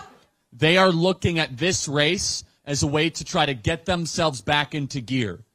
We outnumber them if we show up, everybody. But as Governor Walker mentioned, there's 200,000 people that voted for Trump that don't even show up for this. I'll tell you a true story, and then, Don, I want your comments on this, and we'll do some questions. We have maybe he's here tonight, but we have a community of people that support our podcast, and thank you guys for watching our show, The Charlie Kirk Show. Very much appreciated. Thank you, guys. And we have a community of people called members. You guys can join, become a members.charliekirk.com. Maybe some members are here. About 10,000 people strong. Thank you, guys. Thank you. And maybe the guy's here who called in, but he called in. He's like, hey, Charlie, when are you coming to Wisconsin ever? And I said, actually, I'm going to be coming on St. Patty's Day. By the way, happy St. Patrick's Day, everybody. Great Christian missionary to Ireland. It's a beautiful Christian story, actually. And he said, well, why are you coming to Wisconsin? I said, well, to advocate for the state Supreme Court race. Wounded Warrior Project empowers post 9/11 veterans and their families with life-changing programs and services. I realized I could be successful in a civilian career. We stand by warriors and advocate for their needs going forward. They were by my side in the hospital, and they're still with me today. Through our programs, community, and advocacy, we're proving anything is possible. Learn more at woundedwarriorproject.org/connect. Did you know you could remodel your kitchen faster and for a lot less than at the big box stores? At Cabinets to Go, customize your dream kitchen with custom quality cabinets, countertops, and more. And enjoy a high quality, affordable kitchen makeover that is sure to wow.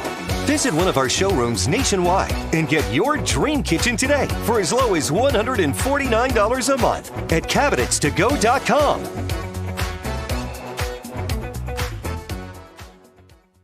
What if you could tackle your dog's itching, mushy poops, and low energy? Millions of pet parents are raving about Dr. Marty Nature's Blend. Such a huge difference in her health. More energy, more playful, no more pooping issues. I'm Dr. Marty. I've been a veterinarian for more than 50 years. The dangerous ingredients added to many pet foods could be impacting your dog's lifespan. That's why I formulated Nature's Blend. Now you can feed your dog wholesome cuts of real meat, vegetables, and fruit with no artificial preservatives or fillers. Try Dr. Marty risk-free. Go to drmartypets.com/TV.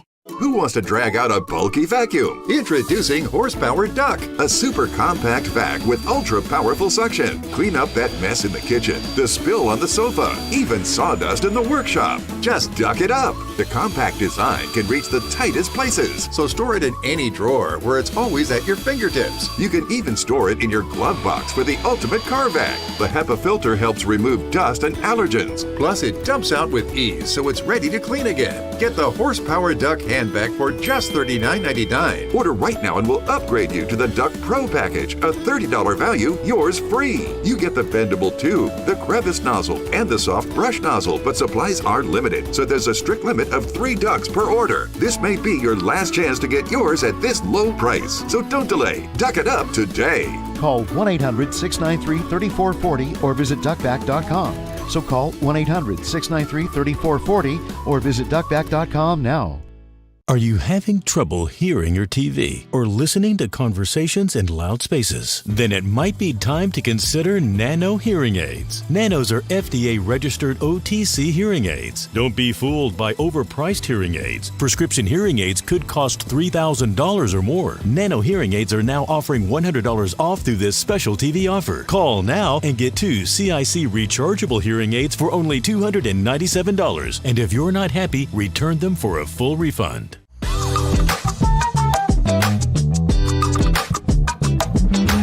And he said, I don't know what you're talking about. Now, this is not a criticism of him. It's not, because when I started to talk more with him, I realized he was a first-time voter for Donald Trump. He's new to the movement. He's what we would call a low-propensity voter.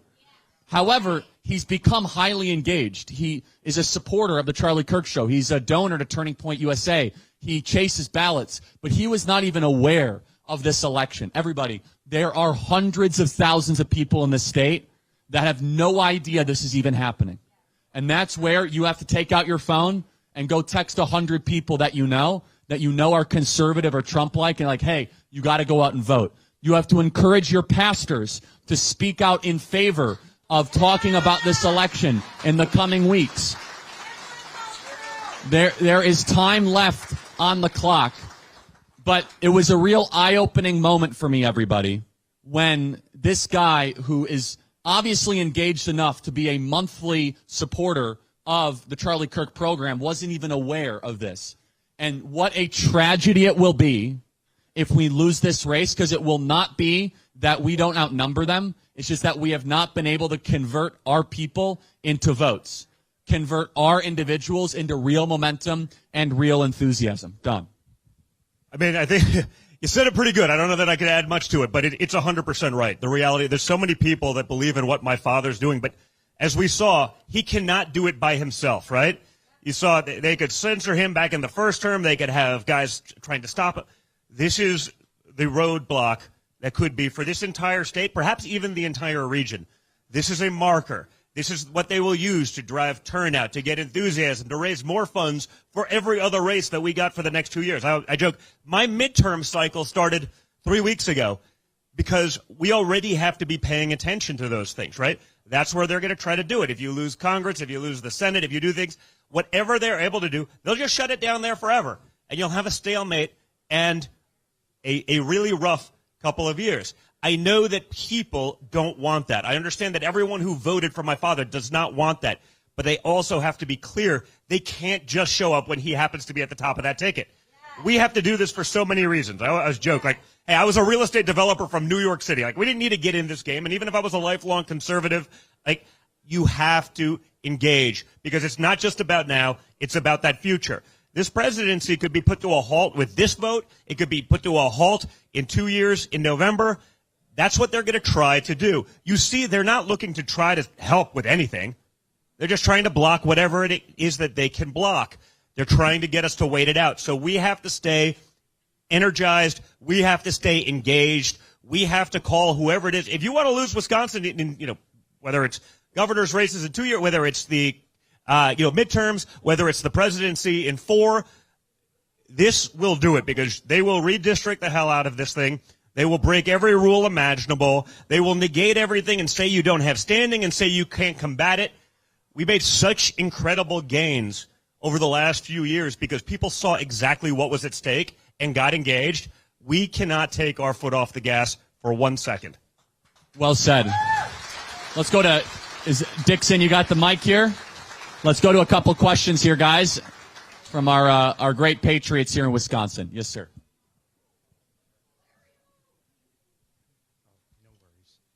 Hey, Charlie. Hey, Don. Welcome back to Wisconsin. My name is Hilario De Leon. I'm the chairman of the Republican Party of Milwaukee County. Charlie, last time I saw you was during the RNC, but before that was in Vegas, and one of the things that you mentioned was the issue of lose by less in areas in Milwaukee. As a matter of fact, that is one of the things that I took as a rally cry for my county party and other county parties across the nation.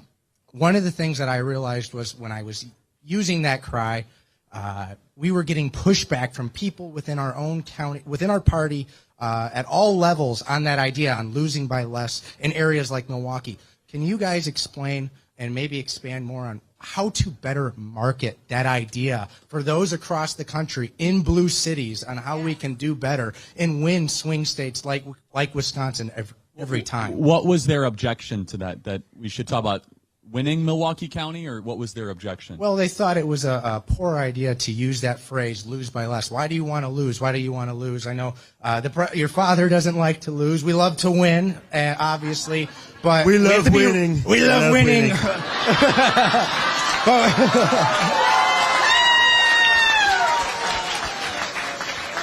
Listen, I want to win Milwaukee County, but we also have to understand in so many of these places, right? As a conservative and a lifelong conservative from New York City, sometimes you get that mindset we can't do anything. But they got to understand that by them showing up, you're negating some, the 5% of leftists in some conservative town. I mean, they still have to get out. It's all accretive.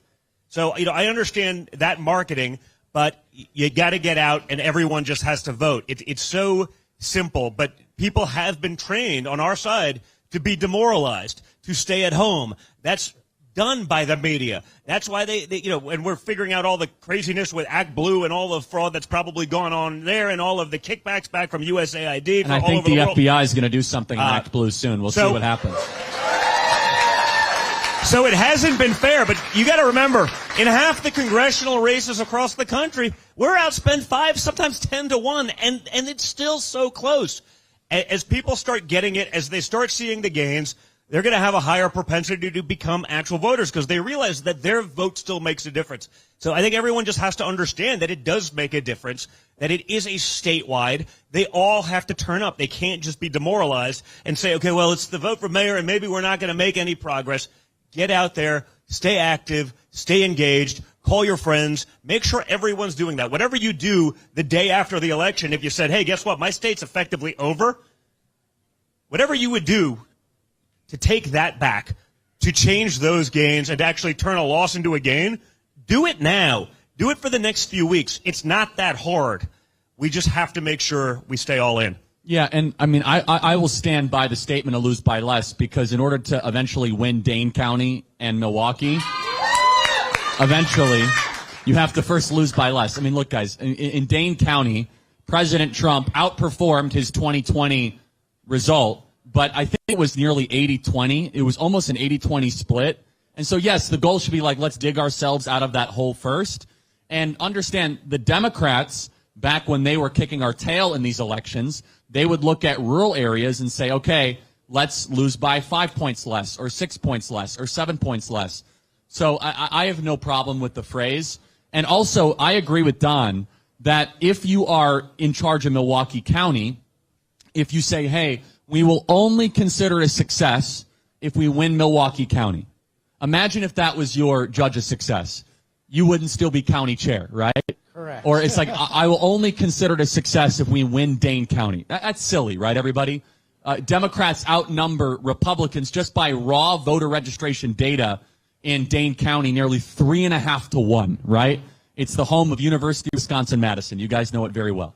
So instead, since you have this insane voter registration disadvantage, say, let's lose by 10 points less. So I think the phrase is perfectly appropriate, and it gives people in those counties a way to measure success to get closer to the inevitable objective. Thank you. Thank you, God.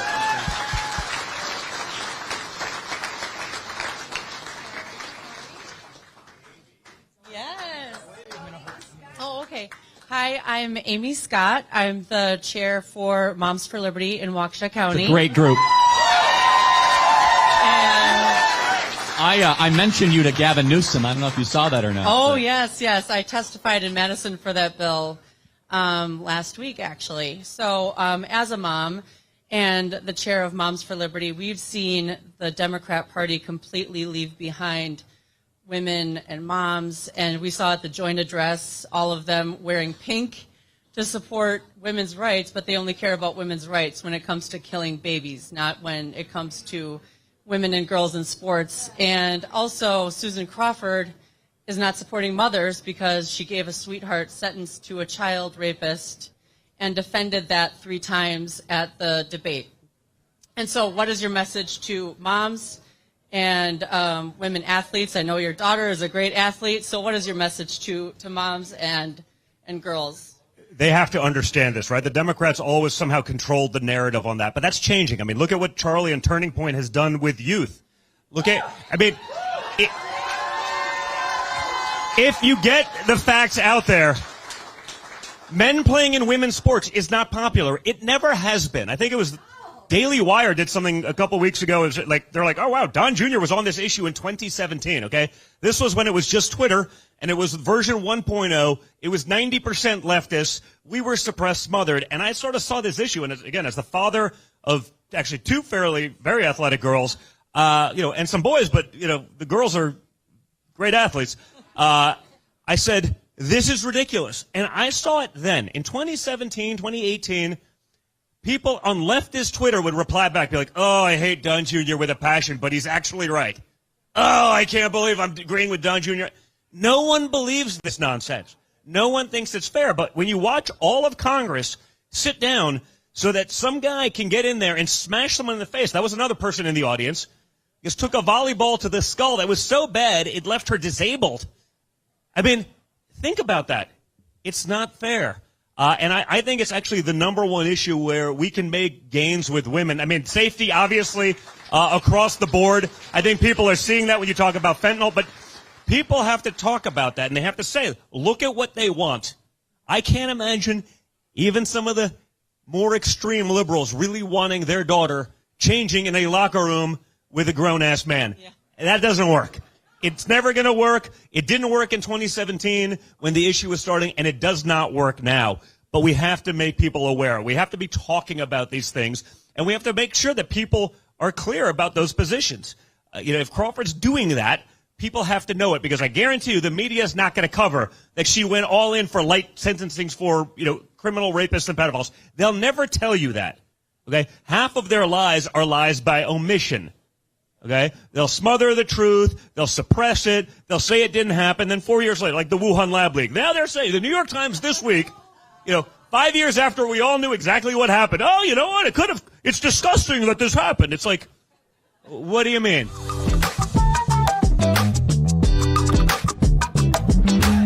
At Book a Limo, we're more than a team. We're a family dedicated to your perfect ride. From our website to mobile app booking, our AI technology is top-notch and with you in mind. I'm honored to be the friendly voice to kick off your experience. Booking a ride has never been easier. I choose Book a Limo for a VIP experience on every ride. What's your destination? Book a limo, any car, anywhere. This is our last chance to help save thousands of Holocaust survivors who are suffering in the former Soviet Union today. The needs that these forgotten Jews have are something beyond anything you can imagine. Have you eaten this morning? I ate the carrot, so I ate half of it yesterday, and I had it today for breakfast. And this is what she ate in 2 days, 1 carrot. Please pray for me. The International Fellowship of Christians and Jews began this ministry to help elderly Jews living in horrible poverty around the world. We urgently need your gift of $25 now to help provide one survival food box with all of the foods they critically need for their diet for 1 month. I am very proud to partner and align with the International Fellowship of Christians and Jews. This trusted ministry is giving Christians like me a way to bless elderly Jewish people who live in extreme poverty around the world. I believe in God, but I sometimes feel maybe He forgot me. Perhaps you could tell my story, and I would find a matching soul that would understand. I face hunger again. Please don't delay. Call, scan, or go online now to help rush one survival food box to a Holocaust survivor who is suffering and in desperate need. This is what God wants from us. Just feed the hungry. If you hear God's voice, I'm asking you to act now. Do it when it's on your heart. I pray that they'll know in their final months that they're not alone. The FBI calls it house stealing, the latest scam where a cyber thief transfers the title of your home out of your name and steals your hard-earned equity. It's roughly 60 to 90 days for that person to even figure out that they're the victim of this crime. You start getting foreclosure notices, and you realize you've got 4 mortgages on your house that you didn't even know existed. Unfortunately, it's on you to protect yourself. You might already be a victim. Check your title status now at HomeTitleLock.com.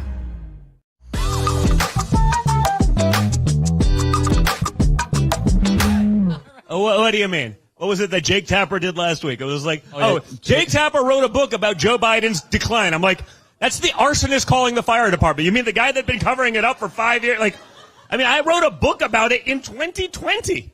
Like, everyone knew, everyone saw it, and everyone is complicit. But then they try to get their credibility back by saying, oh, I had no idea. Oh, mea culpa, 6 years later when it doesn't matter. No. That doesn't work. We have to get that message out. But we're going to be more effective getting that out on social media, talking about it, sending it to your friends. Make sure all the moms in all of your contacts understand that this woman is a radical leftist that wants this.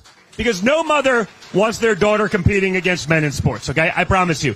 They don't want them losing scholarships. I've been doing enough, like, let's call it, triple header, like, softball game type events. Like, no one wants to do that for 18 years only to have their daughter's scholarship taken away forever, okay? That's beyond the common sense aspect of it, beyond the safety issues of it. It's just not real. But we have to know, because no one else is going to do that but for us. Yeah, and I will add one more thing that I'm sure you guys have all seen in the last couple of years, how suburban women have become slightly more Democrat than Republican. This issue, especially men and female sports, should be a galvanizing issue to correct that. And we are seeing the Democrat Party become less and less popular. I think in the coming years, we have an opportunity to bring suburban voters home to the Republican Party and build a governing coalition that can last for decades to come. Thank you so much. Thank you.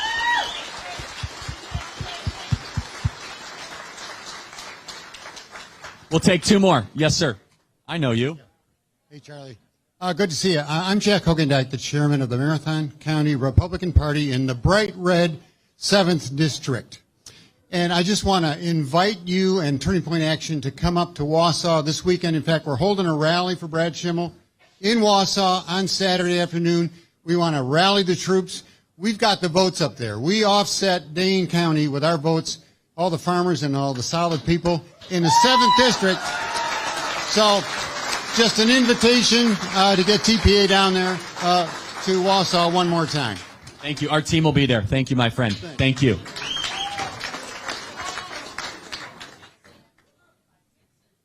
We'll do two more because that was more of an announcement, which is fine. Mine might be an announcement too. What I just wanted to say is thank you both for being here. I serve on the Milwaukee County GOP with Hilario, the best chairman. And thank you both for coming and getting our message out. It's so important that we elect Brad Schimmel, who we think is amazing. But the fact that you guys came and are doing this is so key and so important. And we're so happy to have you. And I was not paid to say this. Thank you. And I will say this, that one of the reasons why Don agreed, and Don deserves credit, guys. I mean, he has so much. Give it up for Don. I mean, he's just amazing. He has so much pulling on his time.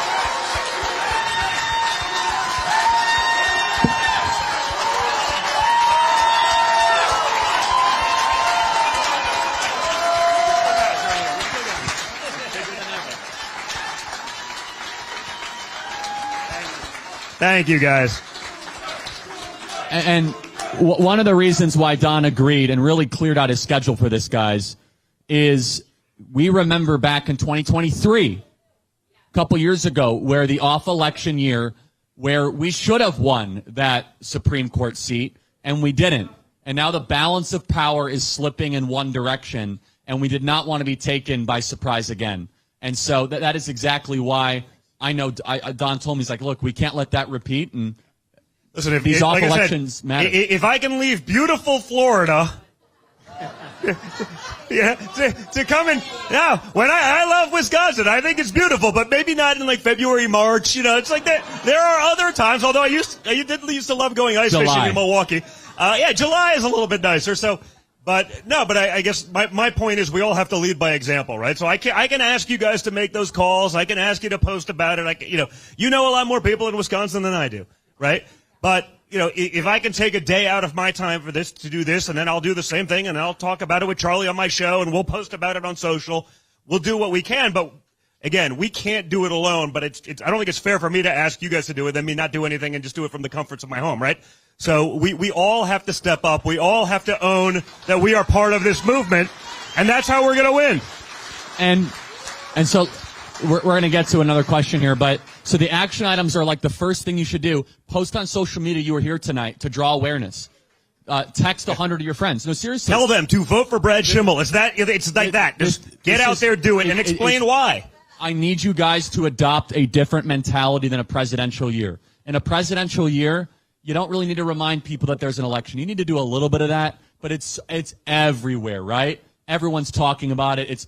This is totally different. If everyone here tonight just did an Instagram post or a Facebook post and tagged your friends, like, oh, wow, thanks for reminding me. I didn't know that. Or it's that third repetition that reminds them to go out and vote. Then text 100 of your friends and knock on some neighbors' doors and download the Turning Point Action app. Yes, sir. As a newly elected district chair, one of the issues that I've seen, I mean, you guys have this amazing group of young guys, Dixon and Brett. We've all worked with them. And there's a major pull between the older Republicans and the younger Republicans. And there's an issue with trust sometimes. How do we bridge this gap? What's your recommendation to bridge the gap between the old part of the Republican Party, which I'm kind of in the middle there, and the young? I brought my 14-year-old daughter today. You guys have 21, 22-year-olds. How do we bridge that gap and get a trust together? It's a very important issue, I think, in the Republican Party. Yeah, I mean, look, I don't want to overly generalize, and I'd love Don's thoughts on this. Obviously, I'm more sympathetic to the younger approach, and I think the younger approach is why Donald Trump did 13 points better with younger voters in 2024 than he did in 2020. And I believe the president deserves all the credit, but it was also listening to Don and listening to many other people and going on Joe Rogan's show and going on podcasting and embracing a different type of campaign, whereas the old playbook, the Mike Pence playbook, right, is to do things completely different. And so let me just talk very broadly, and then I'll give you some suggestions, because I don't know all the details. But the young gun energy that some people are like, I don't know, it might be too aggressive. No, we lean into the aggression, everybody, which is that we are in a new era of politics. It's you either lead, follow, or get out of the way, and the Democrats are not going to abuse our country anymore. It's that simple. And by the way, that is the game that the Democrats have been playing forever, right? They were playing hardball. We were playing t-ball. We said, we have to have the... They would do whatever it took to win. So, I understand everything that you're saying. By the way, I'd say there are schisms between the Republican Party and like a MAGA, America First individual. But I can say that we probably agree on like 90% of things. I always liken it back to like business. You never get everything that you want for every little thing, but take those incremental gains. That's what we do poorly. We sit there and we'll blow up a deal that gets us 95% of what we want because one person said, I didn't get 100%, and we're like petulant children. The Democrats, they take a 51% vote and they live to fight another day, and they start chipping away with death by 1,000 cuts on the remaining 49%, starting literally the next day. We have to understand that and embrace all of that. Doesn't mean the young kids want everything. Doesn't mean the old guys are right about everything. But I think we can agree on almost the vast majority of the major issues. And right now, our ability to effectuate the results that we all voted for, which is with my father at the helm, hinges on all of us getting together, putting aside whatever petty differences there are, winning in our respective lanes, and getting the vast majority of these things done wherever possible. Yeah, and I'll just here's a good way: is establish some rules of how you think about it, a matrix, right? Regardless of age, the person who is most principled and most consistent with stated values that they shared voters should be the one that's taken more seriously. So if there is a game where, for example, if people are saying, well, I know we told the voters we'd do this, but in reality we're going to do that, I don't care if they're 22 years old or 82 years old, that person should be run out of the room because that has no place in the Republican Party, right? Secondly, if somebody says, well, we don't need to work that hard or we could just kind of phone in, I don't care if that person is 22 or 82, that should be dismissed. Finally, I think, though, that regardless of age, there needs to be a constant reevaluation of are we doing the best job that we can to reach new communities, reach new voters. Guys, I mentioned this previously. When we were in exile, we had to dig really deep. I mean, Don will tell you that we're getting a lot of phone calls now from every powerful person on the planet. Don's texting with them. We're laughing. We're like, oh, yeah, did that tech billionaire also text you? I mean, everyone. For 4 years, it seems they lost our phone numbers, right, Don? Hey, guys, we're back. It's like, What changed? That's weird. We were with you all along, Don. I'm like, I got a bunch of unanswered text messages that says otherwise, but fine. We can all agree we got to move forward. The point being, though, is that when we were in exile, we decided to become scrappier and more innovative. And so I hope that's somewhat helpful for you, and thank you for being involved. Really appreciate it. Okay, one more question. One more question, guys. Hi, I just wanted to thank you again for being here. It's so appreciated. Brian is awesome. We got to Don't say that. For him. Repent. That's I'm sorry. bad. Don't say I'm that. sorry. Love him. Anyhow, I just wanted to say, in talking, one of the points that we're talking about is with some of the older adults and younger adults, which I have noticed. I'm kind of up there in age, anyhow. One thing I've been working a lot with older adults and trying to get them, because as we get older, we kind of get set in our ways, right? I mean, it happens. It's natural.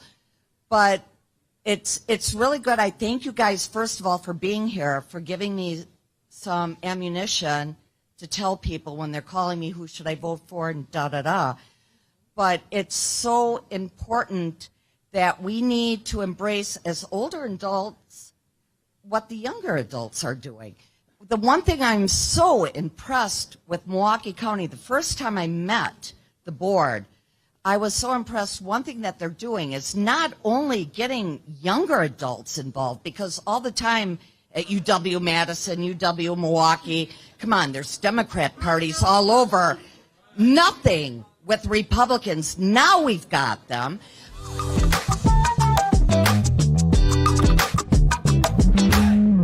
Did you know you could remodel your kitchen faster and for a lot less than at the big box stores? At Cabinets to Go, customize your dream kitchen with custom quality cabinets, countertops, and more. And enjoy a high-quality, affordable kitchen makeover that is sure to wow. Visit one of our showrooms nationwide and get your dream kitchen today for as low as $149 a month at CabinetsToGo.com. What if you could tackle your dog's itching, paw licking, mushy poops, and low energy with a simple 3-minute change to their diet? Millions of pet parents are raving about Dr. Marty Nature's Blend, the anti-kibble breakthrough that's helping dogs act like puppies again. Such a huge difference in her health. More energy, more playful, no more pooping issues. He's healthier, he looks better. This is my way more energetic dog. I'm Dr. Marty. I've been a veterinarian for more than 50 years. The dangerous ingredients added to many pet foods could be impacting your dog's lifespan. That's why I formulated Nature's Blend. Now you can feed your dog wholesome cuts of real meat, vegetables, and fruit with no artificial preservatives or fillers. Unlike fresh food, Nature's Blend is gently freeze-dried. This means extraordinary health benefits, but with zero prep, zero fridge, and zero mess. I just feed her right out of the bag. She's obsessed with this food. Thank you, Dr. Marty. And for a limited time, get up to 54% off with our special TV offer. Call or go to drmartypets.com/TV. Cooking rice just isn't nice. Hi, Chef Daniel Green here with Rice Robot, the 1, 2, 3 rice cooker. Watch. 1, add the white cup for rice. 2, add the blue cup for water. 3, click it and let Rice Robot perfectly cook it. The secret is Perfect Cook technology that surrounds the rice with controlled heat for even cooking. Then Rice Robot senses when it's done, auto stops, and keeps it warm to serve. It won't burn, overcook, or undercook, guaranteed. And rice is just the beginning. Make mac and cheese, frittatas, oatmeals, soups and stews, even ramen dishes. And with a ceramic ultra non-stick interior, cleanup's a breeze. Get the complete Rice Robot cooking system with the steamer tray and 1, 2, 3 recipe guide, all for just $39.99. It comes with a 90-day money-back guarantee. We'll even ship your entire order free. Order now. 1-800-575-5956.